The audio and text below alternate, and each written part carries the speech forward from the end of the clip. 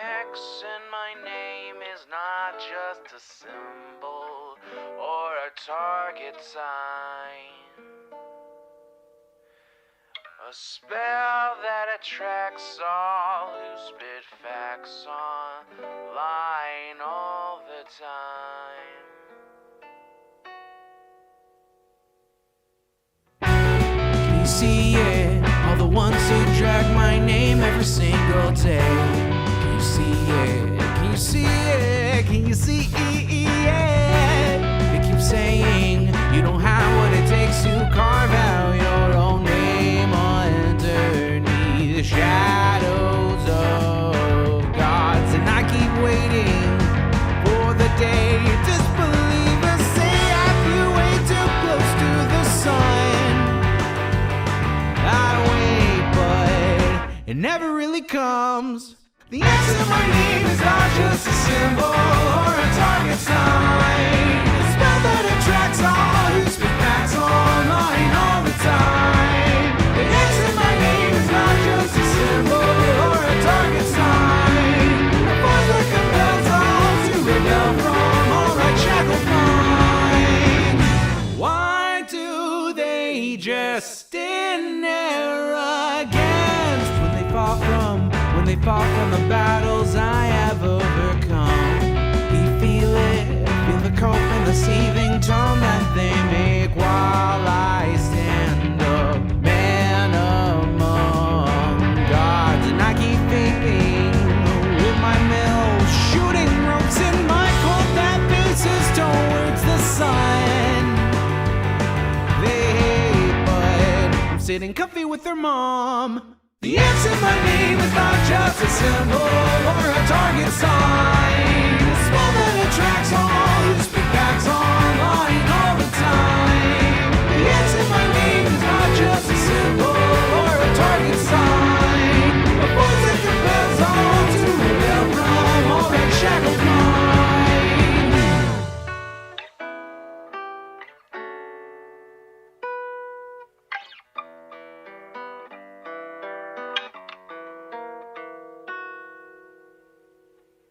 The X in my name is not just a symbol or a target sign. A spell that attracts all who speak facts online all the time. The X in my name is not just a symbol or a target sign. A force that compels all to rebel from all right shackled minds. It's you and me, your mom, it's me. I'll take another hit from my name. You'll see now, watch me not now, punch your face now. Show you how.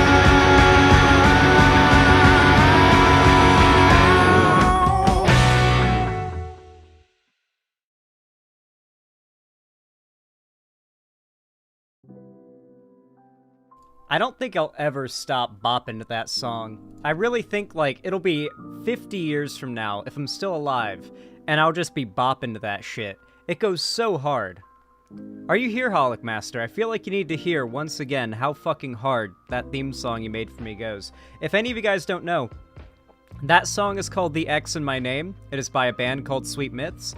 Definitely go check it out. There's a link in website chat. You can do a command, !song to get a link to it. Hello, the Seppo Mania. Love the intro? Thank you, I appreciate that. You got that check next to your name, which means you're a big, important YouTuber. Hey Xanderhall, I see you saw that Twitter is burning down to the ground. The Twitter has fallen. Literally, Twitter couldn't make it a month without me. I wasn't even gone for a month. Hi Xanderhall, I got a haircut. I really need a haircut. My hair's getting a little too long. It grows a bit too thick and long for my liking. I like it cut really short. I like a nice, like, very short, not very, very short, but, like, pretty damn short, clean cut, like, haircut is what I prefer. Like, I prefer a haircut that I could theoretically just kind of, you know, kind of brush my hair a little, with my fingers a little bit and make it look nice and just go out to do whatever. Where's Blonde Zan? Yeah, I need to bring back Blonde Zan.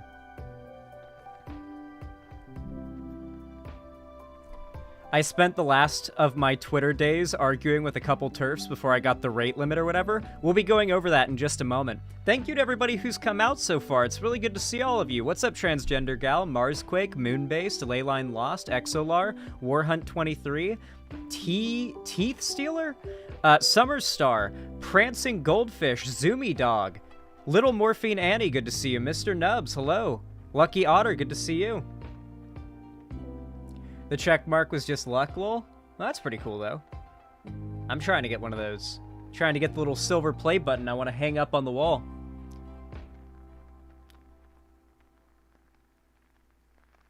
You just got your electricity reconnected just as I started streaming. I'm sorry you had it disconnected.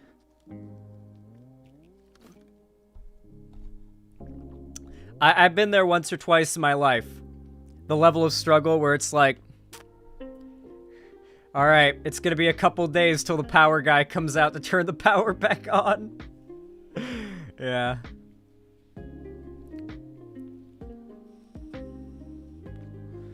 Not fun.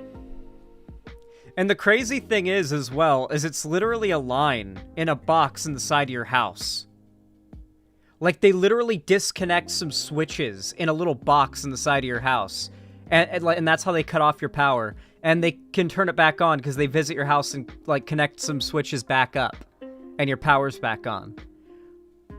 No, this was storm damage? Okay, in that case, I've dealt with that many times growing up in Florida. Yeah, I don't know how. Imagine living in Florida, okay? And they haven't figured out how to make it so that the power doesn't go out every time it rains. Hypers in chat, if you've lived in a place in Florida where the power goes out pretty much every time it rains. Like, it really feels like it's at least weekly power outages. My fellow Floridians in chat, no. If you're like in a city in Florida, like Tampa, Clearwater, Orlando, Miami, anything like that, I have a feeling it probably wouldn't be as bad. But if you're in like a little more of a rural, not so much in the city area in Florida, that power goes out every time it rains. And you know what? I'm pretty sure it's not even from the wind or the rain. I'm almost certain what's knocking out the power are drunk drivers sliding on the oil on the road and crashing into stuff. I'm pretty sure it's mostly people getting into accidents and crashing into power lines during the rain. Trust me, I'm in Florida and it fucking sucks. Yeah, I spent 21 years in Florida. I'm well aware.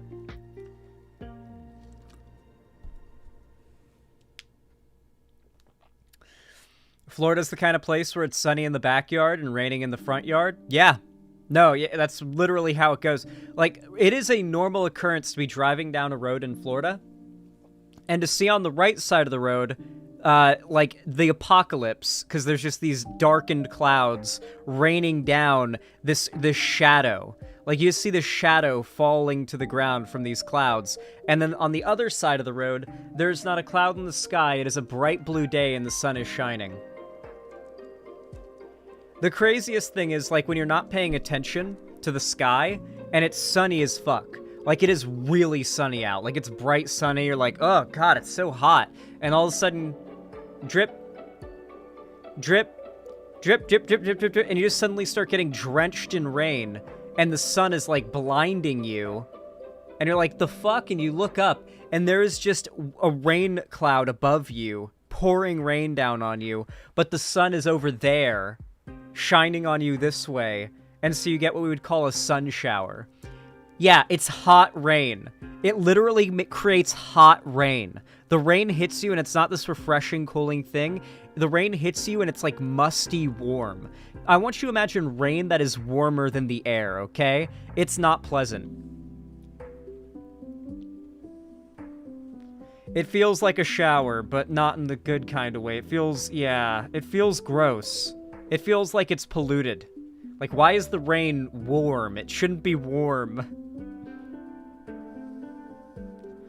Rain in Tampa burns my skin.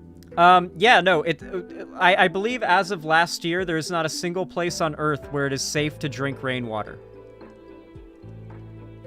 As last year marked the point where no place on Earth is it safe to drink the raw rainwater without boiling it.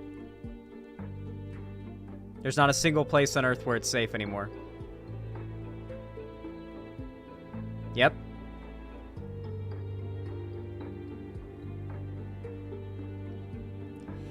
So yeah, you can't just drink rainwater anymore. You have to boil it. Do not look up and drink that rainwater. Can't do it. It's not, no, it's genuinely not safe. It's genuinely not safe to do. Yeah. It sucks, but yeah, you gotta boil your rainwater. So if anybody, you know, that's important shit, right? Like the knowledge that you can't drink raw rainwater anymore. I feel like that's pretty important knowledge that everyone should know, that you nowadays you have to boil your rainwater to make it safe. People drink rainwater? Tons of... Yes, yeah, tons of people like drink and shower and cook with rainwater, especially in places like Florida. Yeah. But why? Cheaper.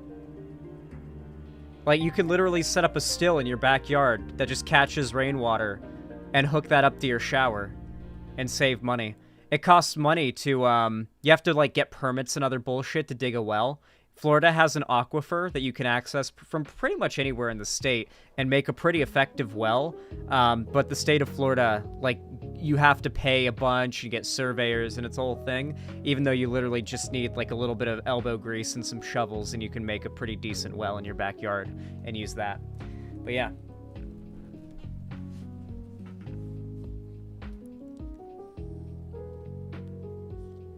A lot of areas make it illegal to collect rainwater because they want you to buy water instead. Yeah, some places won't allow you to have a still out in the open. You'll have to hide your still.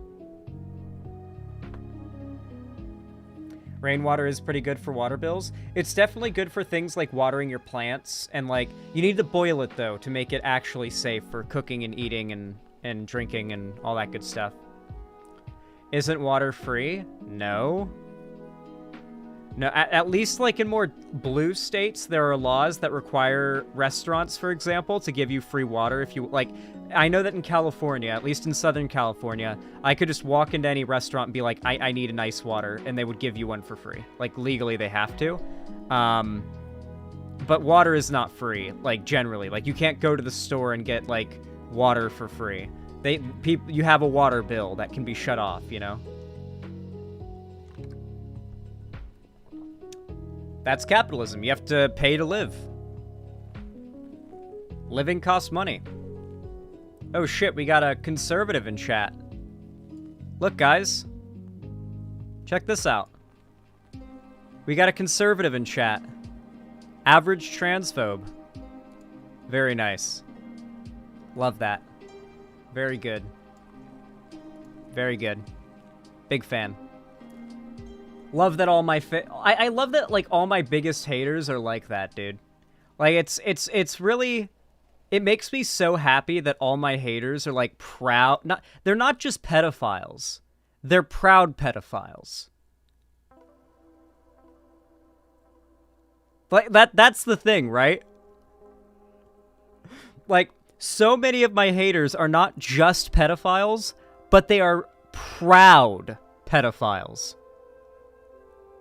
Fucking wild, dude.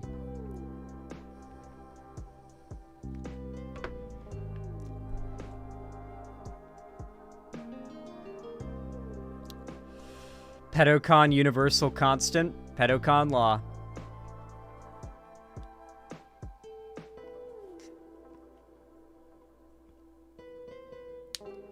Pedocon law. I saw this podcast clip recently that made me laugh my ass off. A really good way to get people in sports, like professional sports, fighting sports, etc., to stop using performance-enhancing drugs would be if whenever some, like, athlete gets caught having used PEDs, they would be labeled and called unanimously a pedophile. No one would be using performance-enhancing drugs anymore.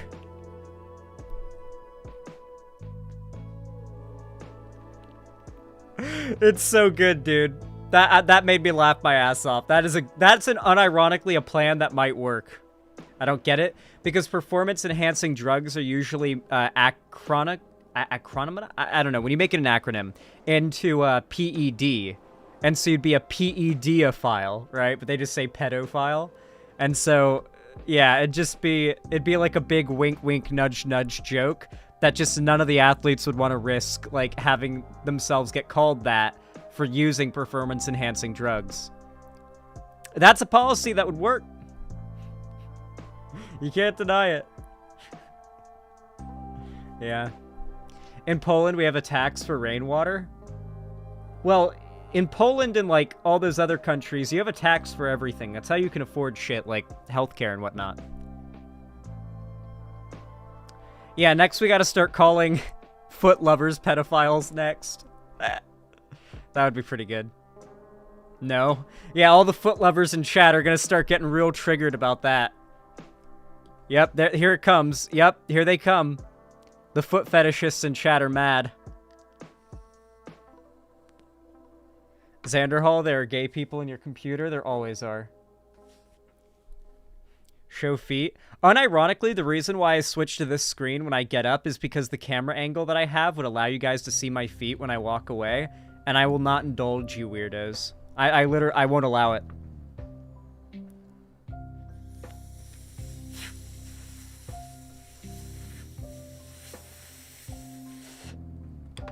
I know about WikiFeet, guys. I'm not letting there be a Xanderhall WikiFeet page. It's not happening. Weed. I love weed.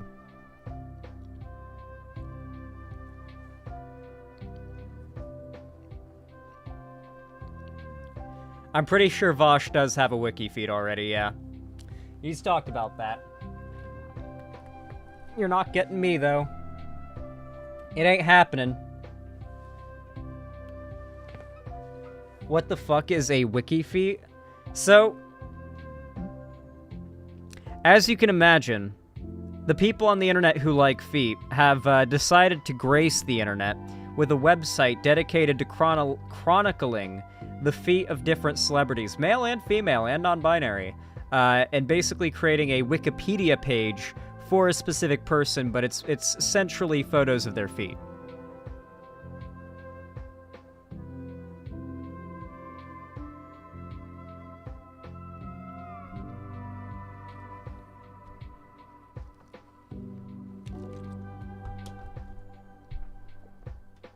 Yeah.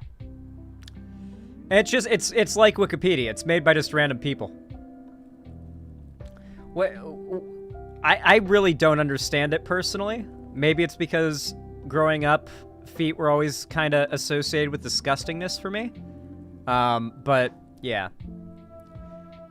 Sounds like some Kiwi Farms tier crap. No, it's usually done out of genuine horniness, or sometimes ironically, but I don't trust anybody who says they like feet ironically anymore.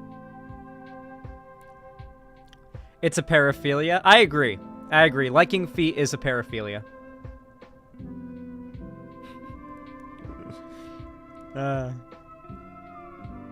Alright.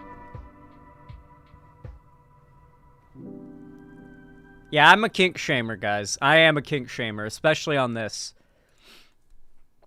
Oh my god, almost 500 people watching. Thank you, everybody. I'm about to get into the first segment of the day, so if you want to support the stream, consider dropping a like. It really does help out a lot. It takes just half a second. It really does force YouTube to push my content out to more people, which helps me a lot. And, you know, I think it's pretty based. It's completely free, and it takes half a second, right? And of course, you can also subscribe, ring the bell icon, sub on my website, donate, or even gift a sub to somebody else. We love genociding white names in my website chat. As you can see, we've got a fair amount of white names in chat today, so if there's any Oilers that feel like cleansing them, personally, I wouldn't be averse to that. This is my first Xan stream. Oh, it's awesome. Welcome. I hope you enjoy your stay.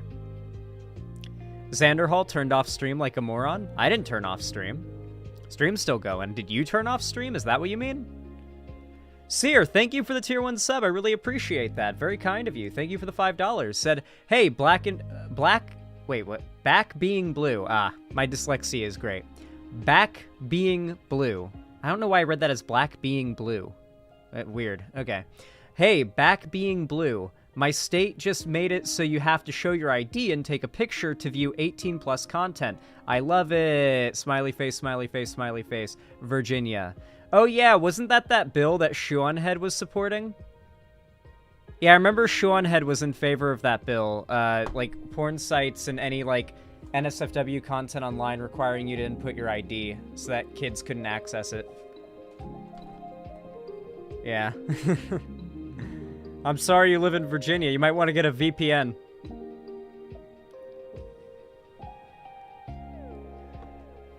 Ah, yes. Clearly, there's nothing to worry about when it comes to the government having your ID and knowing what you're into sexually, like whether or not you're gay or straight. I'm sure there's no way that could be used in a negative way by the state.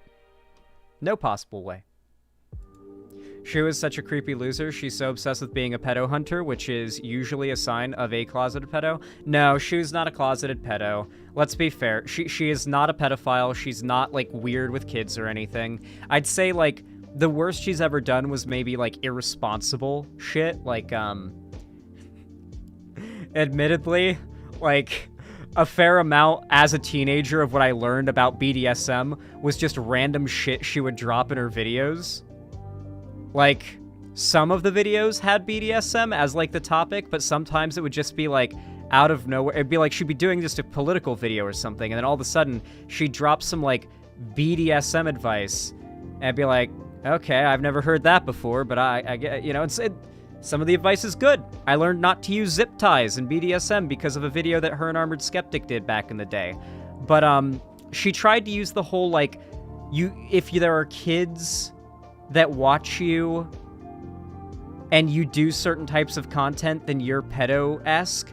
But then at the same time, back in the day, she was doing shit like that. And then she denied it, saying her content is made for adults. But then she's also got tweets where she says that the people she sees at her fan meetups are like little babies. Or fetuses or whatever she said. I forget what exactly she tweeted, but yeah. No, I just think she's like... I think she believes that she's operating on some, like, moral high ground, right?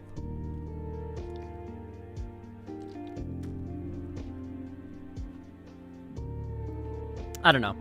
My point is, I don't think she's, like...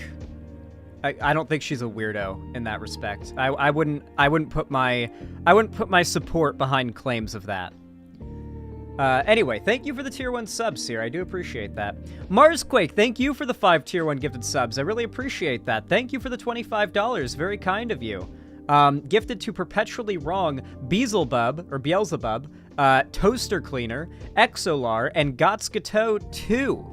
Thank you so much. I hope they enjoy those gifted subs. Said, got a new job here. Let's end some white names. Let's go. A little bit of white name genocide. She's falsely self-righteous? Yeah, definitely.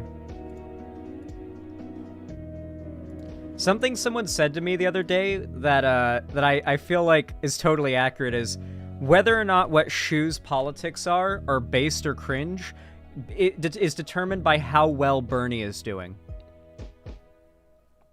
If Bernie's doing well, then Shu will have good politics. If Bernie is not doing well, then Shu will have very bad politics. So you can basically draw, like, a line graph of, like, how well is Bernie doing culturally and electorally and all that, and, like, literally draw a graph of, like, how cringe or based Shu is, and correlate it directly with, Bernie. Like, direct correlation and causation right there. Hey, Tipster, good to see you, buddy.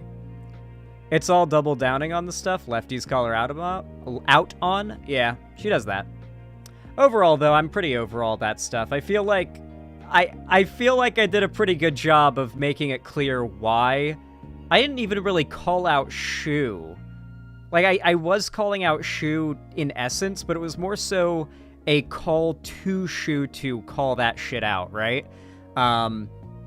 And I feel like most people on the left understand why I did that now and agree with that. And so I think I'm pretty over all that, personally. It is the way it is. Go again. It's been 8 months? Yeah, it's been a while now. God, it feels just like yesterday. And also like 10 years ago at the same time. Time passes so weirdly on the internet, where everything feels like it just happened, and also happened like forever ago, simultaneously.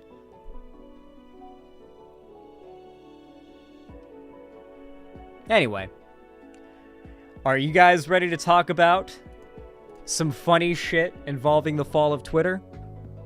God, so many people watching today. Thank you, guys. God damn. Hello, everybody. Welcome. I hope you enjoy your stay. I hope you're having a good time. What did Shu do now? Oh, nothing new. This is just from a while ago. It's when she started that whole, like, Balenciaga pedo conspiracy that the right ran with, and then used to push the idea that the gays were... It basically was, like, one of the biggest...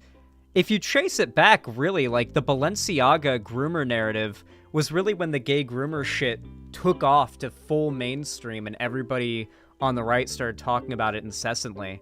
That's not the origin of it, but it's probably one of the biggest, like, step-ups that narrative had. And I called her out for, like, you know, feeding into it, and it didn't go well. Anyway, let's talk about Twitter.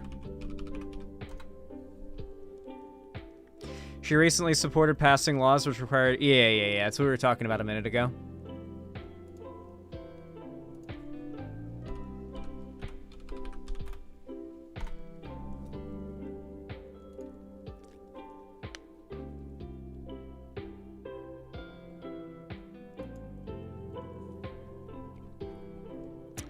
Is this gonna give me one of those goddamn paywalls? Good. Okay, it won't give me a paywall. That's nice. All right.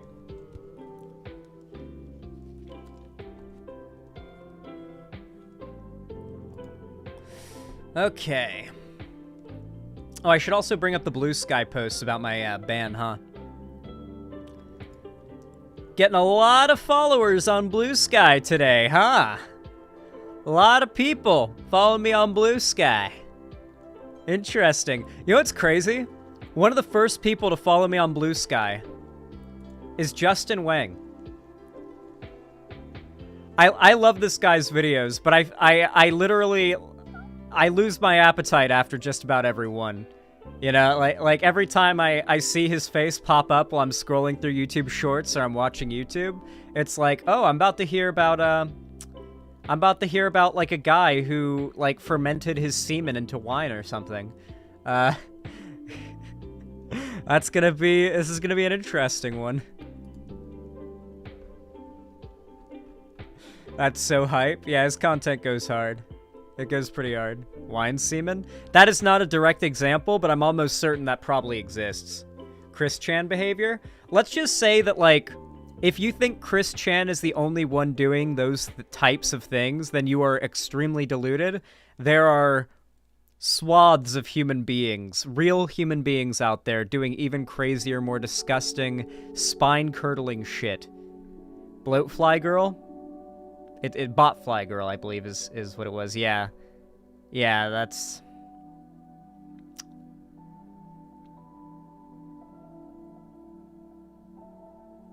That's a rough one. Did you hear about the porn restrictions in Virginia? Yeah. No, we've talked about it a couple times.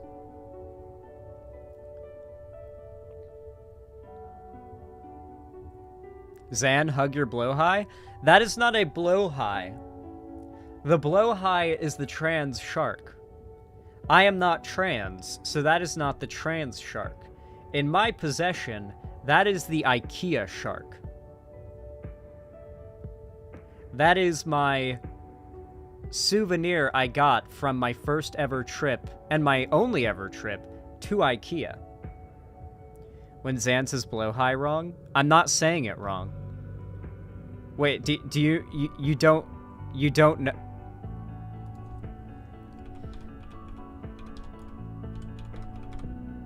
This isn't helping my not being trans case here, but I'm gonna have to tell you how blowhigh is pronounced. Proper blowhigh pronunciation.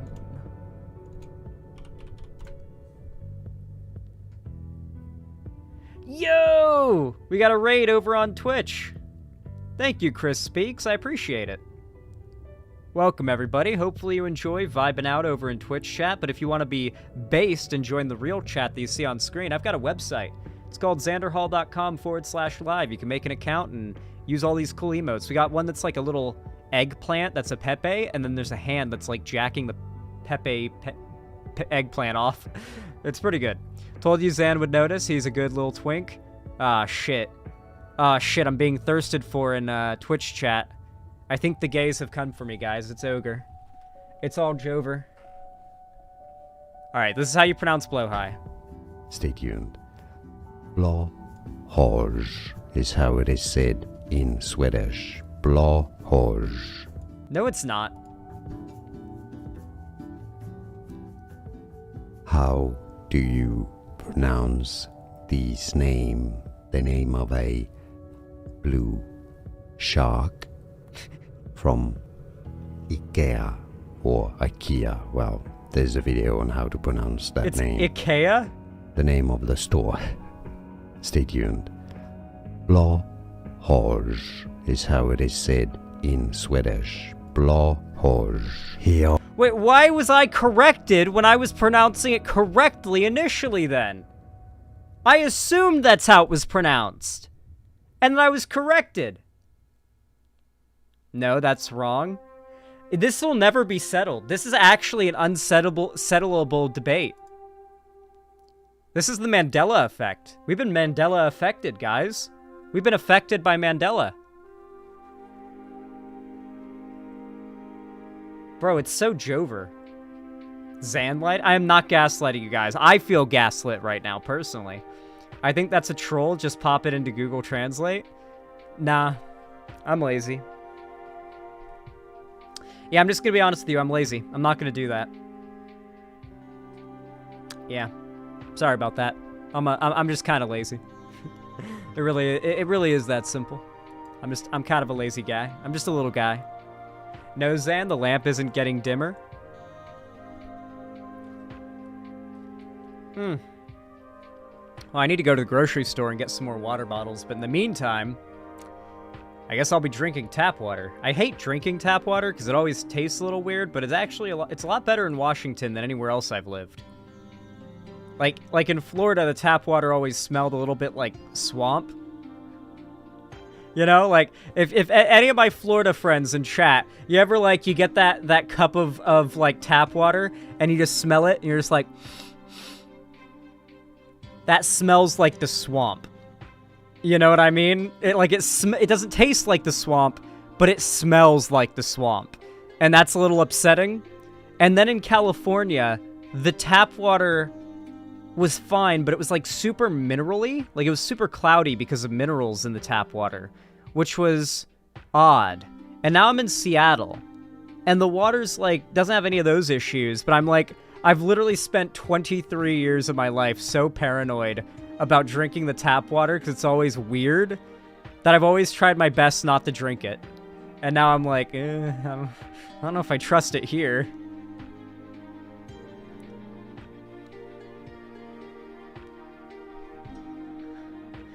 Xanderhall, I wasn't allowed to drink the tap water in Morocco because as someone who hasn't lived there, my immune system would freak out.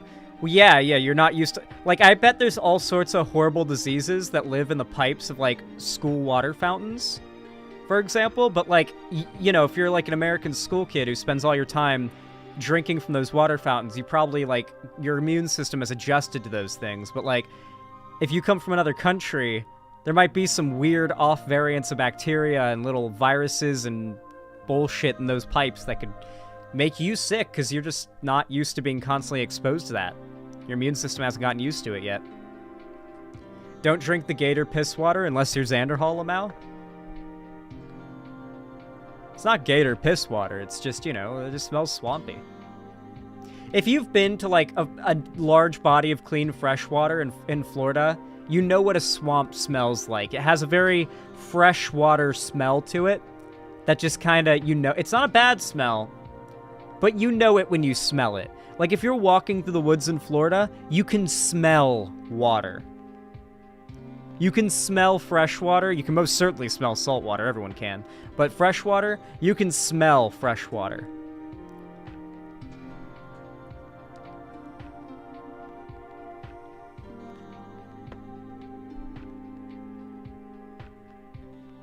Holy fucking shit, Panty and Stocking Season 2 is real. I'm happy for you, Bal.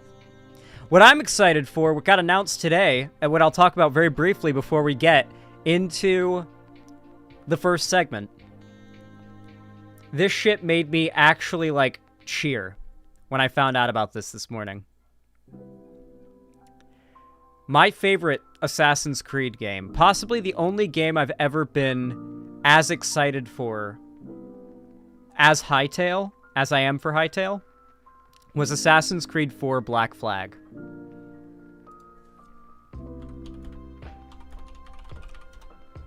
I assume you know about this, right? Because I've talked about it before. Sources.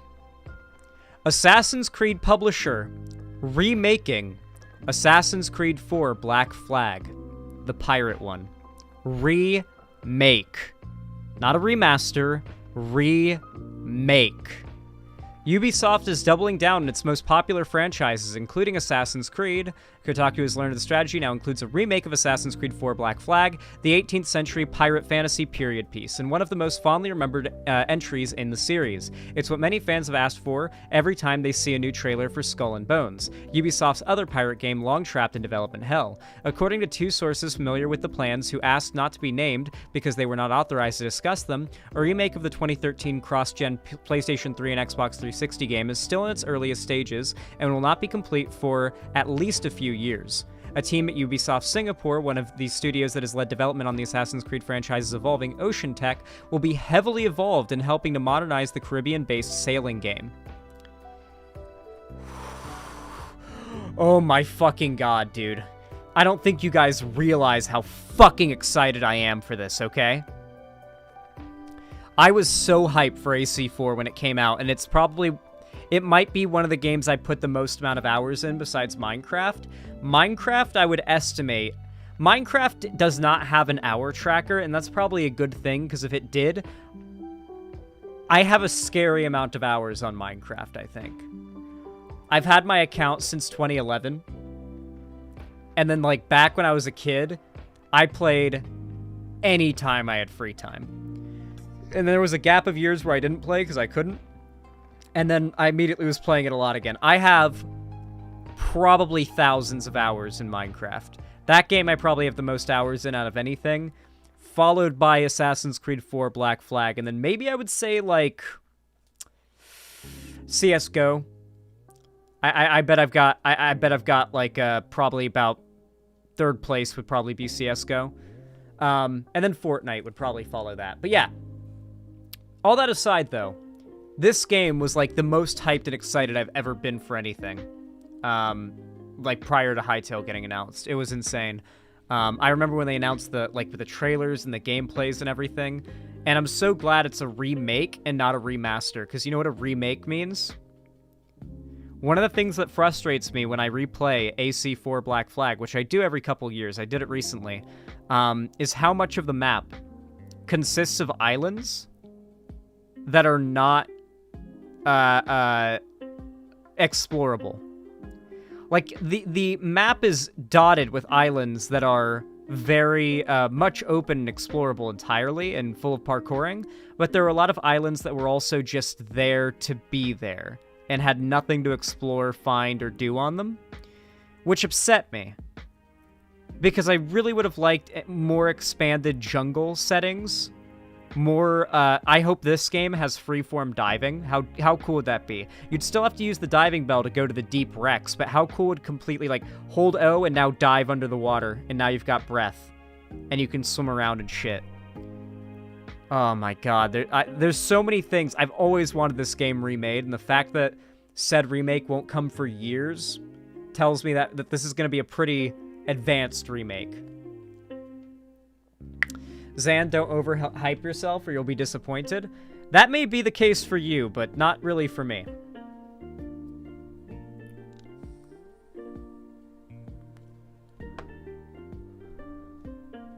Even if it's like a disappointing game that isn't as good, it'll still be interesting. Loot boxes? Okay. What's gonna be in the loot boxes?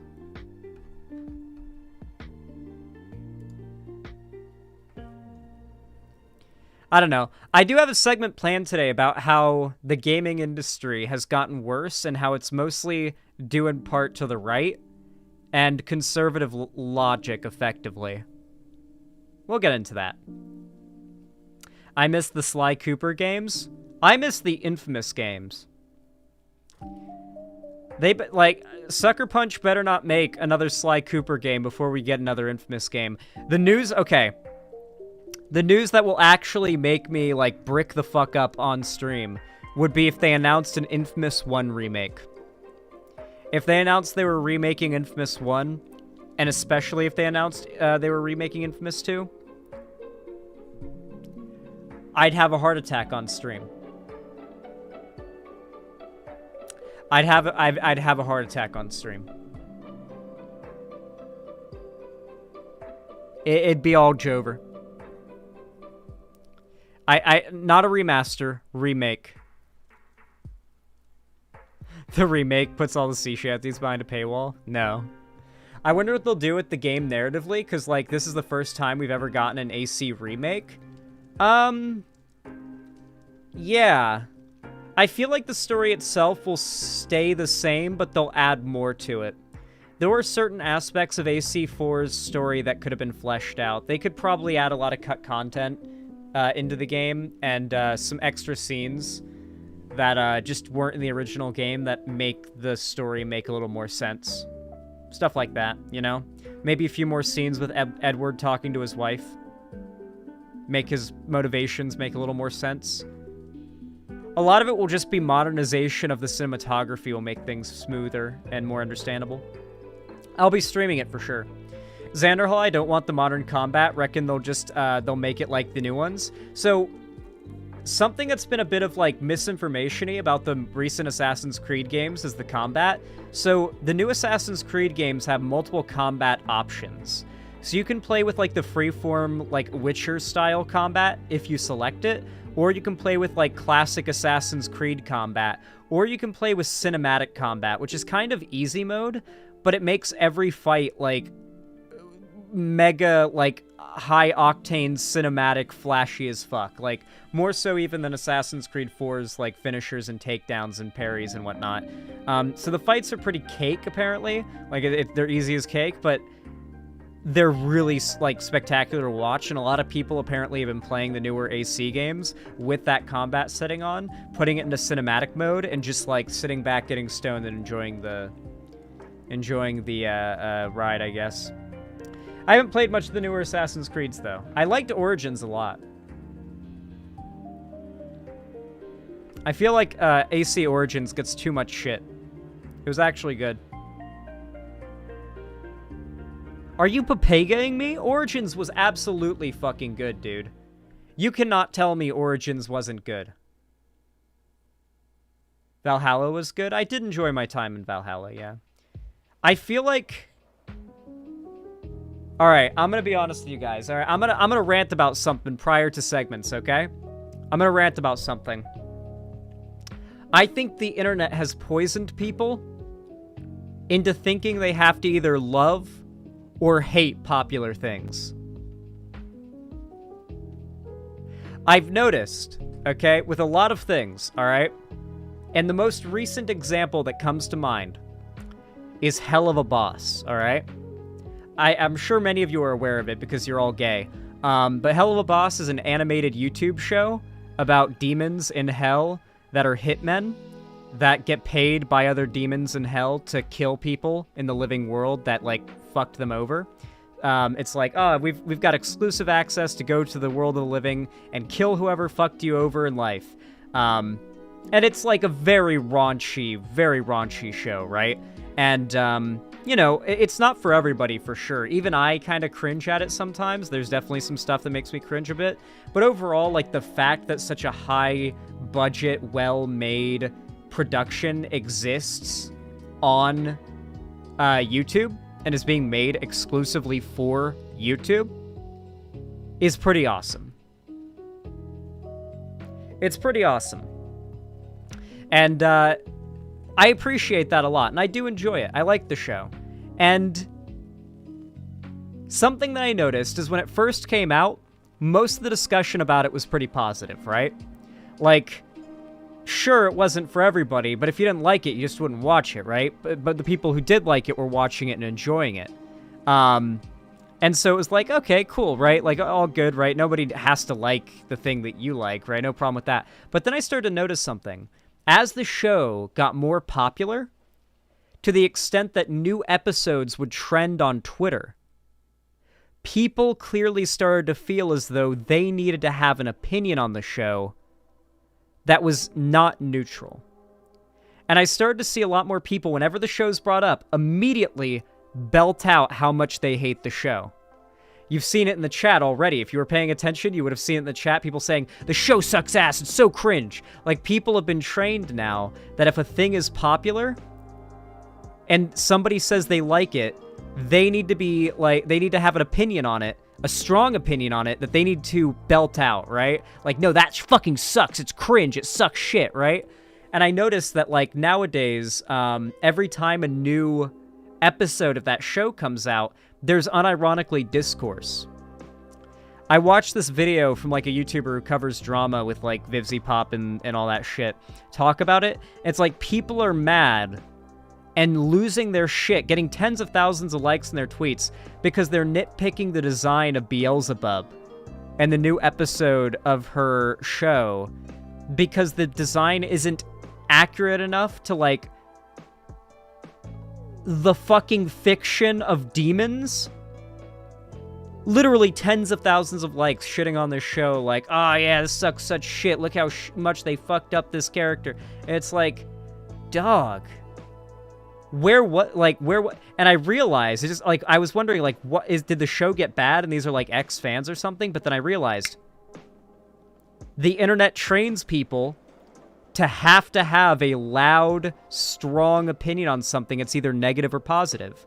You're not allowed to just not kind of like something. It's not really your thing. You gotta hate that thing, you know? And I've noticed that a lot lately. I think it's a kind of an internet issue.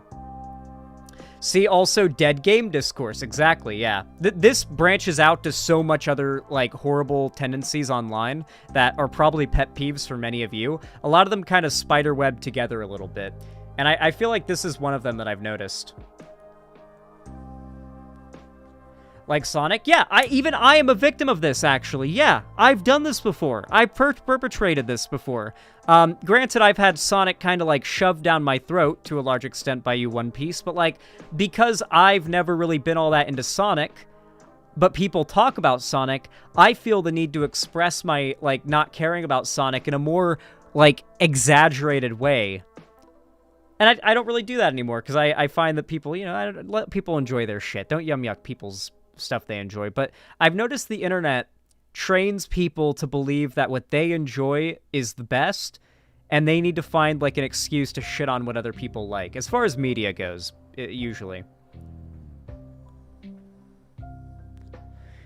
Yeah, and of course there's the stuff that's, like, popular to hate. That's obviously a big one, right? Oh, a good example of this is One Piece, actually. I've never seen One Piece. I don't have any opinion on One Piece. All I know is it's really long, right? From what I've heard, people who watch One Piece fucking love the show. And that, like, 1,000+ episodes of the show is, like, that's not a wall to get over. That's like, hell yeah, I've got a lot of show to watch, you know?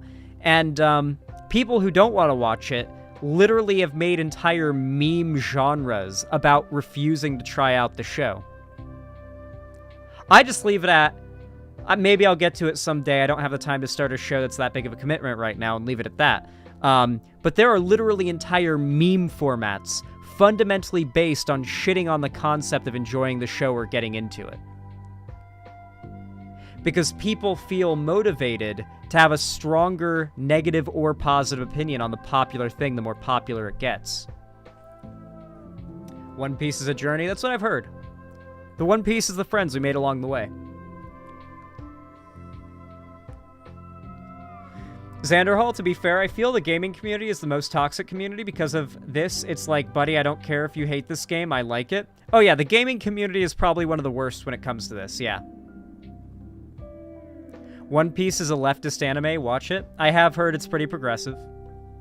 I remember I saw Hassan crying at a TikTok that was like a like a One Piece edit. I don't like Hassan, but that was a pretty funny clip where he's like literally, like someone sent him a TikTok edit of One Piece. It's like the boat burning or whatever. And he's like actually crying.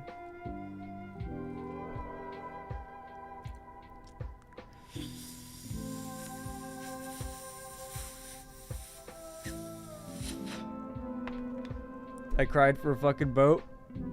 Should I show you the clip of Hassan crying? Hold on. Hassan crying One Piece.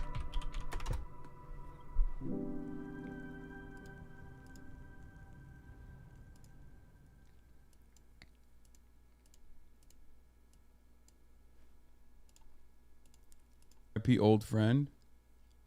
Stop. Dude, what are you trying to make me cry? What the fuck is this, dude? Oh wait, no, copyrighted music. I can't show it. He does cry though. He does cry. It's pretty funny. He actually starts tearing up. It's wild.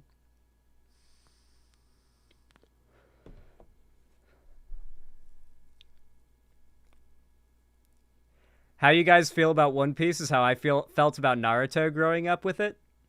Yeah, I've never watched Naruto either. I've never been much of an anime guy. I'm sorry. It's just not really my cup of tea, but I'm trying to get into it. My next anime is going to be Castlevania. I'm going to watch it with Balth.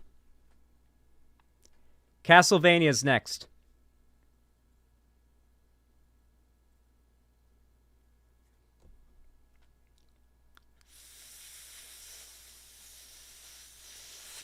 I've seen 3 animes so far, and they were all pretty good. Cyberpunk Edgerunners, Attack on Titan, and Death Note. Went pretty hard. Castlevania is next on the list. After that, I've heard Full Metal Alchemist is good. So that's what's currently on my list. I'm not going any further than 2 animes ahead, okay? But Castlevania and Full Metal Alchemist are next on the list. Does Honey Pop count? I streamed Honey Pop. I streamed both Honey Pop games.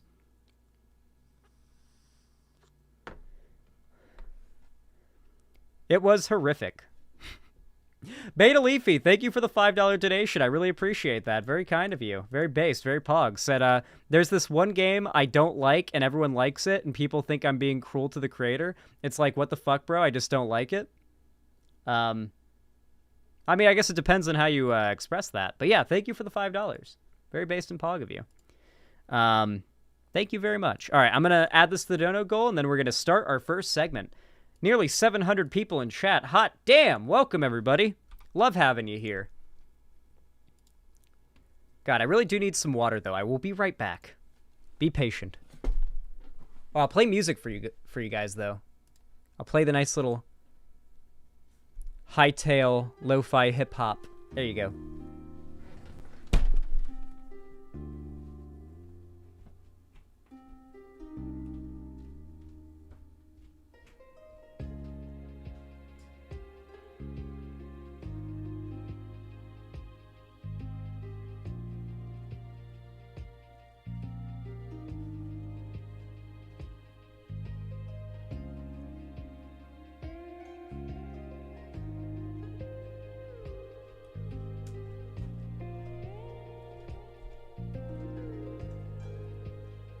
Good news, chat. There was a gallon of water that I put in the fridge. Rate limit exceeded. It is a bit of a musty day today, so it's a little hot. It's a little warm. It's a little warm. I love how the water has an expiration date.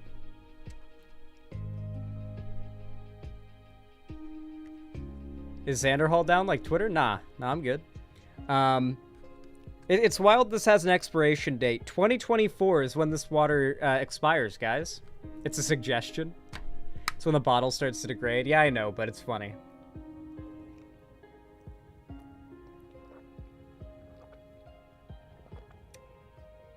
Holy fuck. Nectar of the gods.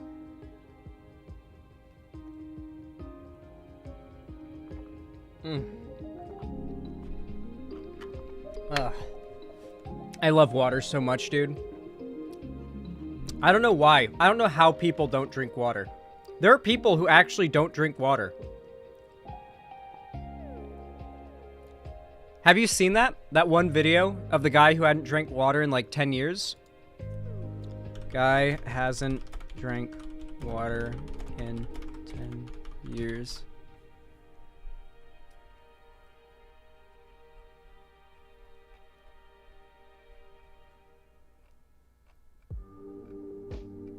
It was on Twitter, so I don't think we're gonna be able to find it. Oh, here it is. I think this is it. His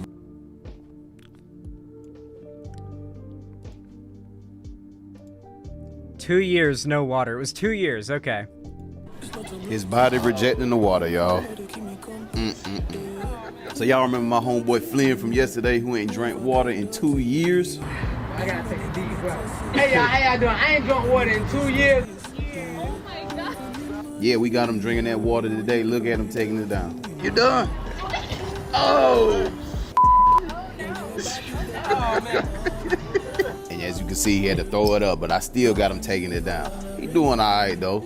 I ain't even think he was gonna do this good, because you know it's been a long time since he done had some water. Hey, you still got... How many kidney stones has this guy passed? Like, bro, I am like, one of my biggest fears is like waking up one day and there being a pain in my back and finding out it's a kidney stone. Bro, I drink so much water and I do not play around with like holding in piss or anything like that. Anything bad for your kidneys, right? That, like, dude, I can't imagine abusing your kidneys like this. The concept of a kidney stone terrifies me so much. I've always drank a lot of water, you know? Kidney stones are awful. I felt like I was being ripped in half. Dude, I'm a fucking water fiend and I couldn't drink a whole gallon in a sitting. No wonder they were spewing. Yeah, no, but he was taking like a sip out of it, right? He wasn't expected to drink the whole gallon. I think he was just expected to take a few swigs, you know? But, fuck. I feel like it would have been better if the water was, like, ice cold. Also, you can flavor the water. Like, there are non-sugary, non-unhealthy flavorings you can put in water if that's the problem. Like, a few drops of, like, a strawberry flavoring or something. And then at that point, you can freeze it up into a slushie. That's not true water? No, but like, if you have a problem getting water down because it's not flavored, and people have that issue, you can freeze the water into a slushie and put some flavoring in there, and that'll hydrate you. And it's like eating a slushie or an ice cream cone. Or like a Frosty, or whatever they're called. The shaved ice.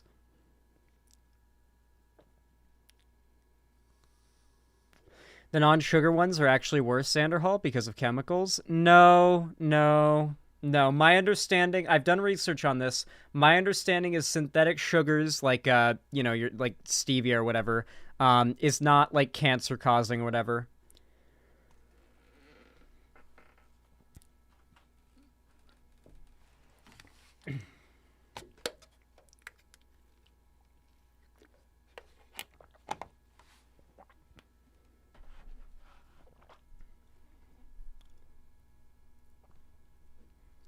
Guys, drink water if you want flavor. Throw some fruit in it. That works too. You could put a little bit of fruit juice in there. Yeah. All right, let's get into the Twitter stuff.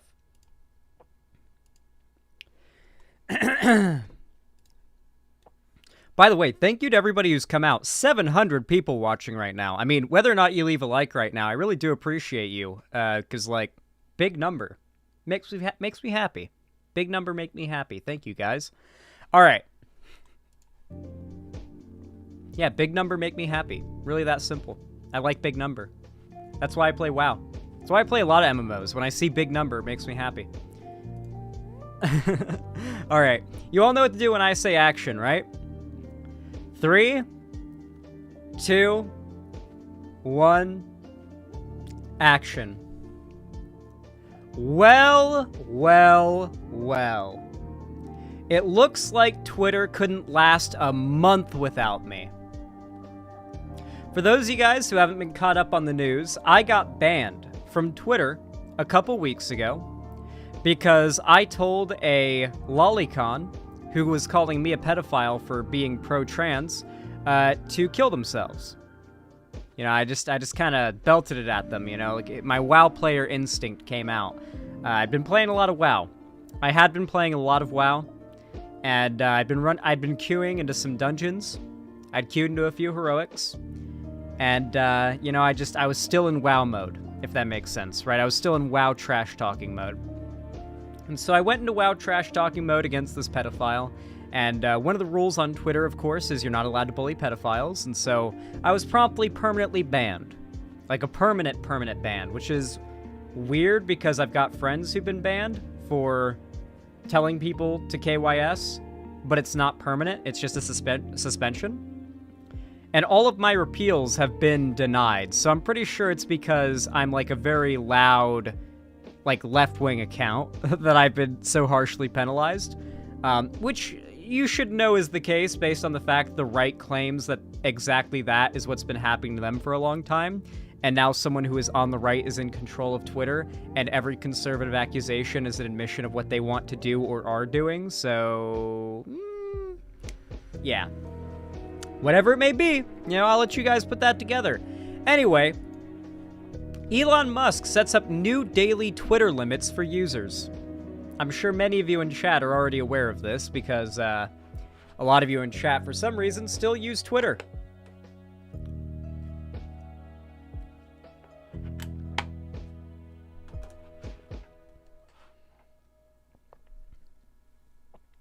Elon Musk announced Saturday that Twitter will temporarily limit the number of tweets users can read per day, with separate limits for paid and unpaid users to combat computer programs that comb through posts to extract useful data from the platform. This is almost certainly not true.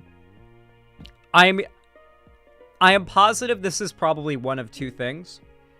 Either this is Twitter literally going down, which it very well may be. For those that are unaware, at this point, most of Twitter's employees are literally foreign workers on work visas. So if they stop working at Twitter, their work visa stops being valid, and they are no longer allowed to be in America. So a lot of Twitter's current skeleton crew running things are literally people who are like in fear of being deported if they stop working for Twitter. It's not good. So it's very possible that just that very fragile worker base is just falling apart, and Elon's scrambling to find a way to explain this away. We'll see what happens, though. Elon Musk announced Saturday that Twitter will temporarily limit the number of tweets users can read per day, with separate limits for paid and unpaid users, to combat computer programs that comb through posts to extract useful data from the platform. By the way, the other scenario is that this is literally just him trying to extort more money to keep the platform up. Like, oh yeah, pay for Twitter Blue and this doesn't happen to you, because apparently this isn't happening to Twitter Blue users, or happens a lot less to Twitter Blue users. It's unclear how long the limits will last and what lifting them will depend on. Musk did not respond to a request for comment. Verified accounts will be limited to reading 10,000 posts per day, while unverified accounts will have access to 1,000 per day, Musk tweeted. New unverified users who join the platform after Saturday's announcement can only access 500 posts per day. The change came after significant backlash to initial tweet limits set by the company Saturday afternoon, allowing 6,000 tweets verified users and 600 tweets for unverified and 300 for new profiles. The news followed the announcement by the Tesla and SpaceX CEO on Friday that tweets could not be viewed without being logged into an account. He described that change as a temporary measure to deter third parties from lifting data off the platform. In a tweet, Musk expressed dismay at what he characterized as extreme levels of data scraping by artificial intelligence companies. He again cited data scraping on Saturday as a reason for imposing the limit. Chatbots like ChatGPT rely on troves of data, mostly scraped from the internet. The funny thing is, as well, is that one of Elon's big selling points, or I should say buying points, when he was announcing his purchase of Twitter, was that he was going to solve the Twitter bot problem. Now, Twitter's always had some bots. Like, there were always some bots on Twitter, and you'd be like, oh shit, a bot. But it was always like, every 1 in 1,000 or 10,000 accounts would be a bot, right? Or at least would be obviously a bot enough that you'd be like, that's a bot. Nowadays, it's literally, go check your DMs right now and look at the DM requests and look how many porn and crypto scam bots are piled up with the messages they've sent you there. They're mostly crypto and porn scam accounts. And the reason for that is look at any crypto rug pull scheme. Look at any, like, dumb stock trading community like Wall Street Bets. They worship Elon Musk. Our Dogecoin, they worship Elon Musk. It's because Elon Musk attracts people who are gullible and, susceptible to, like, tech bro finance scams. And it also attracts people who want to run tech bro finance scams. So that community, that type of thing, is just inherently attracted to anything involving Elon Musk. It's why on YouTube, you may have noticed, when a big YouTuber's account gets hacked, what do the hackers do? They rename the account to, like Tesla Official, and have a fake Elon Musk live stream running 24/7. Because Elon Musk attracts scammers and those susceptible to being scammed. He's a stupid person's genius. And that's why. About an hour after Musk announced the limits, he tweeted again that the rates will soon increase to 8,000 for verified accounts, 800 for unverified accounts, and 400 for new unverified accounts. Musk's post did not describe how the change will impact Twitter features like the audio conversation platform, Spaces. However, following Musk's post, many users began sharing screenshots of their Twitter homepages with the message, "Rate limit exceeded," curbing their ability to view tweet replies or posts on their home feed. The website Down Detector indicated that user reports of Twitter malfunctions spiked at 8 a.m. Eastern on Saturday and continued throughout the day. The restrictions represent the latest drastic change by Musk, who headed up the social media company after purchasing it in October for $44 billion. Since taking over, Musk restored many banned accounts, not mine, including that of former President Donald Trump, and has stripped verification marks from public figures and instead offered the blue check marks to anyone willing to pay $8 a month. Advertisers have fled in droves, raising questions about how the company will make money. Twitter blue is the only way. Amid what observers have characterized as a chaotic tenure, Musk in May appointed Linda Yaccarino, formerly NBC Universal's chairman of global advertising and partnerships, as Twitter's CEO. Twitter's changing user experience and frequent glitches have led to some users jumping to similar social media sites such as Mastodon and Blue Sky. Blue Sky, hell yeah. Meta has also reportedly proposed introducing its own Twitter clone. Blue Sky, a platform backed by former Twitter CEO Jack Dorsey, bears a resemblance to its predecessor. The company said in a post on their platform Saturday afternoon that they were experiencing record-high traffic after Musk's announcement. The app, described as a decentralized social network, is currently invite-only and paused their signups to respond to a spike in activity Saturday. Damn! Like, Blue Sky's like, nah, we don't want you refugees. Stay on Twitter. Like, I do love that Blue Sky is maintaining this, like, it's exclusive, you know? There's, like, a velvet red rope to get in. And so it adds to that level of, like, fuck, maybe Blue Sky is the new thing, you know? Like, Blue Sky's not desperate to have you on there. Like, you have to work to get onto Blue Sky.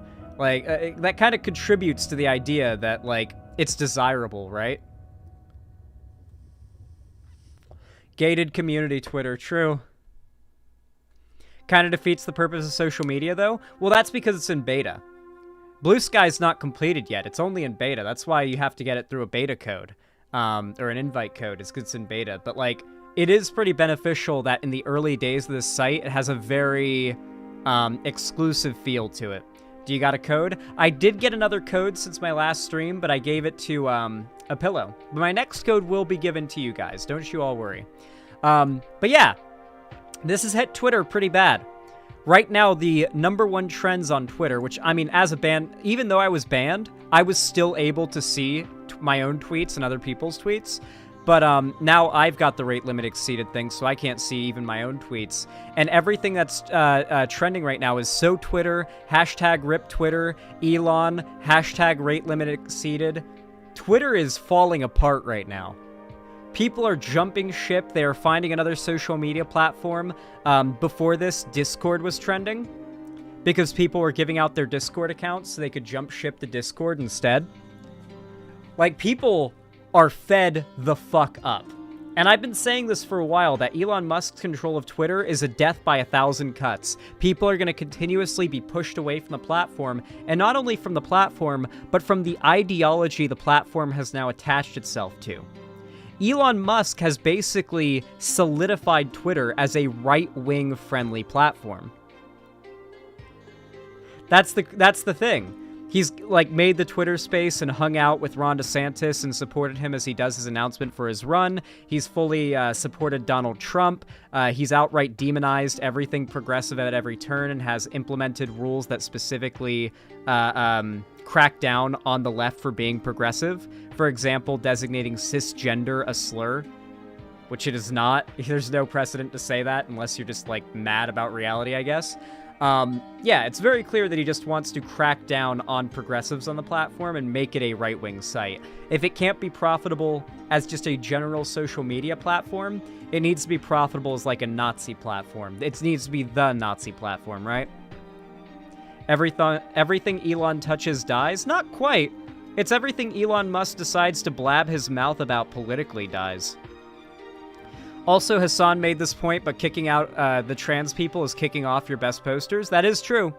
Yeah, banning all the trans people is a pretty bad business strategy. Apparently, I have a conservative in like, Twitch chat that's just spamming silence over and over again. Like, they just don't want me to talk, I guess. They're so mad about me having an opinion, or I should say a factual view that is different from theirs, that they're just like, shut up, silence, shut up, like some kind of Redditor. Bro, what are you doing? You look retarded over there. Calm down. If only I could ban them from here. Nah, I banned them, don't you guys worry. Anyway, very happy to watch as Twitter falls, and it's even funnier to see the Elon Musk supporting conservatives in chat, who can't go on Twitter right now because rate limit exceeded, by the way, having nothing better to do but come into here to shit-talk me for criticizing Elon and making fun of Elon for his site being, like, a laughingstock right now. I thought Zan doesn't use the R word? I didn't use the R word. What are you talking about? What do you mean? When did I say the R slur? I didn't say that. I think you're just kind of seeing things, honestly. I think you're making that up.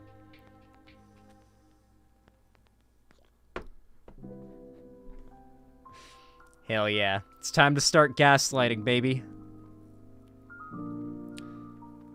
Gaslight, gatekeep, guy boss. Anyway, yeah, I am just thrilled to watch as Twitter falls. I really could not be happier. Ever since, like, Elon bought Twitter, I think it's been pretty obvious that I've been, like, cheering for Twitter's downfall. And then I got banned from Twitter, and it's like, all right, let's watch now. It's going down. Let's see what happens, because it's very obvious this is, like, direct attacking of anybody who has progressive values. And most people on Twitter are more progressive leaning, so not only has he, like, started banning a large swath of a lot of the best posters in his site, but now he's doing this shit among all the other shit he's pulled. I don't know. I don't know how much more Twitter can take before it just kind of becomes something it wasn't before. We'll see. Yeah, it's not about the money. It's just watching about... It's all about watching Twitter burn. Yep. You're on the money. God, I can't wait to see Twitter go up in flames. How do you guys enjoy that segment? I feel like it came out pretty good. It's a shorter segment, but I feel like it's a good one. And oh, you better believe the next segment I have planned is a good one.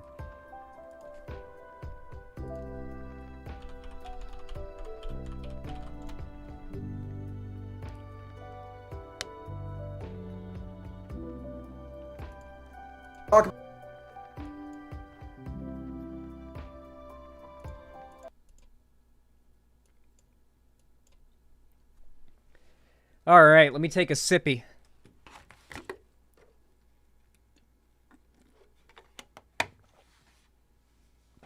Gaslighting isn't real. You sound crazy right now. True. Anyway, everyone, I just want to thank you all, because I just looked, and we've got 800 people watching the stream right now across Twitch, YouTube, and my website. That's fucking awesome. Thank you, guys. Like, unironically, I just want to say thank you.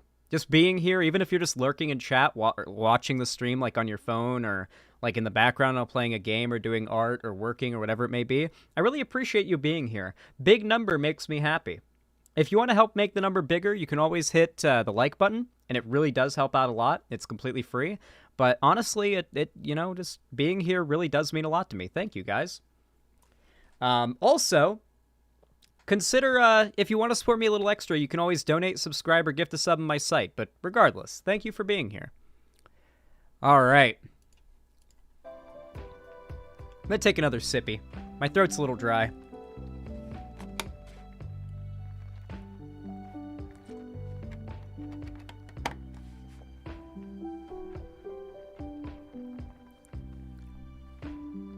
Did I see the bad empanada stuff? Did he do something?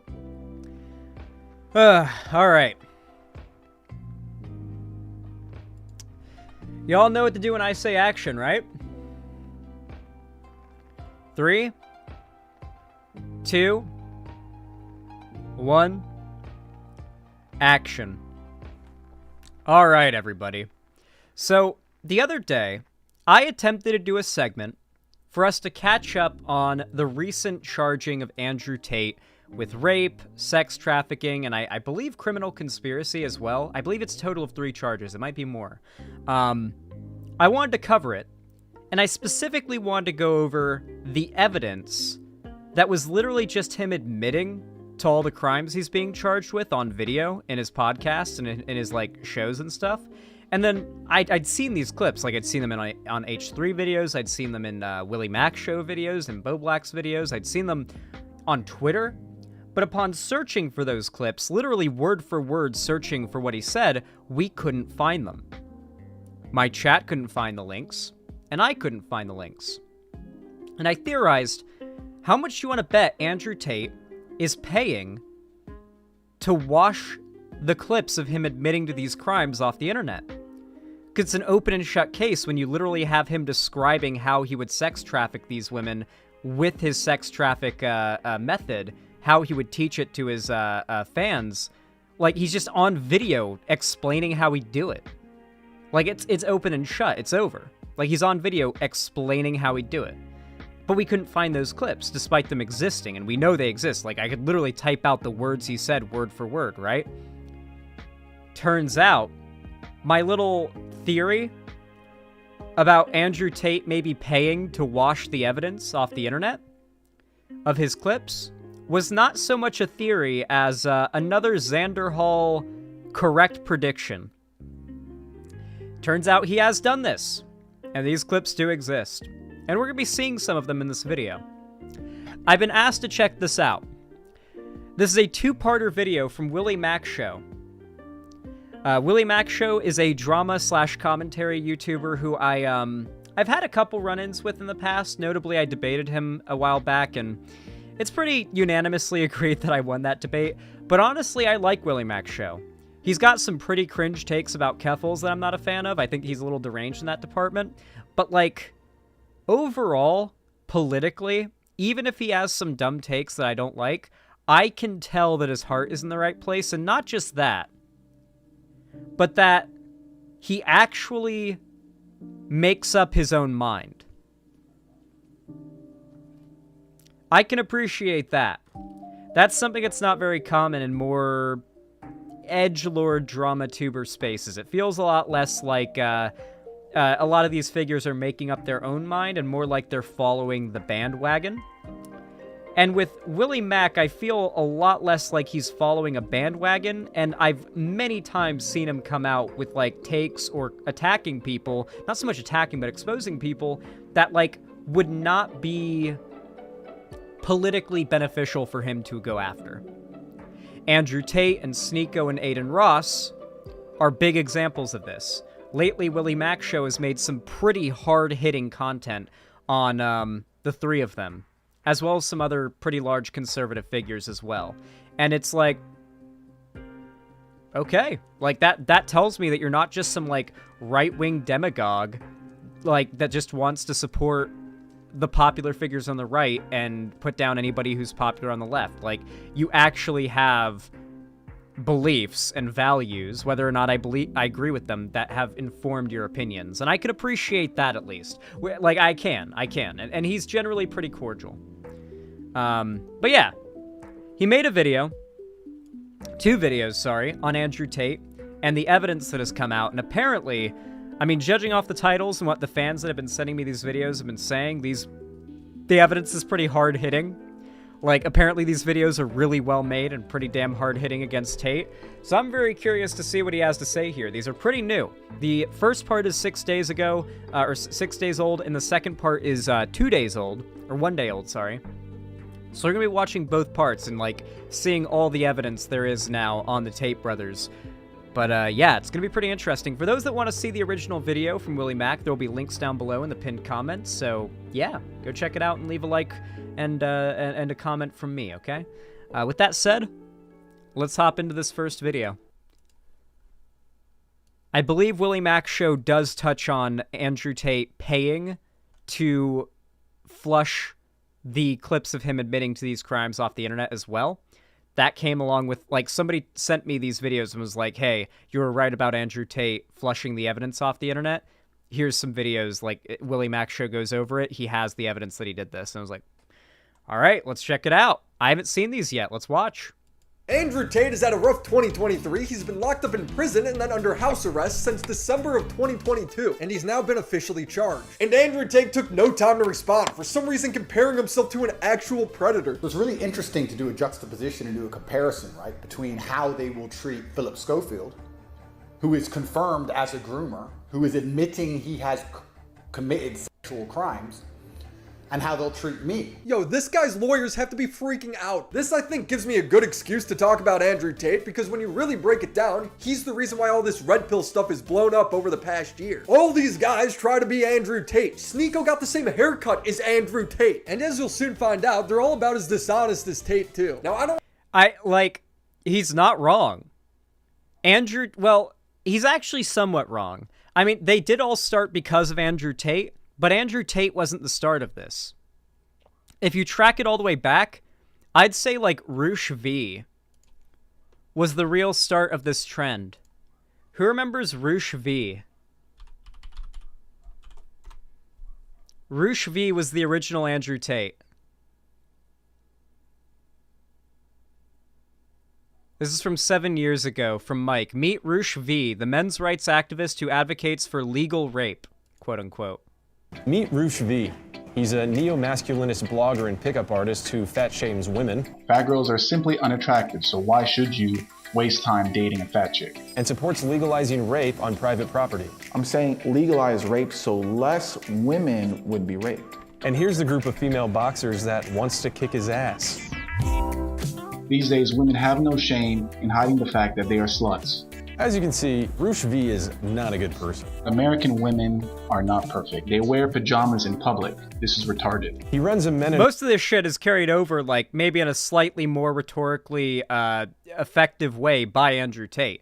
This guy was the original Andrew Tate. He was nowhere near as popular as Andrew Tate.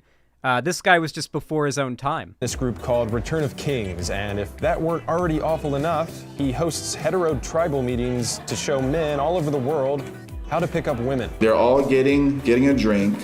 Then they're like, okay, we got our drink. I guess we'll go. Bam, you're right there. Andrew Tate. You're right there. Unfortunately, he had to cancel 165 meetings set to take place in 43 countries this Saturday over safety concerns for his members, which means the guy in favor of legalizing rape is afraid of being attacked.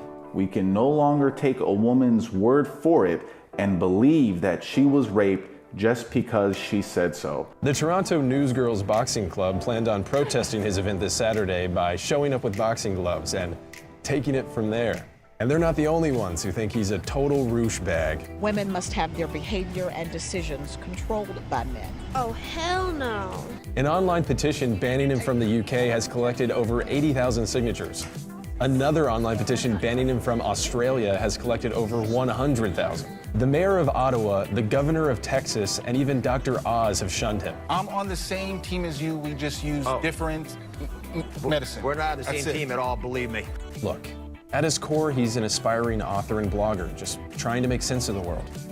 His website is filled with thoughtful headlines like 8 things that make a girl stupid and useless.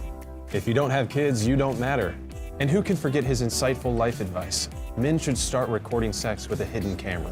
Roosh V is like if Donald Trump and Martin Shkreli had a kid and then gave it a YouTube channel. At this moment, he literally has 666 Instagram followers. He got way bigger, but then also fell off the map. He claims that his legalized rape suggestion was satire, but the only thing that's a joke is him. It's a similar situation to Donald Trump. He's kind of a crass individual, and most women would laugh at him, and most men would not listen to him. So if you're looking to get a girlfriend... It is so wild to me that so many people are unaware of the fact that in 2016, a woman sued Donald Trump and Jeffrey Epstein with the claim of having raped her when she was 13 years old.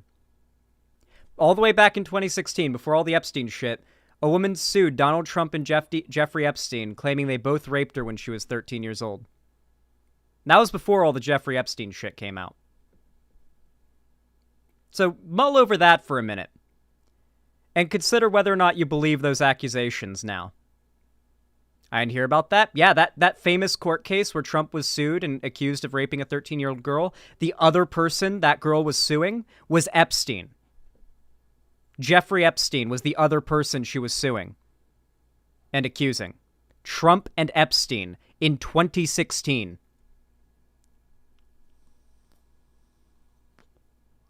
We all know Trump did it. We all know Trump did it. We all know. Pedocon law is set in fucking iron. Not in stone, fucking in steel, in titanium. It's carved into fucking titanium. I want to say if Tate is 100% guilty or not because we just can't know until the trial concludes. And anybody who says otherwise is talking out their ass. But what we can do is break down all the information that's publicly available. And there's tons. Andrew and Tristan have been caught in some very obvious lies skewing the truth. And today we're going to expose it. The charges that are officially filed are rape, instigating violence, and the big one, which is trafficking women by seducing them and falsely claiming they want a relationship or marriage with them. This is literally the crime he's being accused of. It's called the Loverboy method. And he's outright, yeah, Ace Attorney music. He's outright admitted several times to this being how he built his webcam business. It's Jover for him. The people prosecuting him are the Romanian FBI, pretty much. These girls would then be stuck in Romania webcamming for the Tates. Trafficking legally falls under 3 categories, as this criminal lawyer describes it. Sex trafficking, there's 3 unless you're dealing with underage, when we don't have any evidence that anybody's underage. Yeah, so from my understanding, his first ever cam girl victim, who was like his bottom bitch as he called her, was a 15-year-old girl. And she is one of the women that defends him to this day, but she is also one of the accusees because she was Andrew Tate's Ghislaine Maxwell. So when Andrew Tate says, these women are defending me, the women are actually coming out to defend me, he actually means the woman who is also being accused of helping him orchestrate his sex trafficking ring. So that's the equivalent of Epstein saying, look, Ghislaine Maxwell is advocating for me. She says I'm not a creep. Yeah. But we have 3 things: force, I love this guy, fraud, or coercion. Force, obviously, that's like being in chains and, not being allowed to leave. Fraud. Andrew Tate outright admitted to the coercion and then did he admitted to the coercion, he admitted to the fraud, and he heavily implied the force. Fraud, being kept there under false pretenses. If there's an element of fraud in the way that you are enticing somebody or keeping somebody in a particular position to work for you, and if it's in the sex business, that's trafficking. Andrew Tate admits this in his online course in pimping. He says he lies to the girls to get them to fall in love with him, saying they'll be in a relationship or married, when they won't be, in order to get them to fly out to Romania and work for him. So the recruitment process is the same as the PhD course. You message them on Instagram. I don't mention webcam until after I've had sex with the girl. If you're on dates and you're trying to mention it and shit, it just doesn't work. It puts them off. So these are the clips we're seeing now that Andrew Tate has had scrubbed off the internet that we couldn't find when I tried to do this segment a few days ago, and I had to cancel the segment because we just couldn't find these clips. Andrew Tate has had these scrubbed from the internet. Thankfully, Willie Mac Show has compiled them together, and I am going to be able to help signal boost these clips that Andrew Tate so desperately doesn't want to be readily accessible. I'd never do that. That's disgusting. I might even, just for the sake of it, like, it would be, like, unusual for my channel, but I just kind of want to exist. I might even have Cherry edit together, that's nothing but just a compilation of Andrew Tate admitting to these crimes, and just put out a video that's just called A Compilation of Andrew Tate Admitting to Sex Trafficking and Rape. Just so that people can, like, have that as a thing that exists, because I haven't been able to find it. Like, somebody needs to have made it. We might just go ahead and do that. Like, why not? Why not make that archive video that's there for people to find easily with good search engine optimization? Do it, Zan? I think I'll have Cherry do that. I'm not a whore. It's just not gonna work. If she passes the PhD test and she wants to be with you. This is the PhD test, by the way. And this is the test. A quality woman, after you sleep with her, when your attention drops, will do anything it takes to you get might your DMCA attention me. back up, to retain you as a man. So a quality woman will bend her normal rules. A girl who would perhaps never buy you coffee is now prepared to do something for you, will bend her normal rules to get your attention back post-sex. Yeah, if but she what kind passes of the people PhD test and she wants to be with you, then you start mentioning things like, yeah, but you know, you're always busy, you're always at work, you can come work for me. She has to respect you and love you. So he's explaining how he coerces these women into quitting their jobs and starting, like, a webcam career with him as their pimp. And want to work with you. And that's done through positive pimp. Positively inspirational and motivating person. He was very open about doing all of this on his course, which was on his website until he was arrested this year. Andrew writes, my job was to meet a girl, go on a few dates, sleep with her, test if he she's got his name quality, tattooed get her to fall in love with me to where she'd do anything I'd say, and then get her on webcam. For fuck's sake, guys, he read, studied, and recommended books on pimping. I'm gonna send you a book. It's a guy called Pimpin' Ken, who's a street pimp in the 90s, and he wrote a book, 50 Laws of the Game. And one of the laws of the game is a hoe without instruction. I like this guy's Trump hat. I like how we're just like, we're not even pretending. We're not even pretending that, like, these people aren't just, like, entirely in favor of raping women and children. Like, it's that's just what they believe in. It's what they support. They defend people instinctually when they are accused of these things. Like, before, like, without a second thought, the second someone gets accused of, like, unless they're LGBT, if a guy gets accused of pedophilia or raping a woman, their first response is to defend that guy. Crazy, huh? Is headed for destruction. Now, the Tate's defense has essentially been to just gaslight everybody. They say the webcam business hasn't existed in years. Sometimes it's 6 years. What about the webcam business? I'm not even in that. I haven't been in that business for like 6 years. The Tate News account, which is constantly retweeted by them, says it was 10 years ago. Tristan says it was 4 years ago. Then just last week, Andrew Tate said no, it actually was 10 years ago, even though 10 months earlier, he said it was only 6 years ago. And that was a past life. You're talking about something that happened 10 years ago. It was that long ago. It was about 10 years ago, yeah. It was at the very beginning of it. It's hands down the most inconsistent story on the internet, where every time I look into it, I discover yet another inconsistency. Here he is saying he's still doing it 3 years ago. Like, do you do that still? He's definitely still doing it. This wouldn't have all come out and, like, gone down the way it did if he wasn't still doing it. I'm pretty sure I've seen text of him outright saying, like, within the last couple years, where he gets his money from is the webcam business. His sex trafficking business.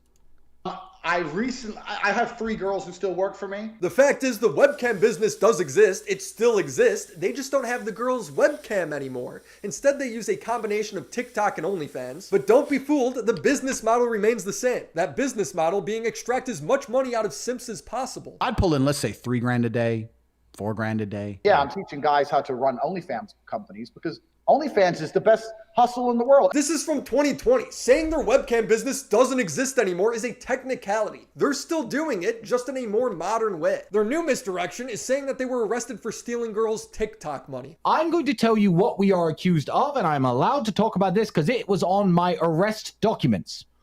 Here is the official story. In 2021, 2 years ago, my brother and I formed an organized criminal gang with the intent of moving women to Romania so we could steal money from their TikTok accounts to enrich ourselves. They were not arrested for stealing money from TikTok accounts. According to the Romanian Directorate for Investigation of Organized Crime and Terrorism, I had to translate a lot of this, so bear with me. At the beginning... Something that a lot of the Andrew Tate fans have in common is age. They're very young.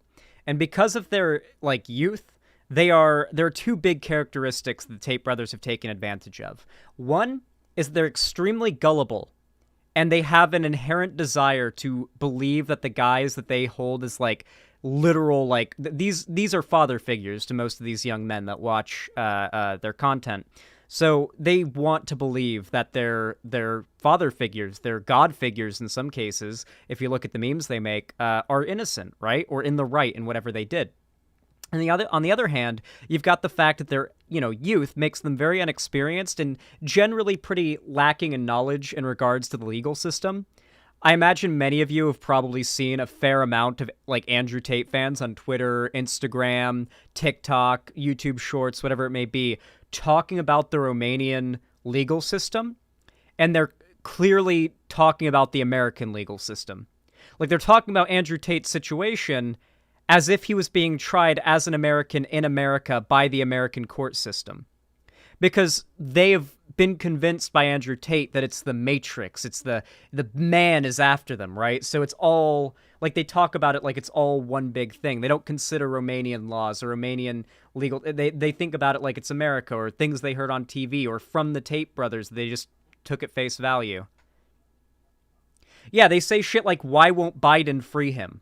You guys have seen that, right? The people that are Andrew Tate fans shitting on Biden because Biden hasn't freed Andrew Tate, and this is Biden's fault. They are literally that gullible and stupid and lacking in basic knowledge of how world's governments, laws, or legal systems work.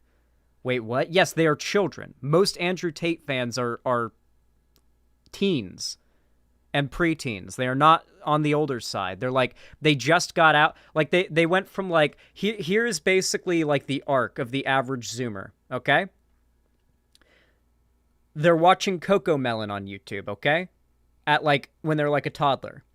And then when they get a little older, they're watching Minecraft videos and Fortnite shit. And they get a little older and they start watching TikTok and getting into dumb TikTok trends. And they get a little older and start going through YouTube Shorts and TikTok and finding Andrew Tate clips and stuff like that. This is usually around the time they're in middle school and they have their first crush. Maybe their first crush shot them down a bit and they're a little bitter about it. It's the perfect time and age demographic to radicalize young men into a lot of young men. I don't know if many of the women in chat are going to be able to relate. I'm sure many of you actually will. But a lot of young men feel highly entitled to the concept of losing their virginity. And they haven't quite understood the idea, many of them, that a girl they like is another person and you are not entitled to them feeling the same way you feel about them back. It is not an ill done upon you that they don't feel the same way back as you feel about them. And so a lot of these young guys feel like it's an insult to not be liked back by the girl they like. And that insult, that feeling of insult, is very easy to take advantage of by these conservative demagogues and morph it into a red pill propaganda point, right? Women are people, source.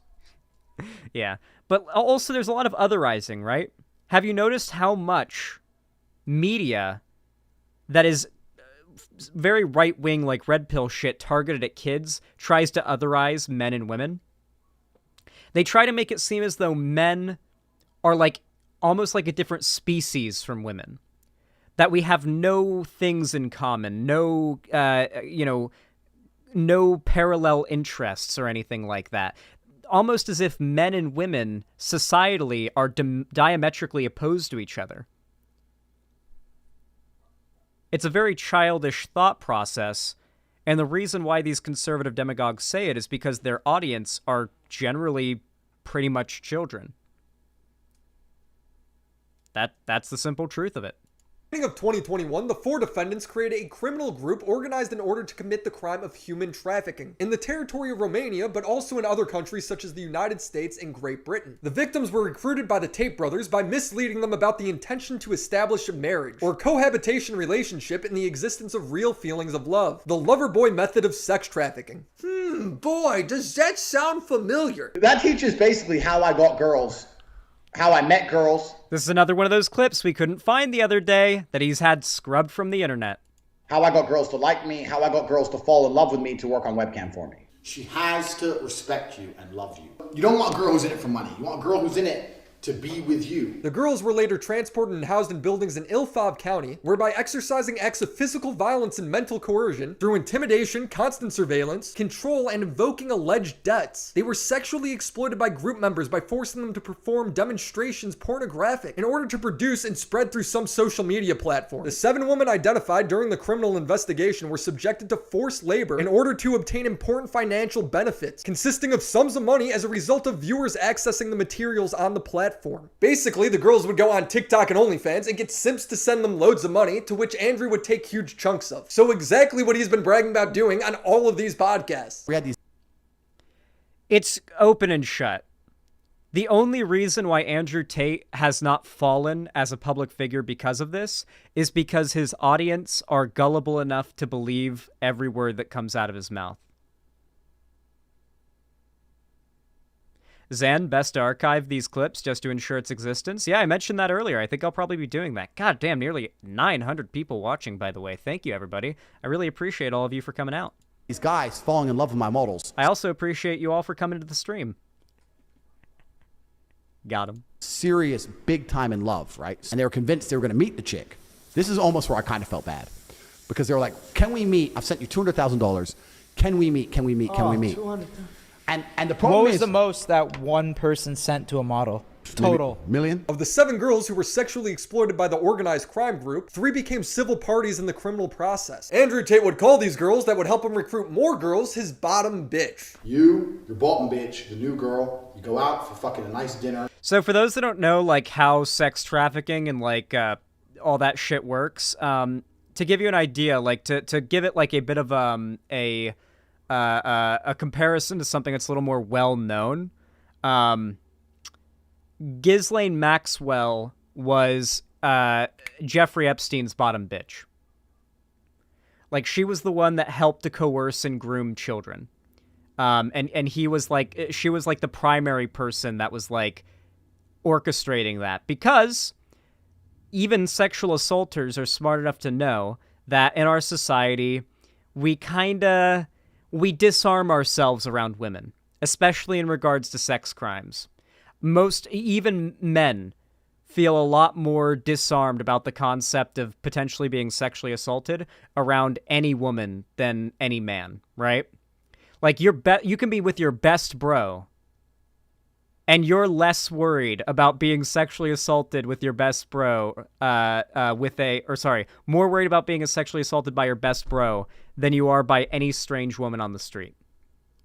Because our society kind of teaches this idea that men are, like, inherently, like, degenerate sex creeps, and oftentimes that is true, to be fair, while women are almost, like, not, like, how often do you see this implication in a lot of culture that women don't even like sex, and it's more of, like, a privilege they begrudgingly take part in to, like, keep men in control?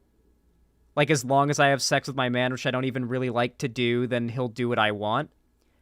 Which is, of course, a really misogynistic perspective to take. And it is a misogynistic idea, but also not one that aligns with reality. Like, every girl I've ever had sex with was super fucking into it. Nothing like what culture would teach you about, like, women withholding sex from men as, like, a cookie, a reward for doing, like, respecting her, doing things for her. Like, it's really not like that generally in real life. It's a completely made-up concept. The idea that women are not into sex and it's a thing they give men begrudgingly as a way of, like, having control over men, having some type of leverage to keep men in line. It's a completely misogynistic idea that isn't even based in reality. Your bottom bitch is the one who does the selling. You don't do the selling. The girl has to hear it from a girl. And this is where your bottom bitch has to be trained. That's why I said it's so important to have a good first girl. Dudes, he's admitting to doing exactly what he's charged for. He's now just trying to obfuscate information. I'm no fan of the BBC. I think the interview they had with him was poor. They asked a lot of leading questions. However, Andrew Tate was blatantly lying at several points during that interview in an attempt to sway public opinion. You have said, my job was to meet a girl, go on a few dates, sleep with her, get her to fall in love with me to the point where she'd do anything I say, and then get her on webcam so we could become rich together. I don't think that's what... We get it, you have sex. Whoa, whoa, whoa, whoa, whoa. I didn't say I have sex. I've said I've had sex. I play FF14 in WoW now. I personally said, I think that's exactly what no, you said that's no, I've never said that. That is exactly what you said, word for word, on your website. You can still view it using the Wayback Machine. It was part of his online course on pimping. Because that's what I did. That was my MO, was find girls, make them love me, and make them work for me. And that's how I got rich. Update. He's recently asked to remove it off of the Wayback Machine. So you can't... That was the bit that I was told about when I had these videos sent to me that I want to see. Full-on confirmation, Andrew Tate has had these clips where he admits to the crimes scrubbed, even off the Wayback Machine. What, you can just do that if you have enough money? And criminal connections, yeah. So there was a reason you guys couldn't find those clips. I apologize for getting mad at you guys. That wasn't your fault. Andrew Tate has literally paid probably hundreds of thousands, if not millions of dollars, to scrape the evidence of him blatantly admitting to these crimes off the internet. Yeah, I got mad at you guys for no reason. I'm sorry. Literal mob shit? Yep. Can't look it up anymore. He's hiding the evidence. Your website, your words. It's not my website. Yes, it is. No, it's not. CobraTate.com, I have my PhD program. You have said, my job was to meet a girl, go on a few dates, sleep with her, get her to fall in love with me to the point where she'd do anything I say, and then get her on webcam so we could become rich together. He then lies again and says that it's not his website. Your website, your words. It's not my website. The website is CobraTate.com. It's your Twitter handle, your name. Every video you post ends with your website URL. And how much you want to bet he's going to have some, like, loophole excuse, like, oh, but technically the person who bought the domain and the name is under my friend, like, some shit like that. How much you want to bet he's going to try to pull that? Like, oh, but the domain's bought and under the name of my friend, not me, so it's not my website, technically.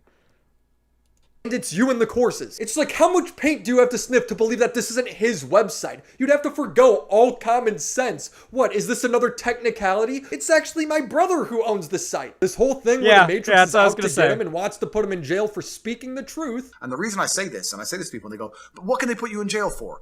And I'm like, how ignorant are you in your ignorance to believe they need a reason? You believe it's fair. You believe I can get a lawyer and prove myself innocent. That's not how it works. They decide you're guilty long before and they find a reason why. Anybody who says shit like this is like, isn't it funny how similar this is to the talking points from the Miranda Sings ukulele response video where she got outed as a groomer? And she did, like, her response video where it's, like, the ukulele song. And she's like, no one cares. They just want to destroy my career. Did it, or whatever it was. You know, like, the same idea that, like, they're just after you. They don't need a reason. They just want to destroy you, and they'll find any excuse. It's sometimes true But usually not. It's usually the word someone says when they have been caught dead to rights guilty of something and they have no other response. Not always, but it's definitely the case here, and it definitely seems to be the case with Miranda Sings. Actually annoys me when people say that to me. Well, just get a lawyer. Why? They can't put you in jail if you're innocent. Yes, they can. And that's what people don't understand about the world. They can, and they do, and they will. Sneeko, Fresh and Fit, Pearl, Zerka, Alex Jones, they all talk about how the women suck and that the Matrix is evil and that you have to be rich. They all say and do way crazier stuff than the Tates, yet he's the only one and yet they're all loaded as fuck. I've watched all of these people talk about how rich people have it easier and they can get away with anything, and yet they're all filthy fucking rich. Yeah, rich people can get away with a lot of shit, but not to that degree, because what they actually mean when they say rich people is they. You know, with the echoes, Salty Shay's on the money. They mean the Jews. When they talk about like wealthy, coastal elite, ivory tower, what other dog whistles do they have? They've got a long list of different terms that just basically refer to what they mean as Jewish person. They mean Jewish people. Elites, globalists, Zionists, bankers. These are all words that they substitute for Jew. That walks around paranoid for a year saying that he's going to go to jail. Strike two is they try and put you in jail for no reason. What can they put you in jail for? And I'm like, how ignorant are you in your ignorance to believe they need a reason? He's not Edward Snowden. What innocent person walks around and says this? The day before he was charged, he uploaded a video telling people not to look at the evidence that would come out. It's all lies. These people are liars. The people they tell you are good are not good. The people they tell you are bad are the good ones. Do not. The sad thing is, they listen when he tells them not to go look at the evidence, because you can't trust it. So much so to the extent that I had Andrew Tate fans earlier in the stream coming into my chat demanding that I be silent and shut up and not cover this. Like, they were demanding I stop showing these clips and I stop like showing this video. Like they insist that you not even be allowed to show the supposed false evidence that they shouldn't see. It's blind defense. It's demagoguery. Not believe a word that they say. The video then ends by linking to his website, which remember, is totally not his, by the way. I'm glad his case is going to trial, but I'm not going to pretend there's a 50-50 chance of him winning. In fact, I think there's a 99% chance he's totally screwed. You just need common sense to see it. Like this common sense t-shirt. It's not politics, it's common sense. WillieMaxShop.com. We got 3 t- That is such a dog shit sentiment. I'm sorry, it is. But it does kind of like, it does kind of put into sort of perspective the mindset that a lot of these types of people go with. Like, when I talk about these extremely political things, even if his takes are based, I'm not actually talking about politics. Because he doesn't want to be a politics guy. He doesn't want to be known for politics. He doesn't want to get into politics. But he does want to get into politics. So this is like a better description would be, I want to have my cake and eat it too. Poncho thought his takes on trans people were common sense too, lol. Yes, this is like the go-to, like, Willie Mac show wants to talk about politics. And his takes are even generally, from what I've seen especially lately, pretty based. But he doesn't want to talk about politics. You know what I mean? And it's like, come on, dude, you're talking about politics. T-shirts, all of them using 100% custom art. Then nice, the common sense t-shirt, the red pill t-shirt. This is the newest one and I love it. It looks great on this black guy, that means it will look great on you. This shop is a great way for me to offset the lack of monetization I get for covering these psychos. So be sure to check it out, they're pretty cool. So where were we? Oh yeah, lying about trafficking. There are very real messages that are between 2 girls that were allegedly trafficked by the Tates. Like the Tates acknowledge the messages to be real and acknowledge that the girls lived with them. In fact, there's video proof. So their whole plan is to only show one snippet of the messages and then use it to dismiss the entire thing. So what do the messages say? Well, the first girl had to trick the Tates into thinking that she was madly in love with them, so she would be granted extra freedoms, like leaving the house. She then had her parents buy her a plane ticket so she could come home. While she was trapped with the Tates, she found another girl who also claimed to be trafficked. So she let her in on the plan so they could escape together. These messages are the first girl to her parents. I'm a little worried about leaving, but we set our flights up for 6 a.m. He moved me into a house with 4 girls. 3 of the 4 girls had been here 1 to 5 years and are the groomers. They normalized taking her clothes off and sending them pictures together. Tristan's brother is dating Blank from Blank. She's broken up with him. He texted her telling her if she loves him, she will cut an A into her wrist. His name is Andrew. They are definitely trafficking women. Her parents then reply, "Hi, Dad here. Stop your messages now. Go low key as you are in a very dangerous situation." She replied, "I'm actually in the best position to get out right now." The other girls might tell them though, "We are going to leave when they are sleeping." These girls are brainwashed. They don't do anything except stay in the house, and if they leave, everyone has to know. There are handlers too. So I end up with all these chicks just stuck in their house, sitting there, bored, completely in love with me. And of course, they don't go out. They're not allowed out. You stay in the house. You don't go nowhere. These are the clips that he's having scrubbed off the internet. We couldn't find links to these clips because he's had them scrubbed. You're not, no restaurants, no clubs, nothing. As I said, the 2 girls had to trick the Tates into thinking that they were madly in love with them. That way they would be given extra freedoms like leaving the house. Here's the messages between the 2 girls. If we make them believe we are in love, they will not suspect us leaving whatsoever. We need an effing Oscar. Let's go. Let's email Netflix ASAP, Hulu, Amazon Prime. Now the Tates and their supporters. Do you think the Tate brothers actually thought all these women were really in love with them? See, Zan, this is how you do a sex cult? Yeah, I'm just so bad at it. Not enough experience. But yeah, like...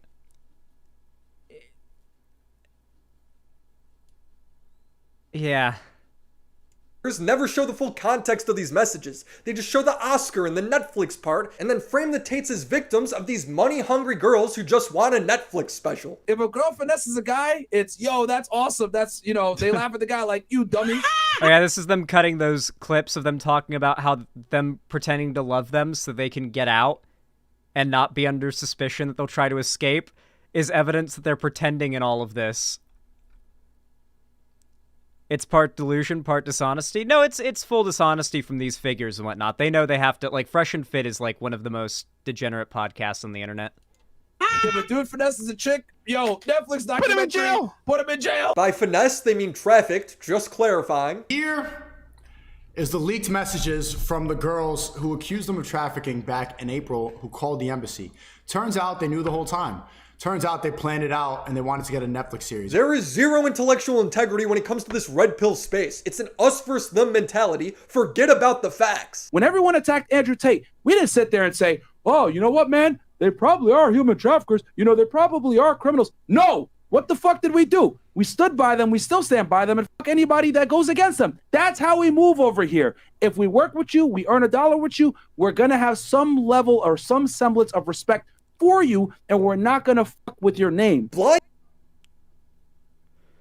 That's just them admitting that they're, like, all in it for the money, and their audience is like, yeah, base, that grind, you know? Because they're still, like, dumb little kids who haven't developed the concept of empathy yet, or guilt. Like, they don't have the capacity to feel guilt yet. Blind loyalty is not a respectable trait. What, you make a few bucks with the guy so you cover for him even when he's guilty? If you guys can't be honest about something, you should probably just avoid talking about it. Now, when it comes to the girls' messages and the charges filed against Tate, they line up perfectly. The girls talk about having to work for Tate, like post some TikToks. Huh, you know what? That makes a lot of sense when looking at the charges. Of moving women to Romania so we could steal money from their TikTok accounts. That was my MO, was find girls, make them love me, and make them work for me. Fucking Meat Canyon animation, bro. Such a good video. I want to take a moment and address some of the arguments that I already know will be made by their fans. The first one is that the girls made happy TikToks while working with Andrew Tate, therefore they were happy, and clearly never Yeah. Yeah, that's about right. That's a pretty good, like, insight into what kinds of arguments they're making. I want you to imagine how old you have to be to make that argument. These women couldn't have been sex trafficked because, look, they're making happy TikToks. We're talking 12, 13, and in regards to the adults, and there are some adults in there, we're talking need to be under the jail, right? But for the most part, these are kids, right? I love what's on the chat here. Resist the soy mindset. Or mind resist the soy, resist the soy, mind resist the soy, mind resist the soy. W masculinity, L liberal bots, no e-girls, Lamau, Hitler fought against the satanic agenda of the Jewish elite, believe all right, hell nah. At least one person here seems to be somewhat reasonable. Believe all right-wingers, hell nah. Zan is pretty happy considering Cherry has him at gunpoint for content. True. I taught Cherry how to shoot, and Cherry's gotten like scary good with a gun. Yeah, if I even get up to use the bathroom, it's Jover for me. Cut to black. That's just a meme. I'm just joking. Trafficked. Look at what they were really doing. They're in the house all the time. This is them. Does this look like women who are being held against their will? The trafficking part is them having to get money out of simps. That's Tate's entire business model. So yes, it would make sense they would look happy in a TikTok. Another argument is that there's security footage of the girls leaving outside the house, proving that they were never trapped. Oh, terrible. They really are. Like, come on, man. Yo, and bro, is step one to hold the girls captive? Hey, the girls like, man, this is like... legit. This is legit, bro. What you call? They don't look very allowed to leave. In the text messages that you guys didn't read, they explain that if they convinced the Tates that they were in love with them, they would be given more freedoms like the ability to leave the house. And then finally, there's the argument that the Tates are already rich, so why would they traffic women? The narrative is that I formed a criminal gang when my net worth was already... Why would the criminal who's rich do crime that would make them more money? They already have so much money. Why does he have hair? Why does Andrew Tate... Oh, this is when he was for some reason letting his hair grow out? Yeah, rough scene. Over $100 million when I was a retired professional sportsman, when my brother was already the retired 4-time kickboxing champion of the world with no financial motive. It actually makes a ton of sense that they would still be doing this trafficking stuff. It's how they made their millions in the first place. Don't let this new narrative fool you that they made their millions from boxing, because they were saying the opposite less than a year ago. Bro, I need to get paid. Right? I'm broke now. I'm retired from fighting. I have no money. I'm running out of money. I was 28 when I won my 4th world title. And one day I woke up and I literally just woke up. I looked at my bank. I just won a world title fight, but I hadn't fought in 6 months. By the time I paid all my back rent and paid my car payments, all that, I looked at my bank. I had like $3 grand, $4 grand in there. And I'm like, I'm giving up my entire life and I don't even know how I'm going to live. And the beginning of my cam empire was this tiny little apartment, me and my 2 girlfriends. I'd pull in, let's say, $3 grand a day, $4 grand a day. So that became my new life, right? I went from kickboxer to a fucking pretend girl on the internet. There's probably going to be a lot of Tate fans in the comments saying that I took things out of context. Yep. All the red pillars love to say that. It's the biggest cope. Link them to this timestamp. Prove it. Make a video showing that I took something out of context. You won't do it. No, they won't. They'll just hate comment and drop a dislike. And it'll be like the most deranged fucking hate comment you'll ever read as well. And it'll be very bad grammar and in broken English because it was probably posted by a Greek 12-year-old.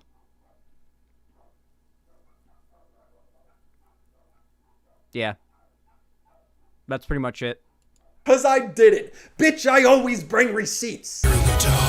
Here in the dark. It's hard to tell. So hard to tell. Andrew and Tristan Tate have been charged with rape, assault, instigating violence, and I have no idea if he's guilty of any of that. None of that information or evidence has been made public. But is he guilty of these sex trafficking charges, where he would coerce women with a relationship and potentially marriage using the Loverboy method? Because that's exactly what he explained in these videos is definitionally the Loverboy method. He could literally be reading off the definition from Wikipedia, and it would not be as accurate to the crime as what he describes he did on these videos.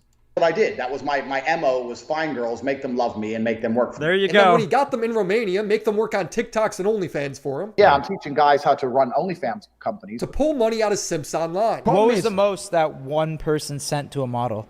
Total. Million? Yes, I think he's 100% guilty of that. He's on camera admitting it. He sold courses teaching it and has now resorted to deleting the courses off the site and lying about it ever existing. He's lying about owning the site, which is his name. Your website, your words. It's not my website. This dude is super guilty. All the evidence is right in front of you. Now, maybe there's some weird technicality that he gets out on, but Andrew Tate seems pretty worried, and that makes me think he's screwed. The Romanian government is going to charge me. They're not going to charge me because they have any evidence. And they're not going to charge me because I'm guilty of anything. Bro, they have a ton of evidence. Just look at this video. When the Matrix unrelentingly continues to print lies about me and tried to convince the world that I am a bad person, I hope it does nothing else but show the world that I am a good person. These people are liars. The people they tell you are good are not good.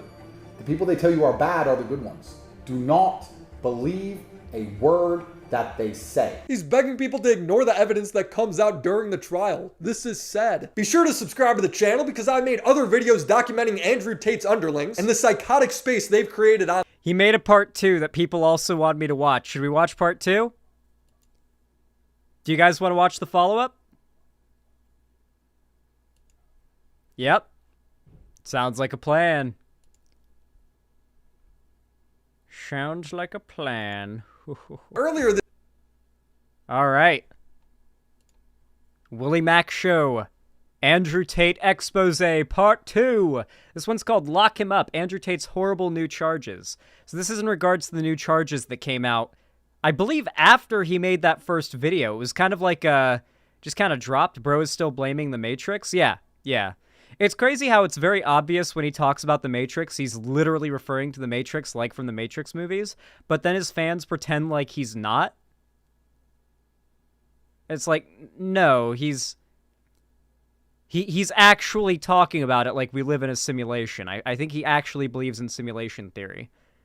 And I think that's what he means when he says the Matrix. I think it's pretty obvious. This week, we got to view the charges levied against Andrew Tate and compare it to the evidence that was already publicly available. And what we found was some self-snitching for hours on end, selling an online course for how to traffic women for hundreds of dollars. That teaches basically how I got girls, how I met girls, how I got girls to like me, how I got girls to fall in love with me to work on webcam for me. And then once when he was arrested in late 2022, he started hiding the evidence, lying in interviews. You have said, my job was to meet a girl, go on a few dates, sleep with her, get her to fall in love with me to the point where she'd do anything I say, and then get her on webcam so we could become rich together. No, I've never said that. And even going as far as hiding pages and removing his website from the Wayback Machine. I'm not one who normally agrees with Sneeko, but I might this one time. I've always said this on my stream. If they hide it, then it's the truth.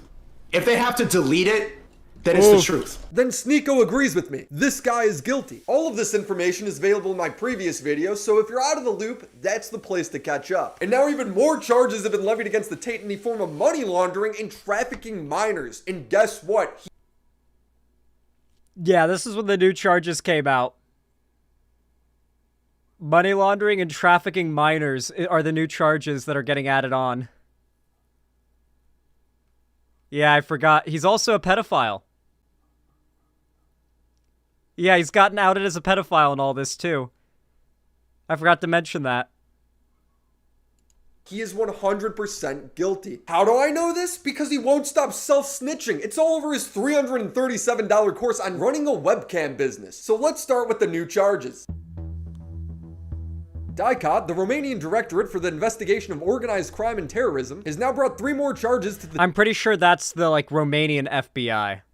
Tates. That being crimes of money laundering, favoring the perpetrator, influencing statements, and trafficking minors. Now this was translated from Romanian, so I want to address the translation error. Google Translate converts the statement to, this case was ordered to be dismissed when it comes to these new charges. Tate fans have been proudly spewing this all over the internet, but that's simply not true. It's just that the specific Romanian word doesn't have a direct translation from Romanian to English, so it incorrectly translates to dismissed. This is a common legal phrase used in Romania for when the prosecution is trying to separately investigate and charge the individual. This is some good journalism on the part of Willie Mac. To find out that word that the Tate fans are taking out of context in the translation to try to make it look like his charges have been dropped. Oh, can you imagine the copium world that these people are living in, where they think Andrew Tate's charges have been dropped?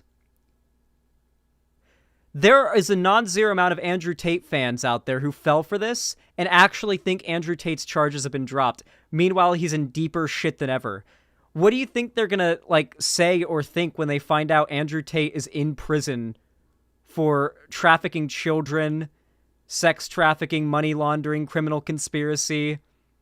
What are they gonna do? Are they just going to, foam at the mouth and, have a seizure in denial? Are they just gonna watch old Andrew Tate clips and believe that they're new ones and keep telling themselves they're new and that Andrew Tate is free? I don't even know... I don't even know how they're going to process it, you know? they've told themselves that his charges are dropped because of a mistranslation, and it's just not the case. Like, what are they gonna do when they find out he's been locked in the clink? They're gonna be like, "What? I thought his charges were dropped." Oh, we do have an Andrew Tate fan in YouTube chat. We can get a little bit of a look at the like the IQ of an Andrew Tate fan. What color is your Matrix agent? Wait, I hope this is a meme. What color is your... Wait, I woke up in a new Bugatti. Andrew Tate is just better. I hope you're memeing. I hope that's a meme. But if it is a meme, or if it is not a meme, that is a very accurate display of how Andrew Tate defenders are. Individual, instead of resolving it together in a single case. This phrase is used in Romanian court all the time. Feel free to look it up yourself. But the charges are coming, and Andrew Tate is definitely guilty of at least one of those things, that being trafficking minors. Or as far as Andrew admits, one minor, that being Tate's bottom bitch, Vivian. Your bottom bitch, the new girl, you go out. Yeah, this is the 15-year-old girl that he groomed. Bottom bitch is the one who does the selling. You don't do the selling. This is the girl.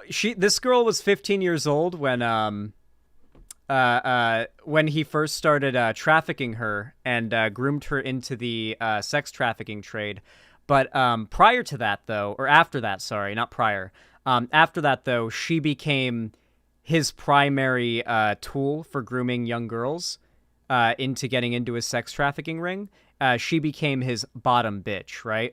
And so not only is he being charged with this, but she is too. This girl who he started grooming at 15 is the girl that's come out to defend him, and she's also receiving these charges. That's why she's come out to defend him, is because her innocence is predicated on his innocence. Girl has to hear it from a girl. And this is where your bottom bitch has to be trained. That's why I said it's so important to have a good first girl. My first girl was so good, it was easy. And your whole business has to be built off the back of your bottom bitch. So if you have a girl in mind and you're already fucking her, pitch her. Vivian, along with one other woman, is also being charged in this case because she was playing a key role in trafficking these girls to Romania. You do when you're in my situation where you have a girlfriend of 6 years and you try and bring a new girl in. You actually have to downplay your relationship with the girl of 6 years, which is difficult. And I only get away with that because the girl of 6 years plays along. So Vivian's been with me 6 years. Vivian's been with me 6 years, 6 years. Remember this. He's been dating Vivian for 6 years. She's completely head over heels in love with me. She wants kids with me, everything. And we met and we fell, whatever, we're in love. But when a new girl comes, she'll go, oh yeah, I started off working for him and it's just how it worked out. She'll super downplay us so that the new girl feels like, well, they're just kind of work and sex and now I'm here and he likes me and she can believe in her mind that she can be equal. But that's basically how it works. I've got my main bitch, my bottom bitch, Vivian. But when Tate first pulled her into this business, it turns out she was young, like very young. In this course from 2019, Tate explains how Vivian was his first girl that he's been with for 6 years, when he first started the webcam business. So yeah, that's how it started. I met Vivian in Slovakia. We had a long-term relationship thing. I was living in England. I moved her to England to be with me to start doing my webcam company, which I started. And you try and bring a new girl in. You actually have to downplay your relationship with the girl of 6 years. When I bring on new girls, I usually pair them with Vivian. Because Vivian's younger. Melissa's like 28, Vivian's like 21. Do the math on that one. That means Vivian was only 15 years old when Tate brought her in the webcam business. That's not even the age of consent, let alone for the creation of pornography. So 10 years ago, he would have been 26 with a 15-year-old. His words, not mine. He put this on the internet. It boggles my mind that somebody could be this stupid. I need a break. With Fume, not everything in a bad habit is wrong. So instead of drastic, uncomfortable change... I've seen this shit. These are like little, I might use these when I'm getting off vaping, unironically. These are these little, they're not, weed pens. They're not vape pens. These are, like, flavored air. It's like a little flavor pod you put in, and it doesn't make vapor or fumes. It's just smell. Like, it's just sort of like a vaporous sort of taste that you kind of get in the air, you know? And so you just breathe in the air, and it has some flavor in it. And it gives that sort of, like, sensation of, like, hitting a vape, kind of, but there's no nicotine in it. There's no, like, vapor there. It's not like, even nicotine vapor, apparently. I've seen ads for this, and it seems pretty good. It seems like it might be useful for getting off of vaping. I definitely want to wait around and see whether or not it's safe and any health concerns there might be about it first, you know, to do my due diligence. How you got to do what you got to do. But conceptually, this seems like a really good product for getting off of vaping, and I might end up using them. Tried them, unsatisfying. I feel like a lot of my vaping addiction is less so the nicotine and more so the feeling of hitting the vape and having the flavor. Why not remove the bad from your habit? So when it comes to bad habits, sometimes the easiest thing to do is replace it with a good habit. No battery, no vapor, no harmful chemicals. Fume is just flavored air, and it's actually really well designed. There's this fun magnet that attaches to the body. You just pull out one of the flavored cores, insert it into the fume. It's also a fidget toy. It's a fidget toy, and you can hit it for a flavored air hit.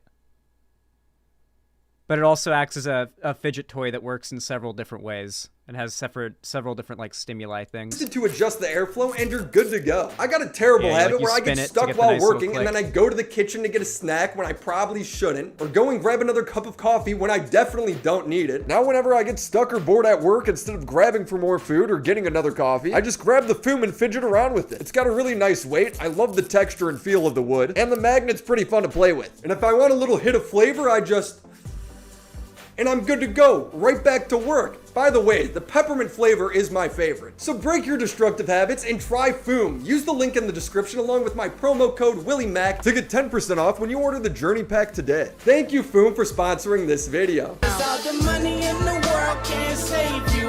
Oh, okay. These Wiretap videos even I couldn't find online. Andrew Tate has had these taken down as well. These are the ones I really wanted to show. There are a ton of people, including the Tates, claiming that they aren't trafficking anyone because women love them. Endless women support us. But that isn't a very good defense because of the two webcams. These young boys live in a fantasy world in which they actually believe, like, women are attracted to the type of dude that the Tate brothers are. Like, they actually live in that fantasy world where, like, there are a bunch of hot women that would fall in love with the Tate brothers. That's a world they think exists. That gives you a little perspective. Cam girls siding with him, both of them are being charged as well, and for a very good reason. These are transcripts leaked by the prosecution of the Tate's webcam WhatsApp group chat. The prosecution, as well as one girl, are claiming this took place right before she was beat and raped. RL is a former policewoman and Tristan's assistant, who is also being charged. NG is Andrew's bottom bitch, who is also being charged. PI is the victim that is sided with the prosecution, and Andrew Tate is Andrew Tate. You are free tonight to sleep. Don't rub the mint. So you can be arrested tomorrow, Saturday, and Sunday for the weekend. The policewoman says, so there's clearly no longer a problem for recovery. The victim responds, you mean, but I didn't say I'm not going in today at all. The former policewoman then asks, well, how much did you have to recover so far? Don't bewitch me because you didn't do anything today. Andrew then chimes in, did you tell the new hooker that you made a lot of money? The bottom bitch then says, you see, we split on OnlyFans. Yeah, so for those that don't know, Andrew Tate bragging about how corrupt Romania is because he had former and current police that were in on his sex trafficking scheme. So one of the women that was helping him was a former policewoman. So that's why he refers to a former policewoman. This wasn't like some sort of interview in court. This was a corrupt cop that was working with Andrew Tate. G takes O, I take you. Maybe you're not listening because I'm killing you if we don't make money. Punch yourself in the mouth until I arrive, because then I'll give you another 10, you incurable sloth. I'll break you when I get there. The girl then asks, what did I do? Policewoman replies, you have... This is from the Wiretap over the phone. 1 hour and 10 minutes to disappear. The victim then asks again, but what did I do? And the policewoman answers, better said, what did you do yesterday for an hour? You're 20% down 4 days since you posted. The bottom bitch then jumps in, I'm waiting for the money yesterday. And the former policewoman ends it with, well, if Andrew looks to see if you posted TikToks, you won't even have time to pack. You're flying off the balcony straight away. So when they're sitting there claiming all these girls are siding with them, that's just not true. It's only the girls being charged as well. I want to take a moment and address the comments that many of the Tate fans have been leaving, claiming that what the Tates are doing... Yeah. So a common point you'll hear from Tate fans is that these women are actually defending him. It's two women. They're also being charged. They were also complicit in his sex trafficking, and all the evidence points to that. They have every reason to defend Tate. isn't human trafficking. They say, man, this concept of human trafficking is so dumb. Apparently working for webcam because you fell in love is now manipulation. Like girls can't think for themselves now. It's like making a girl fall in love with me and then telling her to jump off a cliff. And where the F are they being trafficked to? Romania, specifically his various properties in Ilfov County. It's funny how I don't think I've ever seen an Andrew Tate fan comment without including an emoji in it. Either the laughing, crying emoji, the clown emoji, or the skull emoji. I've never seen an Andrew Tate fan make a point or post something that doesn't include one of those 3 emojis. Because they're 12. Because putting girls who are in love with you on webcams is not human trafficking. It is very clearly human trafficking under Romanian law. Criminal offenses, section 1. It is an offense for anyone who recruits a person by the means of fraud or deception for the purpose of exploitation. The fraud and deception is in telling girls that they're going to be in a relationship or married and travel the world when they're not. Then you start saying things like, oh yeah, but you're always working. I have to do some traveling and you can't come. I want to bring you with me. Why don't you work for me so we spend more time together? Here's more transcripts and text messages Dicot's released between Andrew Tate and one of the women he allegedly trafficked. Again, this is translated from English to Romanian and then back to English, so bear with me. You have to understand that you're mine and you'll be mine forever. A woman never leaves her man. I will be the last man in your life. What do you do if we fall in love and I kidnap you to Bucharest? That's like way more on the nose than that woman ever realized. She says, I don't think it's kidnapping if I want to come. And he goes, first I have to see it in your eyes that you will never be able to live without me. And then I could trust you to show you everything. She tells him, bring a ring when you come. And he says, but can you be a loving wife? To always be by my side wherever I go. Talk to 0 men besides me. Ride or die. You have to move to Romania with me to keep an eye on you. You're mine. Don't forget that. And act like it. We will be together soon. She then asks, can I trust you? And Andrew replies, yes, you can. And I want to know if you're committed, serious about marriage. And she says, yes, I am serious. Having his bottom bitch play along and act like Andrew Tate loves her. She'll super downplay us so that the new girl feels like, well, they're just kind of work and sex, and now I'm here and he likes me, and she can believe in her mind that she can be equal. If Vivian was completely honest, well, he's been with me 6 years and we're going to be together forever, so you're just a side bitch, then it's not going to ever work. This is fraud, and the exploitation is then having the girls work in his webcam business. Because that's what I did. That was my MO, was find girls, make them love me, and make them work for me. And that's how I got rich. Now, if you want to, for some reason, you can disagree with the law, like this guy. To be fair, the Loverboy method shouldn't even be illegal. What about the gold... Hey, look, we found an Andrew Tate fan that didn't include emojis in their comment. And it's just them saying, no, I don't think sex trafficking should be illegal. Yeah, to be fair, there is a non-zero amount of Andrew Tate fans that are actually just pro-sex trafficking. Like... they hear that Andrew Tate sex trafficked women. They're like, well, you're telling me that Andrew Tate made these subhuman duplicitous females his sex slaves and then exploited them for money? Let's fucking go, bro. Ride or die to the end, dude. That's basically how a lot of these guys are. And those people are genuinely pure evil, and there's nothing you can say or do to get them to not support Tate, because they just sort of, like... They morally, they hold one of their moral values, or that women are inferior and bad and sort of inherently duplicitous, corrupting presences, right? Yeah. Digging girls that seduce men and take their money. Same thing. You cannot like the law, but even this Tate fan can't deny that he's breaking it. Another charge being brought to Tate is money laundering, and guess what? He's guilty. In the course, he tells the guys how to avoid paying the woman and paying taxes. Tax is also another important element for controlling your woman. You're not going to pay anybody tax because you're getting paid in Bitcoin. So you don't need to pay tax. Oh, the crypto bro shit. But you need to tell your girl that you're paying the tax. Because girls are lazy, and girls are stupid, and girls don't understand how taxes work. No. So the girl's working with you. That is not true. You're like, oh. I assure you, most of the people that I've gone to for advice on taxes were women. That is not true. Okay, yeah, we've made this much money, but I'm going to pay the tax to make sure we don't get in trouble. She'll sit there and go, okay. Now that allows you to do 2 things. One, it's another control element. If I work with him, my tax is not a problem. If I do it alone, I have to deal with taxes. Taxes are complicated. It's a control element. Secondly, it allows you to pay her a smaller percentage. So I used to pay my girls 30%. How do you So for self-report every the fraud like this, $10,000 dude? they make- He's just self-reporting fraud, dude. He's just self-reporting, blatantly self-reporting fraud. I'd give them 3, and I'd keep 7. They thought they were on 50%. And I said that the To be fair, he had this scraped off the internet. So you're on 50%, but we had to pay the tax first, and then it's 50-50. He's teaching you how to commit fraud. And if you have a bunch of undocumented money, well, that means it needs to be washed. He's and money because laundering. it's Andrew, he just talked about it over the phone. This is coming from wiretaps Dicot put in his house. You're not stupid. You could probably guess how I make so much money. The victim responds, webcam? Question mark? I've been doing this for a long time with a team of girls working on video chat. The company is fake. But this is how I laundered my dirty money. Some of the girls who worked for me, I then used to do other things, to move money, illegal things, documents, etc. I will never do that with you. Is this blowing anyone else's mind? He has a course where he teaches people how to be a criminal and self-snitches to everything, and then he just tells this girl over the phone. Obviously. So, people in my chat are, like, really surprised at how much self-reporting Andrew Tate has done, but, like, think about it like Andrew Tate's a lot like Donald Trump, right? Look at how much self-reporting Donald Trump's done. How much deeper Donald Trump has dug the hole for himself with his comments and his, like, conduct, right? That tells me there's a trend that these people who gain a massive following and massive amount of power and notoriety and platform because of the internet, they start to feel invincible. Their narcissism inflates, and they start to feel like the real world's laws and rules don't apply to them.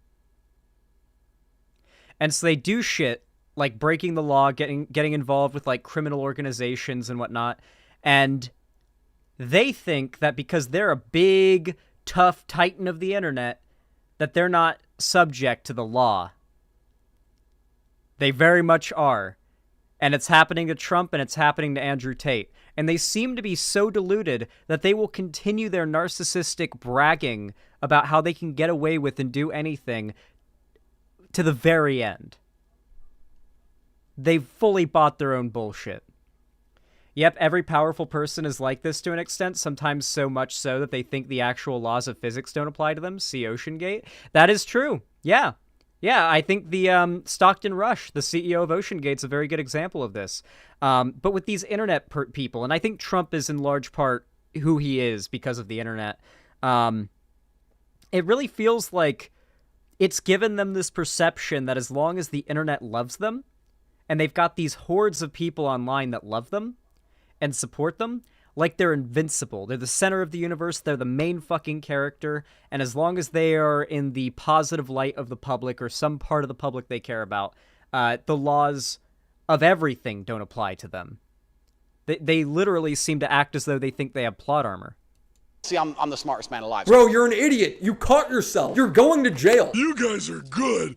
I'm the last person I would have suspected, but I was looking for me all the time. It's the perfect crime. I don't even notice when it hurts anymore. Andrew Tate at some point next year is going to have 2 ongoing cases against him at the same time. And it's all because he wanted to sell this information online. Only Andrew could go on a rant about how corrupt the West is, only to later say that it isn't corrupt enough. But why there? Because Western society is degraded and Western society is more corrupt. So I think the Western world, there's something that very much angers me about the Western world. I don't feel comfortable here. I don't like the way it functions and operates. I think it's the most corrupt, disgusting, degraded. He's upset that the Western world is much less like in favor of like raping children and trafficking women. You can't rape children and traffic women. The West has fallen. Oh, that's what these people are like. Societies on Earth. And also, I like Eastern Europe as a whole because corruption's far more accessible. I find it offensive that a police officer in England will stop me for speeding and then refuse to take a bribe and pretend that... No, but I'll tell you why. Because he'll sit there and go, no, this is the law and order, and pretend that the law means something and fuck me over. But if you're a billionaire or if you're Boris Johnson, you can go to Epstein's Island. This guy wasn't...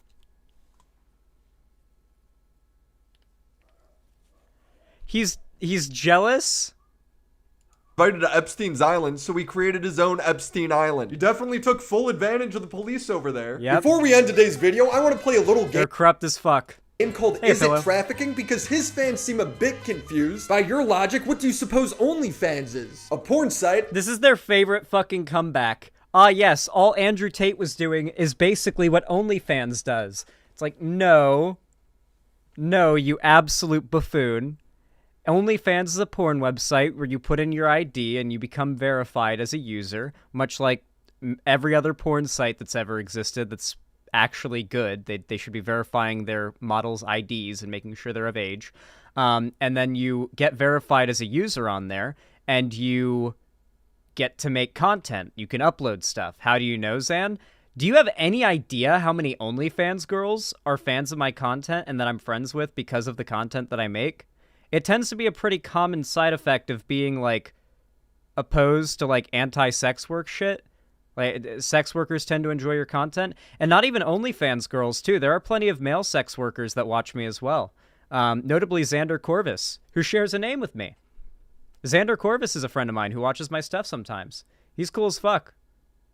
Yeah, like, if you do pro-sex work content, you're going to attract a lot of sex workers into your community. And it's not like a weird or sexual thing or anything like that. It's completely platonic friendships. But you do learn about their job. And I find it very interesting, like, as a YouTuber, to learn about, like, OnlyFans and stuff like that, because there's a lot of similarities.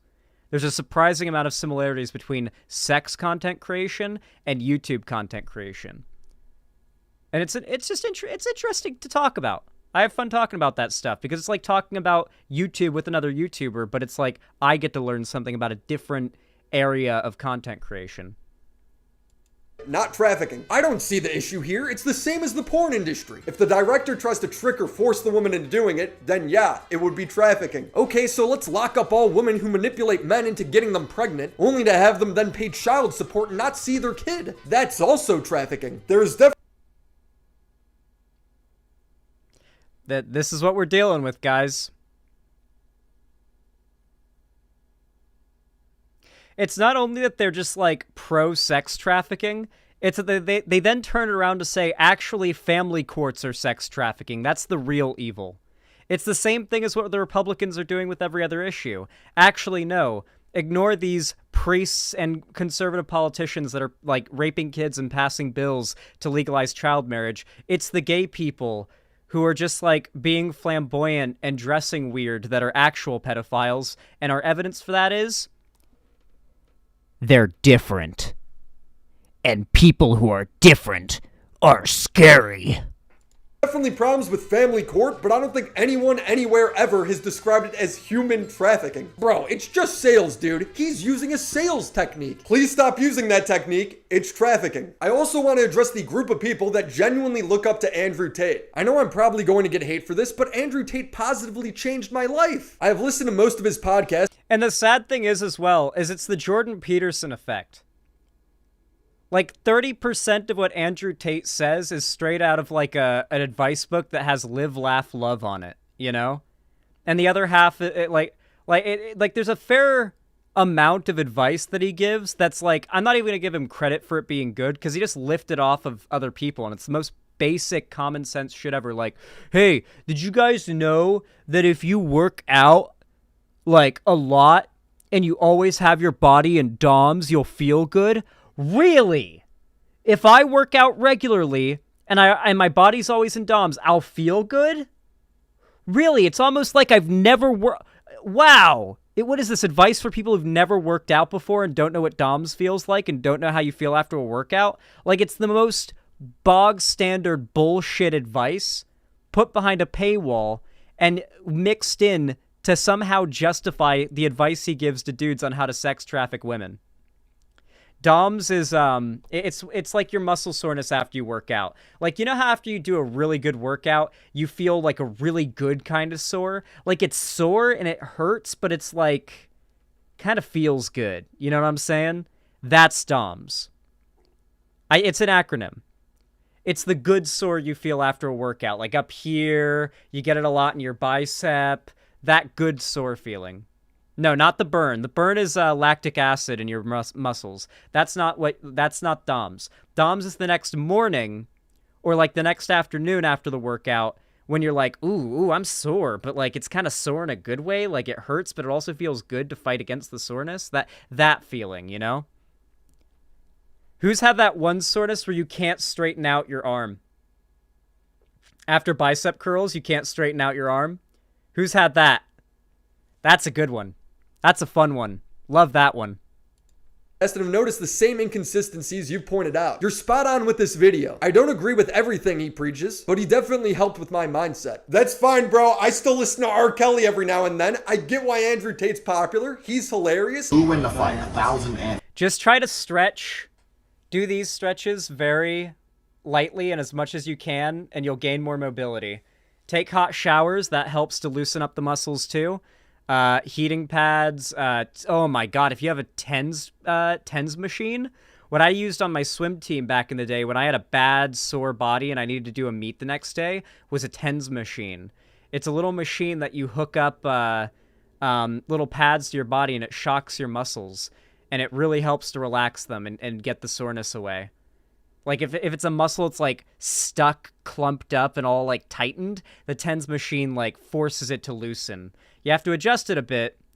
Okay, the cheap way is like, you know when you're doing squats or any calf type exercise and you get that really, really bad calf cramp? The one that looks like there's an alien under your skin? The only solution I had for that on the swim team, and when we did kickboards, hey, is Jay Beasy here? I believe Jay Beasy is our resident swim coach in chat. The only solution for that when you've been doing kickboards and that like calf freezes the fuck up and it looks like there's an alien writhing under there, you take your fist and you make like a nice pointy like middle finger fist and you dig that shit deep into the muscle. It's the budget like on the spot solution to not being in extreme pain with that calf thing. It hurts like hell, but it loosens the fucker up. It works. It hurts bad, but you got to do it, and it works. But it hurts badly. It hurts really fucking bad. I'm talking about the end. Billion ants. This iconic cigar. Do you use rollers nowadays? I'm not here to moral police your There were no rollers around. My fist was all I could use. Entertainment. I'm just trying to clear up a lot of the misinformation I see online. I also totally understand why his fans don't trust the media when they report on the story. There were those nights after swim practice where I'd go to bed and I'd wake up in the middle of the night to one of those cramps. Like I'd stretched in my sleep and I'd done swim practice and I didn't realize how dehydrated I was. And so in the middle of the night, I'd like wake up or I'd stretch a little bit and it'd just be like I'd bolt out of bed in extreme pain. Like, oh no. And I'd just be like cringing in like deep pain trying to get this cramp to go away so I can go back to sleep. I had a cramp while having sex. Thank God that's never happened to me, but age is age, you know? Stories, they misquote them and take them out of context constantly. Teach that if a woman comes home and accuses you of cheating, you should hit her with a machete, shove her off. Is that what I teach? That's what you say. No, if you actually watch the clip, it will be about the woman attacking me with a machete. As usual, you've not watched the video, taken out of context, flipped it, and attempted to attack me with a small excerpt. Andrew Tate's right. She's taking a joke from him seriously and is quoting it wrong. Imagine a girl pick this up. What would a woman do? So, this is partially, the media's fault. The media has done a pretty bad job of covering Andrew Tate. There has been a lot of like, oh, here's a really hyperbolic bad thing he said, but he didn't actually say that, but you could have gotten a clip of him saying something worse or just as bad. It's like, fuck. But at the same time, Andrew Tate's been scrubbing these clips off the internet. So it's like, understandable they might be having a skewed input of information. Not an excuse though, but an explanation, if that makes sense. Slap the machete, slap her in the face, one hand, machete, and then backhand. I perfected this. That is not the case at all, by the way. If a woman comes at you with a machete, you're probably done. If a woman comes at you with like a decently sharp knife, you're probably done. Dudes really need to actually know what a knife fight is like. You don't get out of a knife fight without like extreme bleeding. You don't win a knife fight without going to the ER. Like, it doesn't matter how much of a John Wick-ass motherfucker you are. If someone comes at you slashing or stabbing with a knife, you're going to get nicked in some really bad areas a few times. One of my favorite demonstrations of this is the pen demonstration, where a guy wears an all-white suit and two guys with Sharpies try to, like, go at each other with to see if they could perfectly win a knife fight. It's very rare. Even really trained people with knives have a really hard time winning a knife fight, even against an untrained person just flailing the knife around. It's almost impossible to not get, like, near fatally nicked or stabbed. Yeah. Like, dudes massively overestimate their capability in a knife fight. This in pimp school when I got my PhD. The media constantly taking him out of context. Not only that, but John Wick gets stabbed and slashed constantly in John Wick. The unrealistic part is that he doesn't have to go to the hospital and get medical attention more. Has made them lose all their credibility. I totally get why his fans don't believe anything the media has to say. Half of it is untrue. It's actually insane to think that I'm more credible than the BBC when covering Andrew Tate. So subscribe, goddammit! Make sure to check out my other videos documenting some of Andrew Tate's dick riders, because they've done some really shady things as well. Real. You should check out Willie Mac Show's videos here. They're really good, and I feel like positive reinforcement to good takes is the best way to move someone more to the left and make them kind of like less shelled up when it comes to progressive ideas. Maybe they'll kind of check those things out. Because like if you just kind of send hate and cancellations at somebody when they have a bad take, it's like you're only pushing them away from the left. You're not actually making them realize why their take was bad. With this, if you actually like say, this is a good fucking video, I usually don't agree with you, but this video was very well made and you did some good journalism, that's more encouraging for someone to like be open to progressive ideas than anything else. At least that's what would have made me more receptive to left-wing ideas back in the day. I'm just speaking for myself. What do you guys think of that segment? I feel like it came out really good.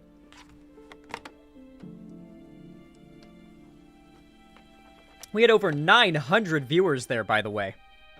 I didn't call it out at the time, but hot damn. Over 900 viewers at one point there. We're at 822 now. That's crazy, dude. Are we going to hit 1K soon, Pog? Not today, for sure, because we've dropped down a bit more, but very happy to see that. Thank you, everybody. I'm going to read some donos really quick, and then I'm going to take a real quick bathroom break. Just finished a boss battle in Infamous Second Son. I saw on Blue Sky you were playing through that again. Did you hear they're remaking Assassin's Creed 4 Black Flag? That's some hype. That's some fucking hype, Apillo. The Assassin's Creed 4 Black Flag remake? Fucking hype. I'm so ready. Oh, by the way, if any of you are watching right now, we've got a lot of people watching, so now would be a good time to say it. If you are a gamer, and you play either World of Warcraft Classic, or Final Fantasy XIV, probably a lot more FF14 players in here, I and my friend Ethan run a free company in Final Fantasy XIV called Soul Strikers. It's now at nearly 100 members now. We are fully opening invitations for people to join. We want as many people as possible. We have one rule, though, if you are creating a new character. Ideally, you would be creating a new character. We're on the server Malboro in the Crystal Data Center. And we would prefer if you made your... Basically, if you're making a new character, the rule is you got to make the last name Striker. Capital S-T-R-I-K-E-R. All of our last names are Striker. Our first names are all different, but we all have the last name Striker. And it's awesome. It's really fucking cool. All of us having the last name Striker. Because, like, we're becoming known for that now. Like, people see you with the last name Striker, and they're like, oh, that person's part of the Soul Strikers, and they know immediately. And because our numbers are growing so quickly, we're really starting to get to be known on the server. This is one of the more populated servers as well. I'm dropping a link right now to join the Discord server for our free company right now in YouTube, Twitch, and website chat. Very nice. So yeah, that'll get you into the Soul Strikers Discord.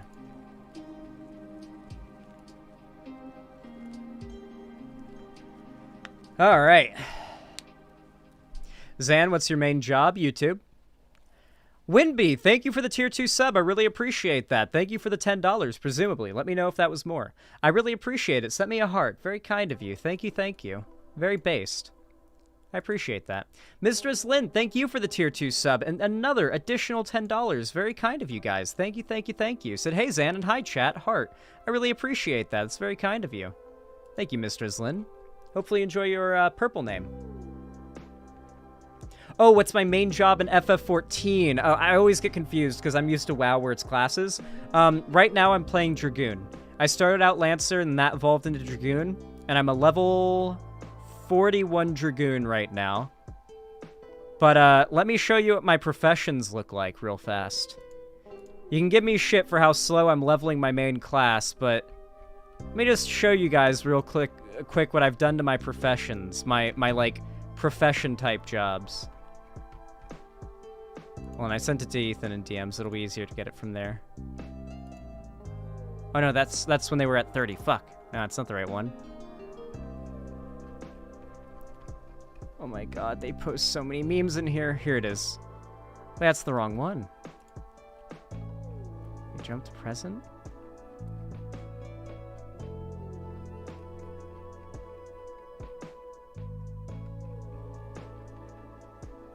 Oh, maybe in the other VC? Hold on. Geeb moment, chat. God, it's so fucking hot in my room. Why does it have to be such a musty-ass day? Why can't you just be normal? Okay, here it is. Alright. Give me shit for leveling my main job all you want.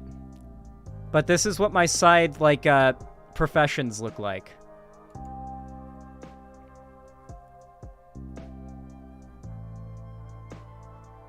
I'd say I'm doing pretty good so far.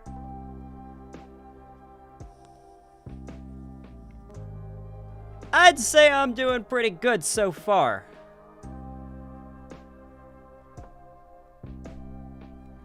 I'd say we're doing... Oh my god, I need to up blacksmith. I'd say we're doing pretty good. I think I've gotten blacksmith all the way up to 40 now, and carpenter up to 40. And I've probably gotten these up a couple more levels by getting these up. But yeah. We will be beating Destroy All Humans 2 Remake. Don't worry. Don't worry. Don't worry. It will be happening. It will be happening. Yes, I play FF14. Please join me. I really would love for you guys to join me. It'd be awesome. All right, I'm going to update the dono goal really quick, and then I'm going to go take a quick bathroom break, and I'll be right back, and we'll do a couple more segments today. Thank you guys for joining me. It's been a really fun stream so far. And thank you to everybody who sticks around. I'll be right back, okay?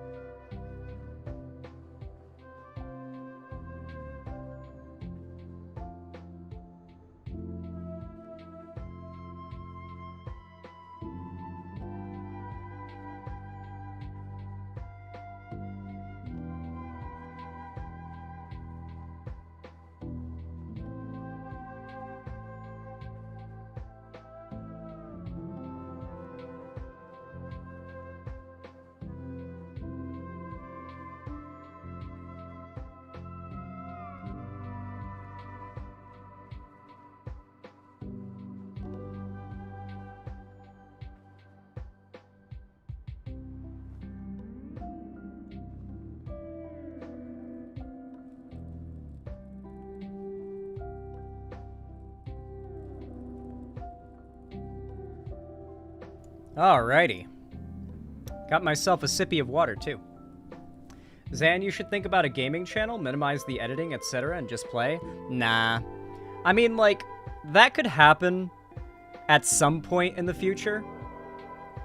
My end goal for the channel, I guess you could say, would be to create not an enterprise, but like a group of content creators similar to like what the Creatures were, what the Yogscast is, of like my friends that are lefty content creators, and have like a full-ass like dope streaming and content creation type compound like so many right-wing content creators have, and to basically be the first ever like lefty version of what so many of these right-wingers have, that are just like these podcasters and these random chud bros that just have like compounds they do their podcast from. Any Steam summer sale picks? I actually haven't even looked at the Steam summer sale. Fuck, I need to check that out, Apillo. Thank you for reminding me. I have no games in mind, but like I will definitely check it out if the sales are really good. At the start of the stream, you mentioned flavored water. Have you heard of Air Up? It's a water bottle that just adds the smell of fruits from the bottle, so you don't have any chemicals in your water. Apparently, whether or not it works for you is very hit or miss. Very hit or miss, and I've been told it's pretty scammy, which is sad, because I saw it in a MatPat thing, and I was like, that seems like really good. Like, that seems like a really good product, and that's why the Air Up thing that Willie Mac show was sponsored by, I worry about that being legit, too. I'm actually trying to convince my mom to let me set up a series of tiny homes on the family farm for streamers to occupy. That would be dope. You need good internet, though. It needs to be, like, Ethernet in every single one of them, high speeds, stable upload speeds, and pretty strong download speeds. That is a necessity for any content creator, and especially streamer. And that's harder to achieve than you would think. Trust me, I've...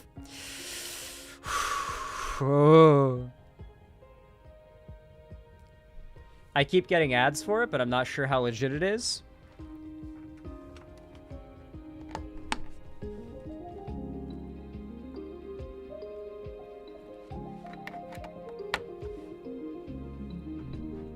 Yeah, Summer Star, I know. None of this potato internet like Zan has? Yeah, we can't be having my type of internet, you know? That's not good. Paul Pones 805, thank you for the $2. I appreciate that. Says just bring gun to knife fight and you're good. True, that will usually do it. Thank you for the $2. All right.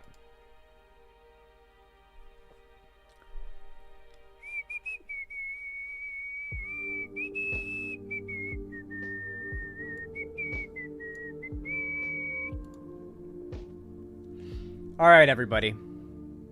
Y'all know what to do when I say action, right? 3, 2, 1, action. All right, everybody.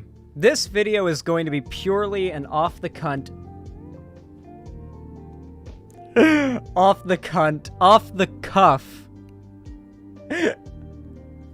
Love that. What a perfect mispronunciation of a word. It could not have been better. Off the cunt. Let's go. Off the cunt rant, okay?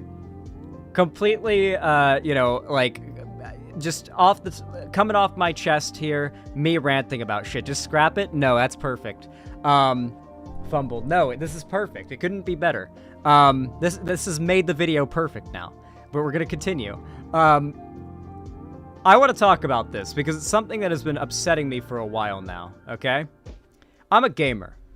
I'm a capital G gamer, okay? I play so many video games, it's insane. I have probably flushed years of my life down the toilet playing games, but I don't consider those wasted years. I enjoy playing video games. I have very many fond memories that are either involving me playing games with my friends or watching gaming-related videos, and while particularly older people see time that, like, younger people spend on video games as a waste of time, at least personally, even at now just less than a month away from turning 24 years old, I definitely feel like that time wasn't wasted. I don't. I very much look fondly back at a lot of those times where I spent countless hours playing video games. You know, I find it enjoyable.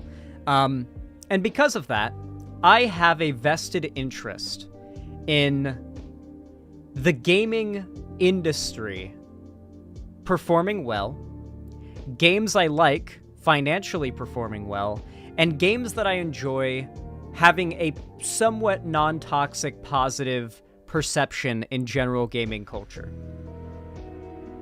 And something that I've noticed as I've gotten older and time has passed, and media that monetizes the failure of other media has become more popular online for these individual content creators, I've noticed a trend of higher... What's the term for it? A trend of damned if you do, damned if you don't with any piece of media. It feels as though, and this is especially true of the gaming community, and heavily pushed onward by right-wing reactionary figures, that any new popular thing, you must have an opinion on it.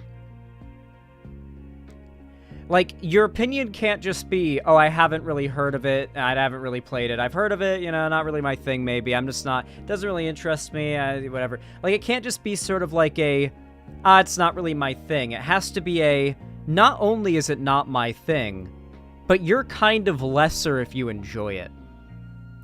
Gamergate really popularized this perception of analyzing media and media culture significantly, yes. But it was very politics-centered there. But now it's basically around everything for any reason. I'm not even talking about the woke, like, oh, it's woke or whatever. Like, that's not even what I'm talking about here. I'm talking about how any new popular thing must be either overwhelmingly loved or overwhelmingly hated. And the trend has gotten to the point where it's like, if you're a person who makes something popular, you should expect death threats and nonstop harassment, simply because people don't like what you created. Why is it that to this day it is just normalized and fine that the actress who did the mocap and voice for Abby in The Last of Us 2 is still getting death threats? She's still getting death threats for what her fictional character did in The Last of Us 2.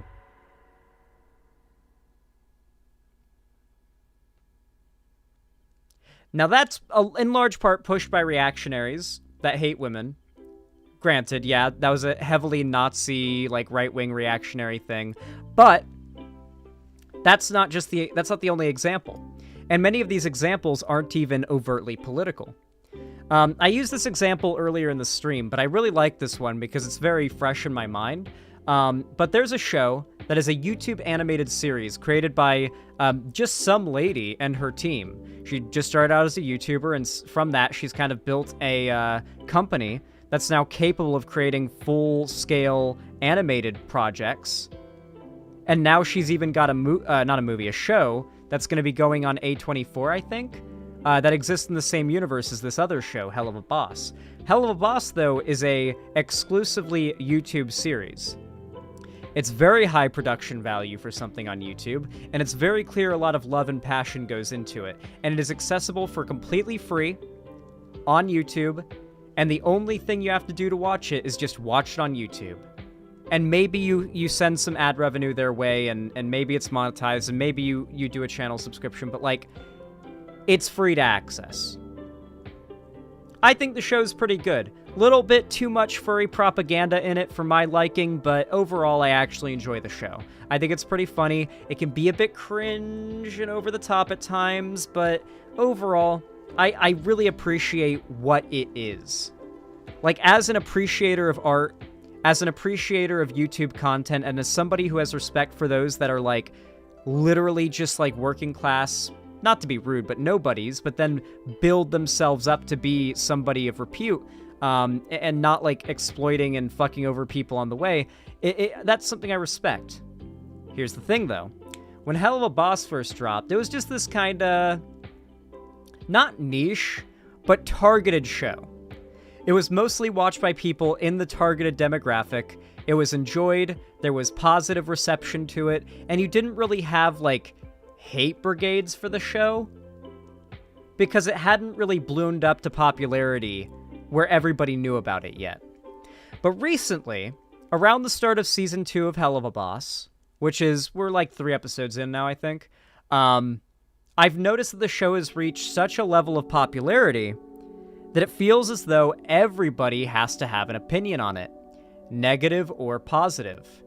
I actually watched a video today from a YouTuber that went over this discourse that is literally the most nothing discourse ever, but it pretty clearly shows you, like, how deranged people are over this show existing and being popular, and not, like, being their type of show.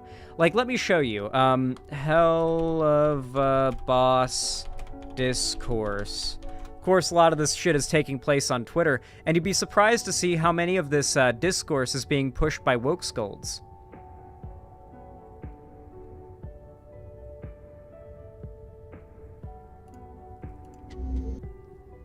We'll watch just a minute of this video because it shows a few of the tweets that are like viral as fuck about this. And it just gives you an idea of what I'm talking about here, where it just feels like more so than ever, people need to belt out how much they hate popular things that people like. People love to do it with Marvel as well. Like, they make their entire personality online hating Marvel. And, like, if they see someone enjoying Marvel, they gotta put a stop to that right away. Like, they gotta express how much these people are enjoying something that's garbage. And, you know, they are actually making themselves suffer by watching these cape shit movies, right? Even though they seem to be enjoying themselves. You have to explain to them how they're actually not enjoying it.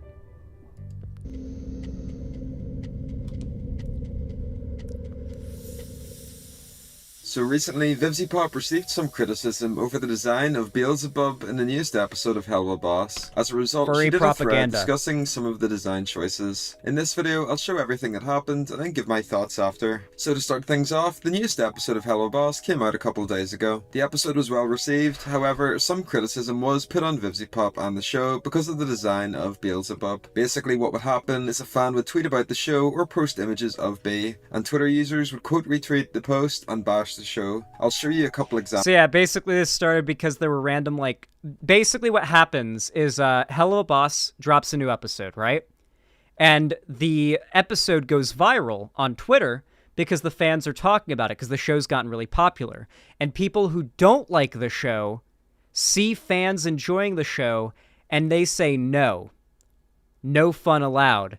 And we're going to be going over here the viral quote retweets of the fans that were just enjoying the new episode and tweeting about how they liked the new episode, shitting on the people who enjoyed the episode and who you know, on the show itself, right? And I'm not, like, offended by this or anything. This is just a really good example of the phenomenon I want to talk about. Here's one tweet with 12k likes. It says, B is so hard to understand who she's meant to be. Another tweet said, VivziePop's animation team, when she designs another multicolored demon with stripes and multiple limbs and needs VFX done for its hair that's in several shots of the new cartoon. This tweet got Like, people criticizing because the design's too complicated and that's too much work for the animators, I guess. 15k likes, however the person deleted it eventually. The next one says, Queen of Gluttony, and she's the thinnest bitch you've ever seen, which Yeah, here's the woke scolds. They start rolling out the accusations of fat phobia real fast. got 24k likes. The last example I'll show says, how does Helltaker of all games, have a better Beelzebub design than VivziePop? This tweet got 7. This tweet in particular, I feel like, is the perfect encapsulation of what I'm talking about, where it's like, popular thing is so bad that it's worse than this other popular thing I also hate.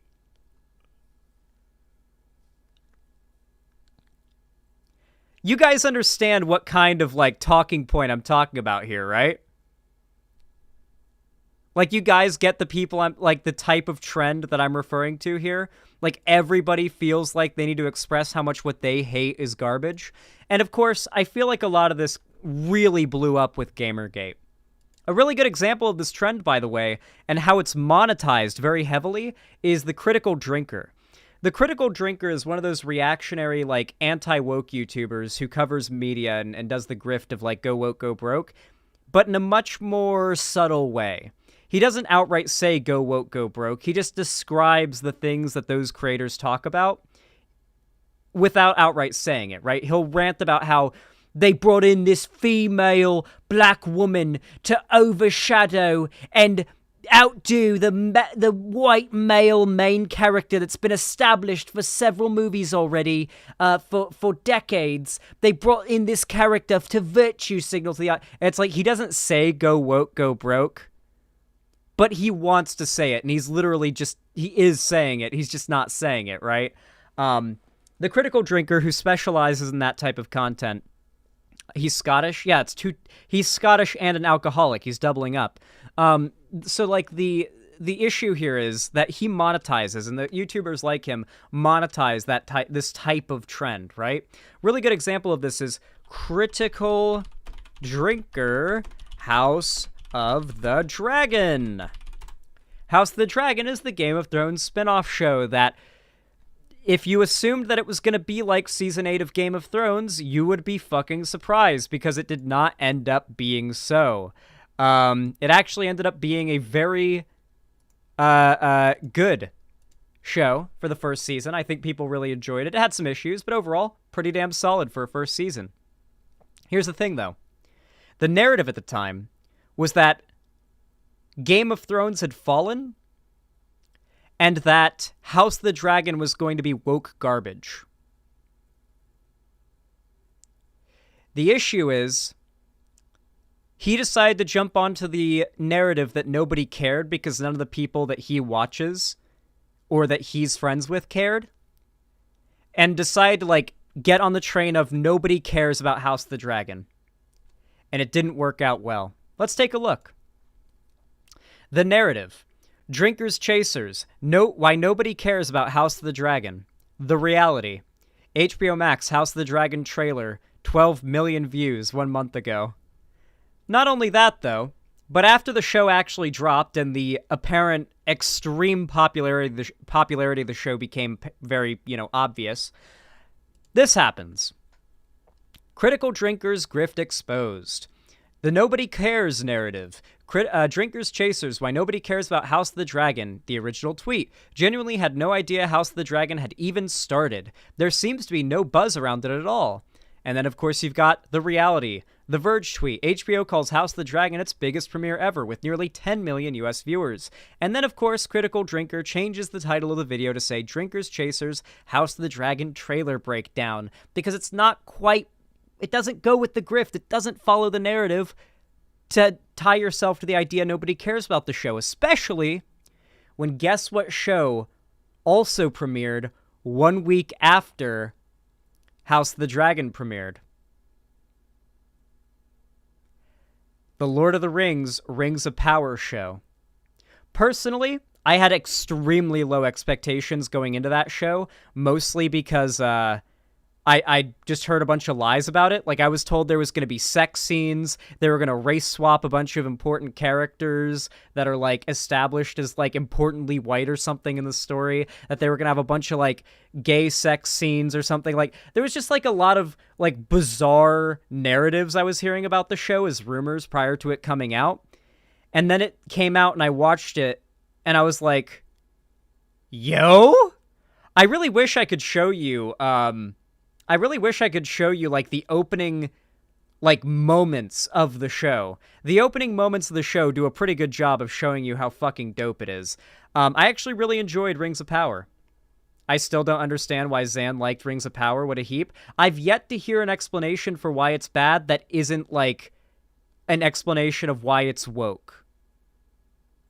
Like, I've yet to hear an explanation for why it's bad that doesn't sound like it came out of the mouth of the critical drinker. But here's the thing, though. The Rings of Power was the thing to hate, right? You had to be on the bandwagon of hating this show.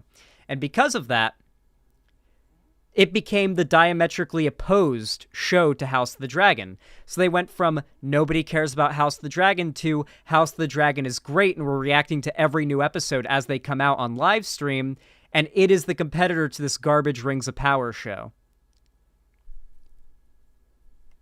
We should do another Rings of Power watch party on my Discord, because we did it when the show originally came out, and we were all just in the Discord talking about how it's so apparent that everybody shit-talking the show hasn't watched it, which is largely the case, yeah. But yeah, it's like, not even that. Like, even outside of things that I enjoy. Let's use an example of something that I don't personally like. Because this upsets me, even when I see it happen to media that I have no interest in, and maybe even have some negative biases towards. One Piece. I've never seen an episode of One Piece. I have no interest in watching One Piece. But you know what annoys the absolute living fuck out of me? The fact that there has become an entire meme genre based around refusing to ever give it a try. People have created an entire meme genre and make it their entire personality that, oh, fuck One Piece, it's too long, I'm not even going to get into it. They make memes about it. They make it their entire personality. It's become like a cultural, like, cornerstone of the internet to defiantly say, I will never try One Piece. Because it's popular to say, I'll never try it. I know we're all memeing about the One Piece is real in chat, but have you guys not noticed that? I have no, like, emotional attachment to this show. And in this still, like, I noticed the trend even with One Piece, and it, like, still kind of, like, sets me off, is, like, people have built a personality, a meme community, or like a trend online around defiantly refusing to try a new thing that is popular and well-liked because they want to be contrarian and jump on the, nope, I'm not going to like the popular thing bandwagon. And I don't even like this popular thing, and I'm annoyed by that shit. It is rebranded. It is the rebranded hipster mentality, Mr. Nubs. You are dead fucking on. These people are literally just a rebranded form of hipster.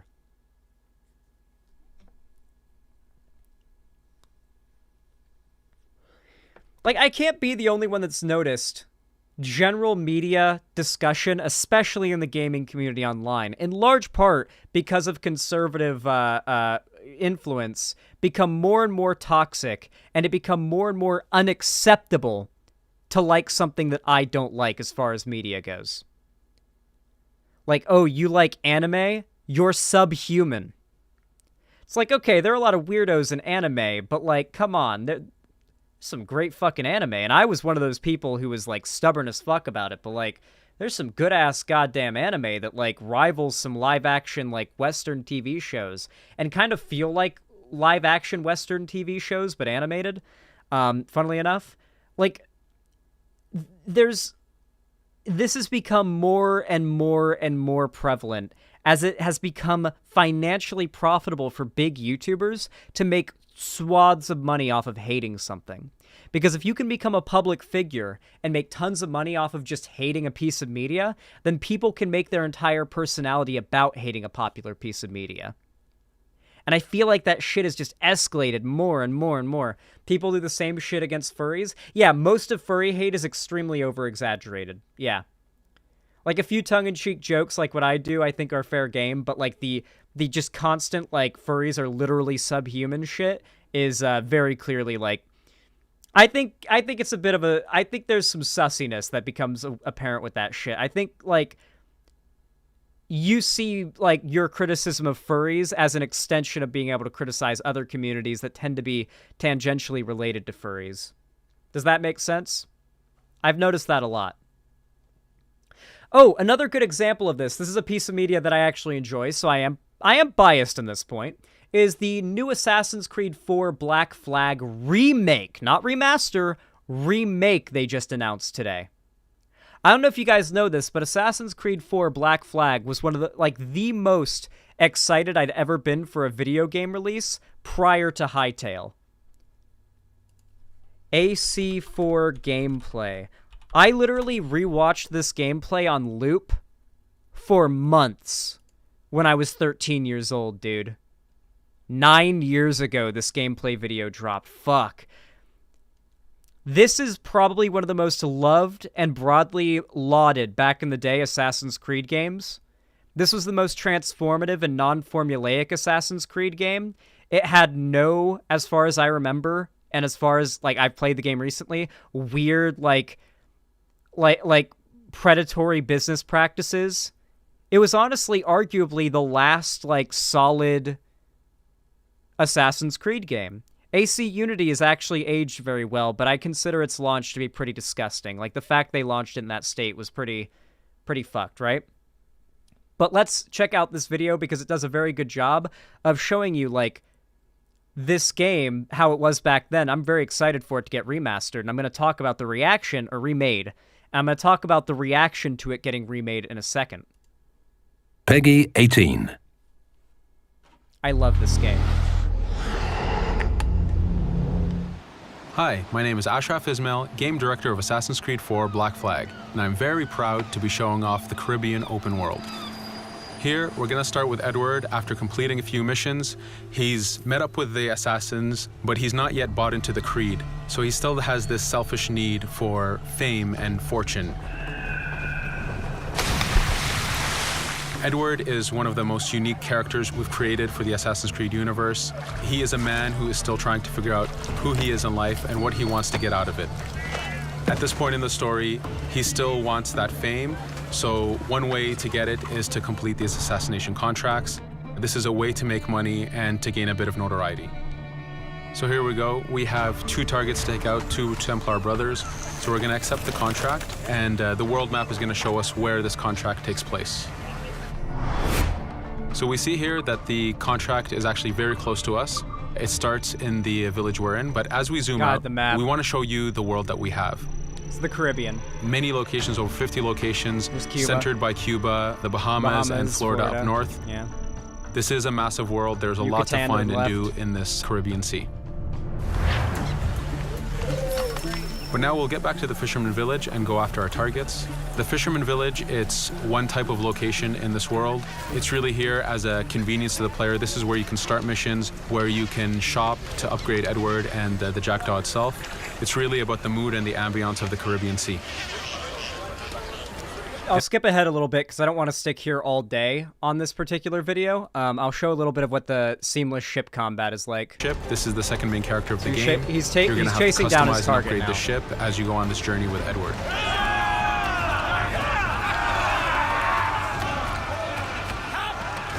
We've seamlessly gone from a ground chase right into a naval chase. So good. We could destroy the ship and complete the contract that way, but instead, using the spyglass, we can see that he's carrying a lot of rum. Rum is important in the economy system. It's one way of making a lot of money if you sell it properly. So instead of destroying the ship, we're going to plunder that ship. Here you can see the upgrades that we've made into the naval combat. Using the front cannons, you can shoot chain shots to slow down the ship. Using the new round shot mechanic of trajectory aiming, you can aim for the hull and do a lot of damage this way. This specific enemy is what we call a frigate. Frigates are the type of ships that you need to destroy as fast as you can because the longer the fight lasts, the more damage they're capable of doing. We have other enemy types like the Charger or the Man of War. The Man of War is a massive ship capable of carrying over 100 cannons. These are ships that you really need to upgrade to be able to face. But now that this frigate has been demasted, we can start the boarding. Boarding, it's very important. You are a pirate. This is how you gain cargo. I'll show the this boarding. is how you and then take I'll on ships. cut the video off. I know. I want So to. here we can I start the watch boarding it from any orientation or angle we wish. The distance even matters. If you get too close, the 2 crews will just jump right into each other. If you start a bit further, you can jump in the water and go in for a sneak stealth attack. We have 2 objectives to accomplish for this boarding. We can take out the captain, and we need to take out some of his crew. So using the swivel gun, we will efficiently take out a lot of the crew. And now we'll go for the captain using Edward's navigation abilities. Here, again, using the new frame system, we have a dangerous enemy on the other side taking out our crew. We can easily take him out with a headshot. So what we see here is that 2 ships have come together to create this 3D environment where using your assassin abilities to navigate, to be stealthy, you can take the advantage and get the kill by surprise. Now that we've taken out the captain, we still need to take out a few of the crew members to complete this boarding. Now that we've plundered the ship... It's a really fun game. It's a really fun game, and it was received extraordinarily well back in the day. So you would think, logically, that Ubisoft announcing that they're going to be remaking with modern tech one of the most beautiful, well-aged, and well-loved Assassin's Creed games, least formulaic Assassin's Creed games as well, of the entire series for modern hardware. Mind you, it's a remake years off, by the way, so it's not even modern hardware, it's future hardware. We're going to have a future version of this game. It's a remake, not a remaster. You would think the response would be very positive. Here's the thing, though. YouTube content creators in the gaming sphere have made a lot of money off of making the broader internet and gaming cultural perspective on Assassin's Creed be hate it. Without a second thought, you hate it. You despise Assassin's Creed. Not only that, Assassin's Creed represents everything wrong with gaming now. That's the kind of thing you oftentimes hear. The narrative, the bandwagon, is to hate Assassin's Creed now. Many of you are not immune to it, as is clear in chat. To say the series is completely dead, fuck it, it should die, it should not come back. If people still enjoy it, then honestly, they're subjecting themselves to suffering. They're not actually enjoying it. They need to realize that it's actually bad and stop enjoying it. That kind of mindset has become like heavily popularized by the internet as of late, I feel. And not only that, but there's also the narrative of hating remakes. Despite the fact that we keep getting fantastic remake after fantastic remake, there's this bizarre idea that gamers have been like repeating over and over again. It must be coming from YouTubers that remakes are lazy and that they are like bad for the gaming sphere because why aren't they making new games? There is no downside to a remake unless the old game becomes no longer playable. Remakes should be a beloved and embraced thing by the gaming community. A lot of remakes have been bad. It does not invalidate the quality of the original game. And guess what? They can make another remake down the road that's better. That happens. I think modern Assassin's Creed has turned into open world sludge, but Black Flag was pretty good from what I heard at the time. I feel like a lot of this is like the influence. I think a lot of people are having their opinions on media these days influenced by culture more so than making up their own mind more than they realize. I've noticed this happening to me. It happened to me with anime, where I had this very negative perception of anime and I thought I knew it well and I would shit talk it like I thought I knew what anime really was. And then I watched a few and I realized there's actually some pretty damn good fucking anime and some of it is the best media I've ever seen. Like I feel like it's become more common to get your opinions from a content creator about media particularly, or to at the very least allow their opinions to like influence you. Here's a good one. Here's a good one, chat. How many of you have watched a movie? You're scrolling through Netflix and you throw on a movie. Looks interesting. You've never heard of it before. You throw on the movie, you watch it, and you actually really enjoy it. Like, you actually liked the movie a lot. So you go to look up online if there's any discussions, analysis, anything like that about the movie, only to find out the only coverage of it is panning the movie. Like, everybody hates it, everyone's shit-talking it, it's all hate content on the movie. Has this ever happened to you before? I have a few friends this has happened to, and they're like, wait, what the fuck? Why does everybody hate this movie? What? Wait, I just watched it, and I had no expectations going in, I enjoyed it. Like, why is there just so much hate for this movie? I liked it, or a show, or a game, or anything like that. I've noticed that happening with friends and with myself more often than not lately, where I'll just, like, throw on a show that I had no expectations for, watch it, like, actually enjoy it a fair amount, and then, like, find out that everybody fucking hates it, apparently. And it becomes clear that how many of these people genuinely hate the movie, how many of them are just bandwagoning, and how many of them saw the movie but had their opinion of it influenced by the fact that everybody else seems to hate it. So they were going into it expecting a bad movie, so they got a bad movie. The first Blair Witch movie? Yeah, the Blair Witch Project, the original movie, did not perform well when it originally came out, right? Or no, did it? I think it did perform well. I can't remember.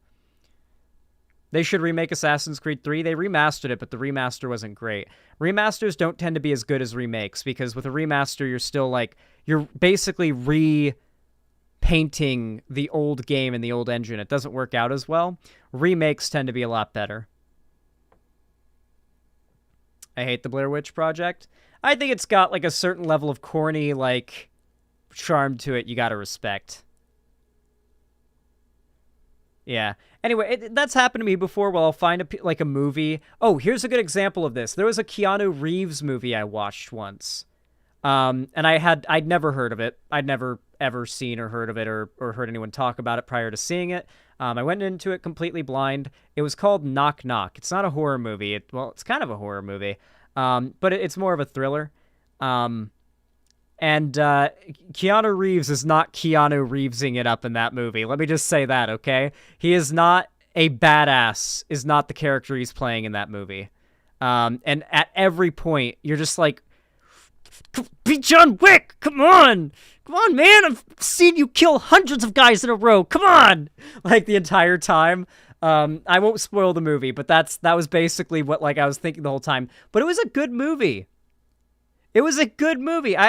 Overall, I say a movie that makes you feel, like, very strongly about it, which I felt, like, intense dread for Keanu Reeves' character the entire movie. I was legitimately, like, fucking rooting for this guy to make it out of it, you know? Because it escalated to an extent that was like, fuck, dude. You really start to root for him. And, I liked the movie a lot, you know? If a movie makes you feel that, like, on edge and root for the character that much, you must enjoy it, right? Like, it must, I felt it was a good movie, right? So I went online after I watched the movie to see the reaction, only to see that pretty much unanimously all the coverage of it online is negative. It got decent ratings and decent reviews, but on YouTube, the types of dudes who see Keanu Reeves as like John Wick and don't want to see him like not be a badass, they were not happy. And they had made a wall of content that was all shitting on the movie. And so the narrative online was that the movie was bad. And the funny thing is, then, a couple years later, this is the crazy thing, a couple years after I watched the movie goes semi-viral. Those old videos shit-talking the movie and spreading, like, narratives about how bad it is had aged out. They were no longer algorithmically relevant. And so the movie went semi-viral again on Twitter. People started talking about it. We're like, how have I never heard of this movie? Whoa, this is crazy. Whoa. And I saw it go trending on Twitter a couple months ago. A lot of people talking about, how did this movie get so much shit? How did this movie get so poorly reviewed by so many people and get so much attack? Like, I wish they made a sequel. There was a sequel stinger in there. I wish they made another one. People just, like, discovered the movie was good because time had passed and they no longer had this sort of bandwagoning influence telling them that it was bad, and it just came up on Netflix and they watched it like I did and ended up having a very different experience than what they had most likely if they ever watched it back when they were influenced by the hate, or if they'd watched it back then, because many of them didn't. But yeah, I don't know. The point that I'm making is I've just noticed this growing trend of hate, media hate, becoming more and more and more monetizable and thus more popular and thus more the bog standard status quo of the internet. And here's the part where I get to this is the part of it that really upsets me. Here's the part that actually pisses me off, okay? I'm fine with people vitriolically hating stuff that I like. At the end of the day, it doesn't affect my ability to enjoy it. It's a little frustrating when these people organize mass hate bombing brigades where they send death threats to the actors and the creators, or they drop mass hate bombings on the reviews so that to try to prevent the show from being able to continue. Like, they want to get the show or movie or whatever it is canceled, right? And that always pisses me off. Like, the people who, like the YouTubers who are trying to get Rings of Power shut down and canceled, like, I get you don't like it. That's fine if you don't like it. But can you not do everything in your power to harass the actors and the writers and also try to get it canceled? Like, why are you trying to get this show canceled? Like, I get that you don't like it, but come on, like, can I be allowed to enjoy it? Can I be allowed to, like, be excited? And not only that, but any subreddit for the show as well that talked about it positively got brigaded and turned into a hate subreddit. So there's only one or two subreddits that are, like, locked down pretty tight where you can do fan discussion about Rings of Power because they so quickly get brigaded by people who just want to shit talk it.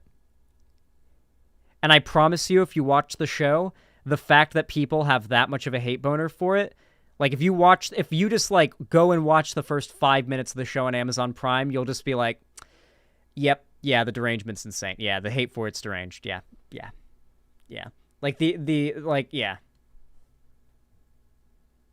I can't imagine having that much energy to put into media I dislike.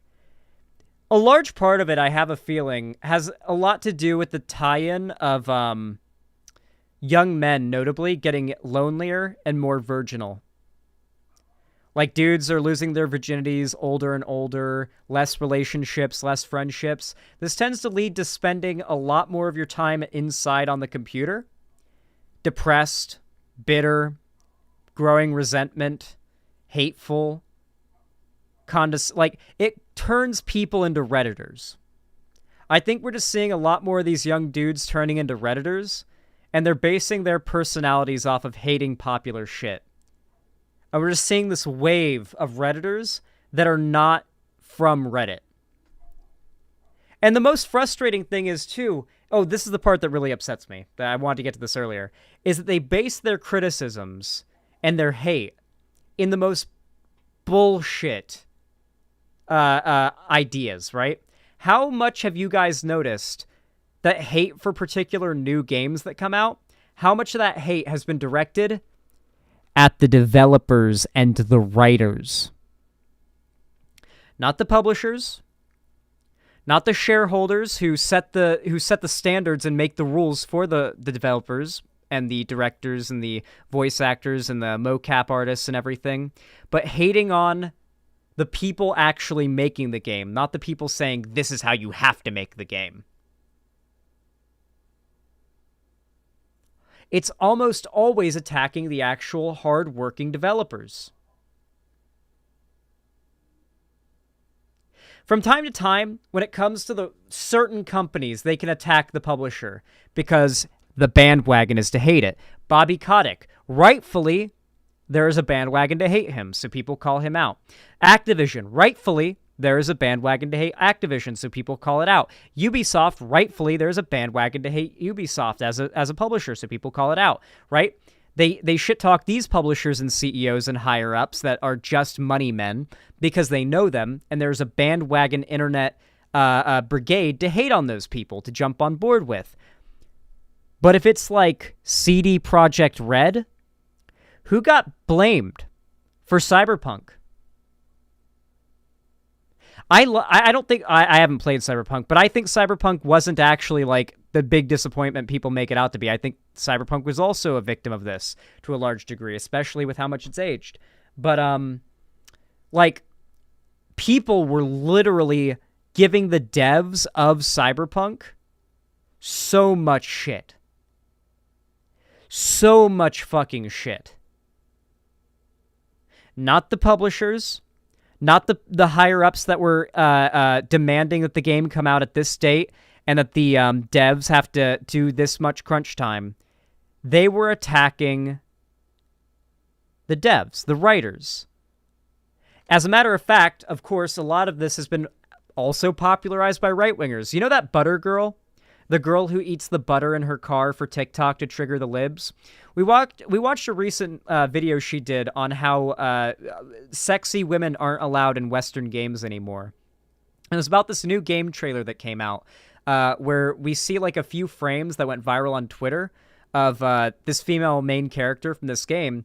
And in those frames, she looks like not very flattering because she's like in the middle of scowling. She's in the middle of like talking and spinning around, stuff like that. Just unflattering pause screens that went viral on Twitter to try to push this narrative. So she made a video with no editing, by the way, where Fable, thank you, where she decides she's going to react to the trailer and talk about how ugly this girl is and how like these, and I quote, land whale SJW woke game devs have to make all the women in these games ugly because they can't be hot anymore. Because men can't be allowed to enjoy hot women. We can't be allowed to enjoy hot women is the narrative, right? That's what she said in her video. Literally, I'm pretty sure word for word I quoted her. Here's the funny thing, though. She plays the trailer, and in motion, she doesn't look ugly. She hadn't seen the trailer. Like, she was watching the trailer for the first time in the video, and she doesn't edit her videos because she's a lazy grifter. So she'd never seen the trailer and didn't know that outside of those 3 viral frames, those literal 3 viral frames, she just looks like a normal woman. And do you know why she looks like a normal woman? Because she is a mo-capped character who is laser scanned into the game. She's a real actress who is mo-capped, voice acted, and laser scanned into the game. So while there's a certain element of Uncanny Valley because it's like, you know, emergent mocap technology, there is still like she's a real woman. Like, they're literally saying that this was like, they're talking about it like this was a fictional person made up and drawn up from nowhere. But that's also a real actress. Also, according to Balth, Fable's art style has always kind of like made the characters look a little goofy and Uncanny Valley. I've never played a Fable game, but that's according to Balth. But yeah, it's very interesting how these people will jump on these bandwagons. And I saw Asmongold doing it. Asmongold was complaining about how can these game developers just don't realize that dudes want to play as hot girls in games. Let me show you the Asmongold clip. Even he is stupid enough to jump onto this bandwagon. Asmongold Fable controversy. Yeah, here's his thumbnail. This is so bad. And here's the viral screen cap. This is the viral screen cap that went viral on Twitter, where she's like turning around and making a face, and they say, this is also a real actress who's been laser scanned. But yeah, Asmongold is jumping on board with this shit. Like, it really is, that is a real life woman, and it's like a whole discourse about how this is so bad that they allowed this woman to, like, because she's not hot enough. Like, look, and here's him trying to cover for it. They did her so dirty. The IRL actress compared to the in-game model. That's literally the same frame that they keep taking from the trailer. And the funny thing is, when the Butter Girl reacted to the trailer, after like 10 seconds of realizing she doesn't look ugly in motion and outside of those frames, she pauses the trailer, the IGN game trailer, by the way, and do you know what she says? To make an excuse for why she doesn't want to keep watching the trailer that's blowing the fuck out of her argument. I'm afraid I'll get copyrighted for showing an IGN video game trailer. That really relying on your audience's lack of understanding of the YouTube copyright system. Like, really relying on that ignorance there.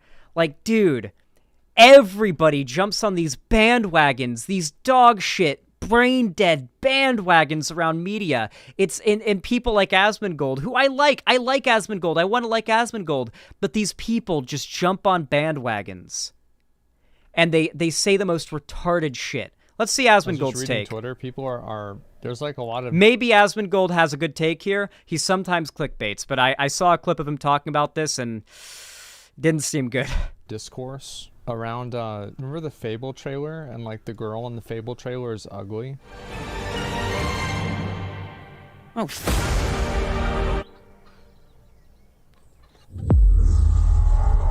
I mean, for a Fable game, like, she's ugly? Yeah, why would they make her so ugly? Why would they do... I don't understand. Like, I don't understand. I'll tell you this, right? I really don't understand the logic and, like, why would you make it a super ugly character? Like, why would you put a really ugly character in the... You have to understand, this is the level of thought and logic that these normies put into this stuff. This is where the bandwagon comes from. And by the way, from full admission, Asmongold has said, word for word, I am a bandwagoner. If I see people getting on board with something, I will do it. I will just copy other streamers. Asmongold's very shameless about that. He's outright admitted it. He is a bandwagoner, and self-admittedly so. You have to understand that this is the way these people think about it. The trailer. Like, it doesn't make sense. Like, nobody wants to look at an ugly person. Like, it doesn't make any, like, what are we doing? Like, she's not even ugly. She's extremely ugly. Like, why are we pretending? She looks disgusting. Like, imagine if the trailer, the main character was like a fat fucking neckbeard brony with glasses and like a tied back ponytail, and he's bald on the top of his head. He has like a hairstyle like me. Also, Asmongold, who I literally the other day watched eat fruit for the first time, saying this. But he's like 350 pounds, and he can barely fit his armor on. It's like, it would look ridiculous. It would be stupid. Like, nobody wants... I like how Asmongold, before realizing he had to jump on the bandwagon, let slip that he knows this is bullshit. Did you notice it, though? Did you notice Asmongold accidentally letting his real opinions slip out before he realized he has to jump on the bandwagon? Who caught it? Because I caught it. Let's watch again. I was just reading Twitter. People are there's like a lot of discourse. Listen carefully. Around, remember the Fable trailer? And like the girl in the Fable trailer is ugly. Oh.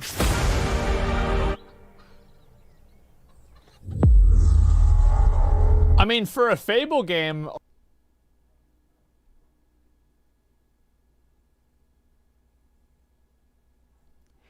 He recognizes the trend of Fable games making their characters kinda not ugly looking, but like they're in a fucking medieval world. They don't have makeup, they don't have soap, they're like gritty fucking characters, you know? It's not that they're ugly, it's that they're like depictions of how like people would look back then. It's less of a high fantasy, like everybody's beautified, like WoW, you know? Like, is that media not allowed to exist? Yeah, it's like tough and dirty. Everybody's like tough and dirty and calloused and ready to fucking go. Like, and there are people that, I assure you, there are people that are into the type of girl that the main character of this game is, okay? But you saw Asmongold almost let slip his take. He notices the chat and watch how quickly he changes his tune. Like, she's ugly? Yeah, why are they... Look, you saw the jump, you watched him jump on the bandwagon. Did you not see him physically jump onto the bandwagon in real time? This is what I'm talking about. It's this fucking bandwagoning hate cycle of hating everything that's popular. You have to give people shit for liking stuff you don't like. You can see the bandwagon affecting people in 4K caught on video in real time. He has no beliefs. This is not unique to Asmongold. What Asmongold is doing right now is the trend that I have been ranting about for the last 49 minutes, now 50 minutes going on. You guys understand? Do you guys understand what I'm talking about now? Have I done a good job of elucidating my frustration? You guys get it, right? Critical's similar. Critical does the same fucking shit too. Yep, I've seen Critical flip-flop from base to cringe on takes before because he realizes he has to jump on the bandwagon. Or at least I think Critical's pretty honest. I think he's influenced by the bandwagon a lot. Yeah. I just... It's so frustrating. I feel like as more of a market grows in hating popular stuff, and as more big content creators realize there's a ton of money to be made in hating a popular thing that's popular to hate, this is just going to become more and more and more common. And you know what's the most frustrating thing about it? Everyone's steeping themselves in this hate cycle. Constant hate for every new thing that comes out. Overanalyzing it and meeting it with levels of scrutiny that are just downright unreasonable, in my opinion. And yet at the same time, they go on these rants about how they can't enjoy anything anymore. about how playing games isn't like how it used to be. They can't enjoy sitting down and playing video games like COD or Apex or Fortnite with the boys like they used to. Minecraft doesn't feel the same like they used to. You know, like they don't enjoy video games or movies or comics or whatever it might be like they used to. And it's because back then when they were younger, they were surrounding themselves with discussions about how much they love this media. They were embroiling themselves in positive discussion and love of this media. They were surrounding themselves with love of the thing they enjoy, and now everybody is constantly guzzling down a nonstop stream of hate for the thing that they enjoy. That's what it is. Constantly surrounded in the miasma of hatred toxicity fumes. And whether or not you adopt those positions, like, consciously, I feel like it has a pretty subconscious effect on people's evaluation and discussion of media online. Hell, we just saw it in real time, didn't we? I honestly think that segment came out really good. Like, I had that segment idea for a while, and I just kind of started it thinking it might not come out very good, but I feel like it came out really good.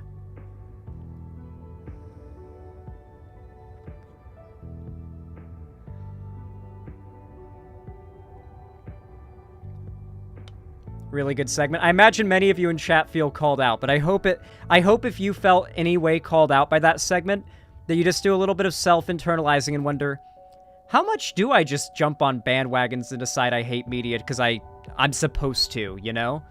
Like, maybe I should be a little bit more open-minded and less just toxic and hateful.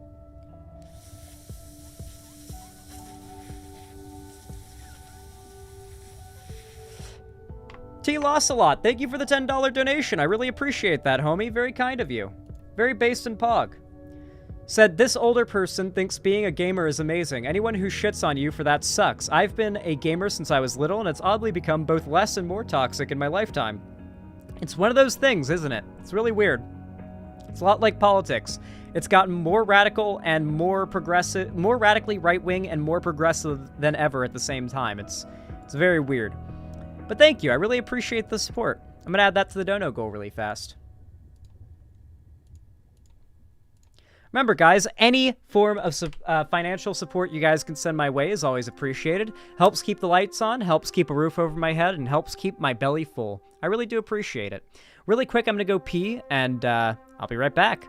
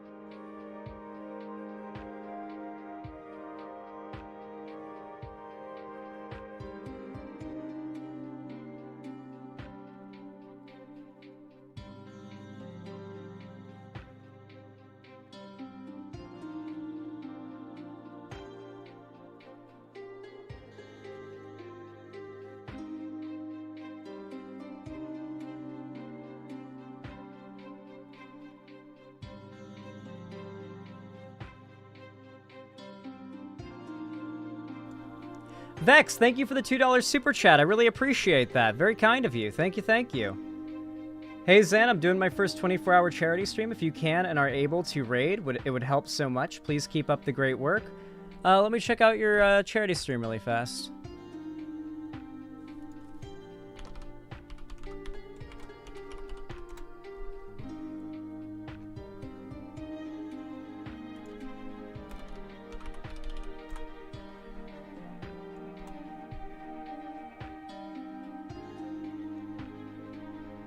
Why can I not find...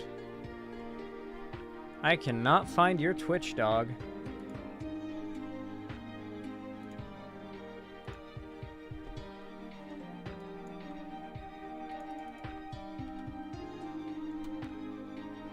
Oh boy, yeah, I cannot find your fucking Twitch.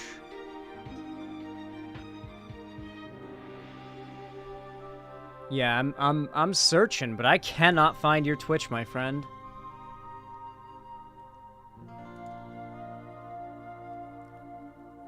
Brandon White, thank you for the tier 1 sub over on YouTube. I really appreciate that. Thank you for the membership. Didn't even say anything. Very kind of you, though. Very based. Regarding old animated content, without weirdo takes, Saberspark has been pretty good on that front. Saberspark can be a little cringe, too. You know, he can be a little cringe, but yeah. He'll do this. I love that one meme where it's like, making fun of a Saberspark video, and it's like, oh my god, did you see this furry propaganda in this children's show? Oh my god, it's so weird. Oh man, I'm gonna watch it so I can talk about it. I mean, not that I like it or anything. It's like, okay, dude, you know, it's like, I forget what the exact wording of the meme was, but it was pretty funny. He's a furry, unlike me. Yeah, Pillow is definitely not a furry, guys. Pillow, you should make a song like Frank Reynolds from It's Always Sunny about how you're not a furry. Like, I'm not a furry, I don't like them with fur, I like them with skin, no scales, can't have any fur. Like, you should do a song about how you're not a furry, Pillow.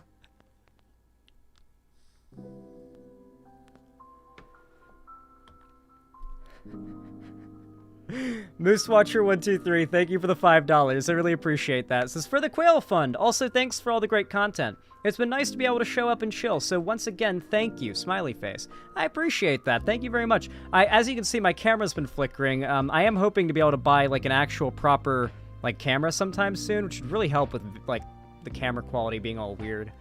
But yeah, thank you. I really appreciate that. Plus, higher quality vlog-type content. Roasted Peanuts, thank you for the $30 donation over on YouTube. Didn't even say anything. Thank you so much. It's very pog of you. Thank you, thank you, thank you. Had a lot of people watching today, too. I really appreciate all the support you guys have brought out.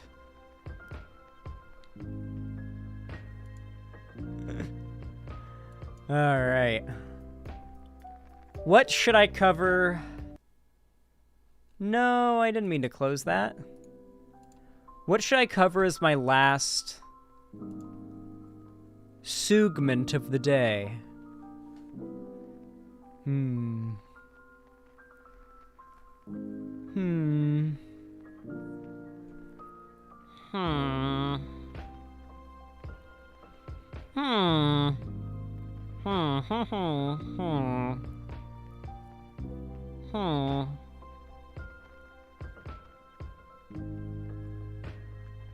We should watch 7 strange deep ocean squid encounters caught on camera.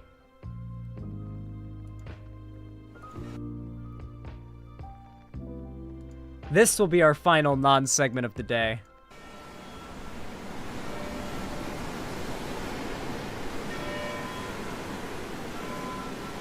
Any thalassophobes in chat? I better not find out you're thalassophobic.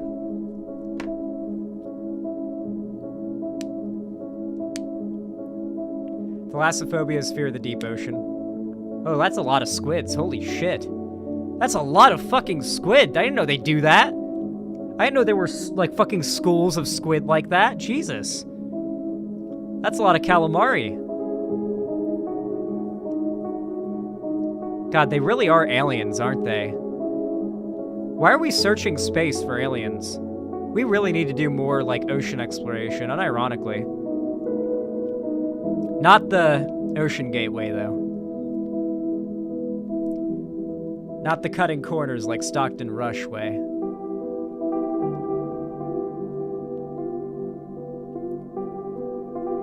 Well, Stockton Rush is whale fall right in about now, so I think he learned his lesson.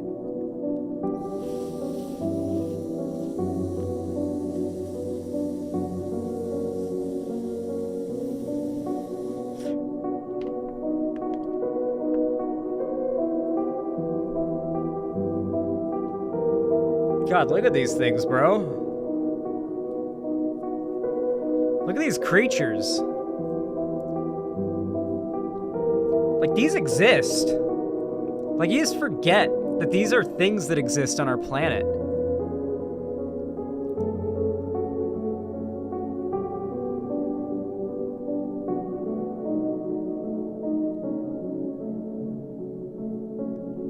Deep ocean gives me panic attacks. It's real as fuck. What if we did our final segment was a fear segment, dude? Holy shit.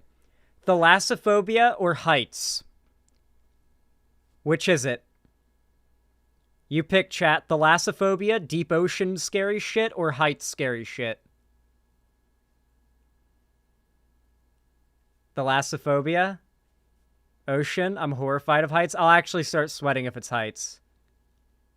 Thalassophobia is winning. Ocean's winning.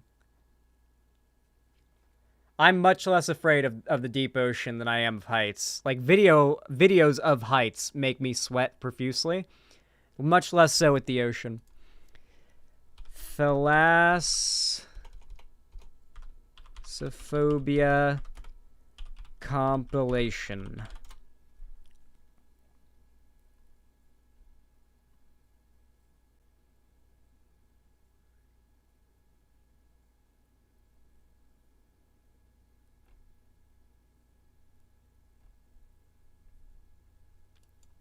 Thalassophobia videos. Come on, there's got to be a compilation.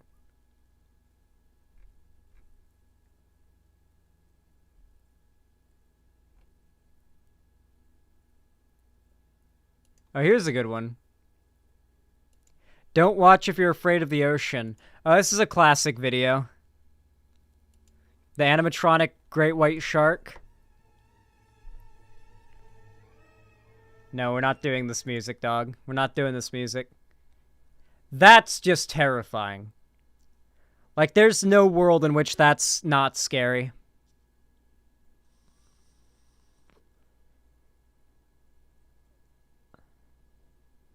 Bro, you're gonna make me vomit.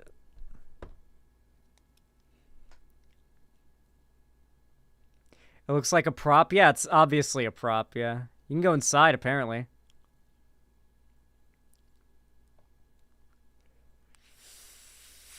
Is that a... What is that? A catfish? An eel? I think it's an eel in there.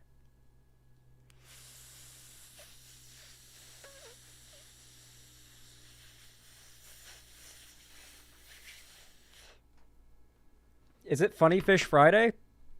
Oh god, a whale. Whales don't set off my thalassophobia. But that is pretty fucking huge.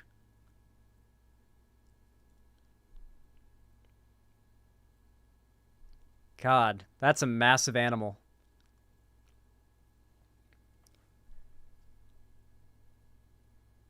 Okay, I've seen this. I saw this video and I couldn't believe I thought I was the only one that thought this looked terrifying. Basically, this is like a weather phenomenon caused by like the freezing of the fresh water and then like the salt getting into it and turning it slushy. It's like the water's all slushy and you can't see past the surface and it's ice cold. Dog. He's surfing in it. I would never. This is fucking horrifying, dude.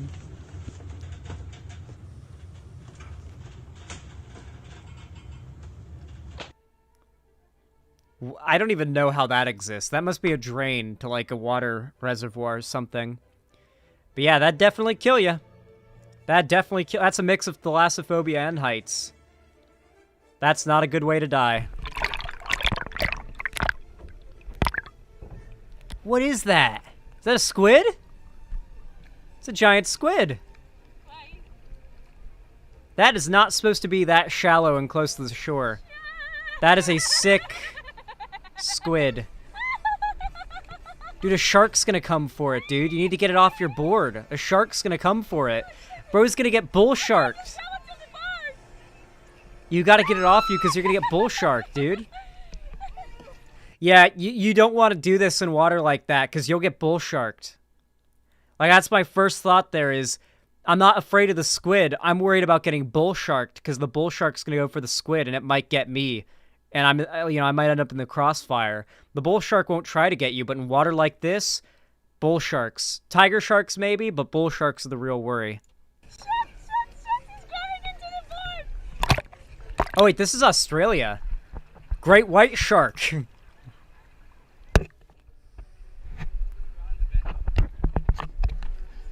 Yeah, a squid that big is not supposed to be... Like, that's a sickly, fucked up squid. They're supposed to be way deeper.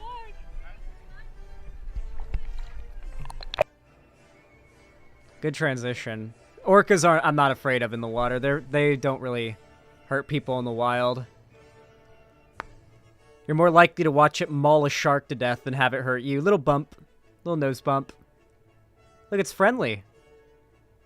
It's eating something, but it's friendly. It brought a fish! It brought a fish! It fetched the diver a fish. And blew a little bubble and, like, opened its mouth to show the fish. And nose bumped him. It's just hanging out. Yeah, I'm not afraid of orcas at all. Like, in the wild, at least, I'm not afraid of them. That's an iceberg he's swimming next to, by the way. That water's terrifying, but... Bro... That's not scary at all. I've seen that in Florida. That is in Florida. This is a spring. That's a bunch of probably mullet. No, those aren't mullet. That's a bunch of fish just in a spring. That's fresh water being pumped out of the earth. Yeah, it's free food right there if you're allowed to spear them. Yeah, it's fresh water. You can tell by the algae too it's fresh water. It's a spring. It's a little freshwater spring. You could spear those fish and immediately have a great lunch. I wonder where that is. I'll swim that. I will swim in this. I will swim in this. If I know where it is. This is definitely in Florida. I'll swim in this. Oh, you scared them all to the bottom.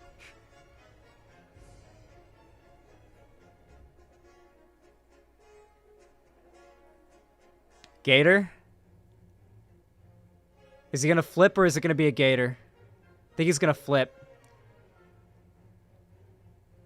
Gator, yep. What are you scared for?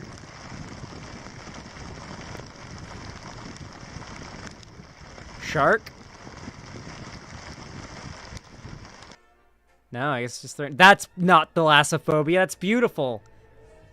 I watched Ice Age as a kid, and I saw the ice caves in Ice Age, and I was like, yo, that looks dope.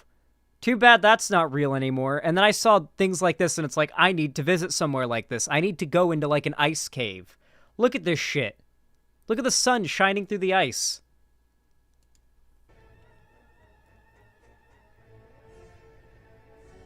Oh, I'd go in there in a heartbeat. If it collapsed on me, I'd just survive because I'm built different. It's the Katla Ice Caves. Thank you, Tesla Coil.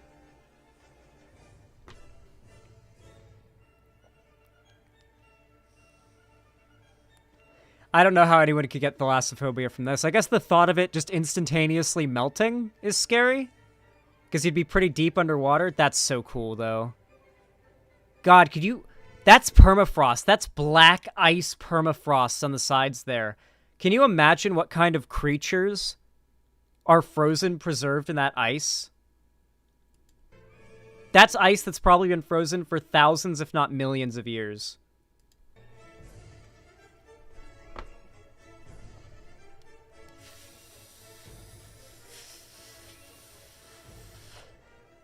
Whale shark? Grouper? Whale. Just a straight up whale. Just came to say hi. I guess it heard them. Like, if a whale hears you in the water, there's a decent chance it'll come to say hi. Manatees are the same. They'll hear you in the water, and they'll come say hi. Like, I've had manatees come and approach me by splashing the water with my hand. No, you were doing fine, bro. Dude, I thought this guy was, like, doing great. This guy was doing great. He was like, okay, stay still. He stayed still. He stayed calm. He just got a nice little, like, tummy rub. He literally got to tummy rub the shark. And it was just going on with its business. Clearly, he's not afraid of the shark and not prey. And then he starts freaking out and kicking like a dumbass.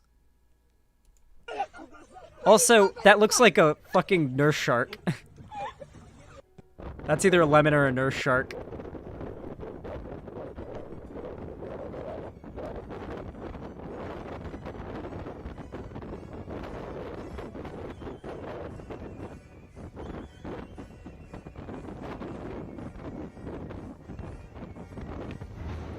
No, sharks are objectively cute. No. Nope. Nope. Nope. Bro. This is unpleasant on so many levels. There's so many reasons why this is nope. This is nope on so many fucking levels, dude.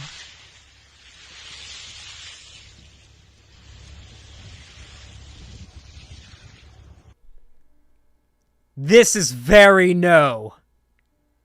Leeches. Even if there's no gators, leeches. That guy had a leech on his ball sack he had to pull off in the shower that night. That motherfucker was peeling leeches off of himself all day.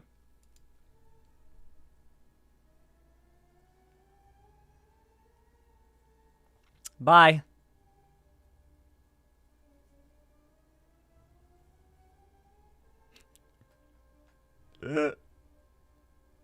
I hope she's okay.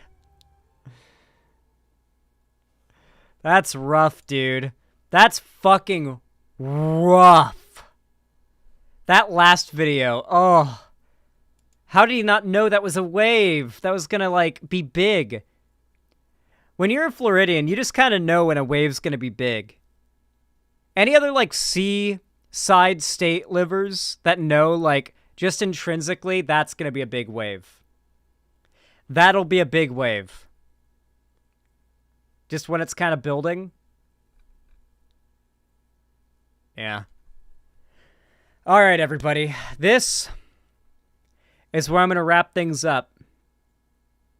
I'm very hungry, if I'm being honest with you guys. I'm quite hungry right now. So I'm going to go ahead and see who's live right now. Who's live to raid at the moment?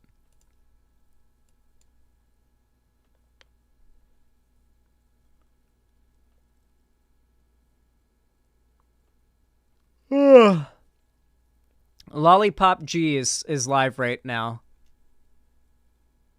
A member of the Yogscast, by the way, who enjoys my content. Pretty fucking based. Because I was watching the Yogscast when I was but a little lad. So I will raise? I will raise. Yes, I'll raise Lollipop G. Raid into her. Alright. Zan raid. Go enjoy. Go watch the stream. She's playing Soma. I have not seen much of Soma, but I've heard it's a good horror game. It's honestly ties in perfectly with the Thalassophobia topic, right? Weren't we just watching Thalassophobia videos and she's playing Soma? Perfect. There you go. Go enjoy. Have a good one, guys.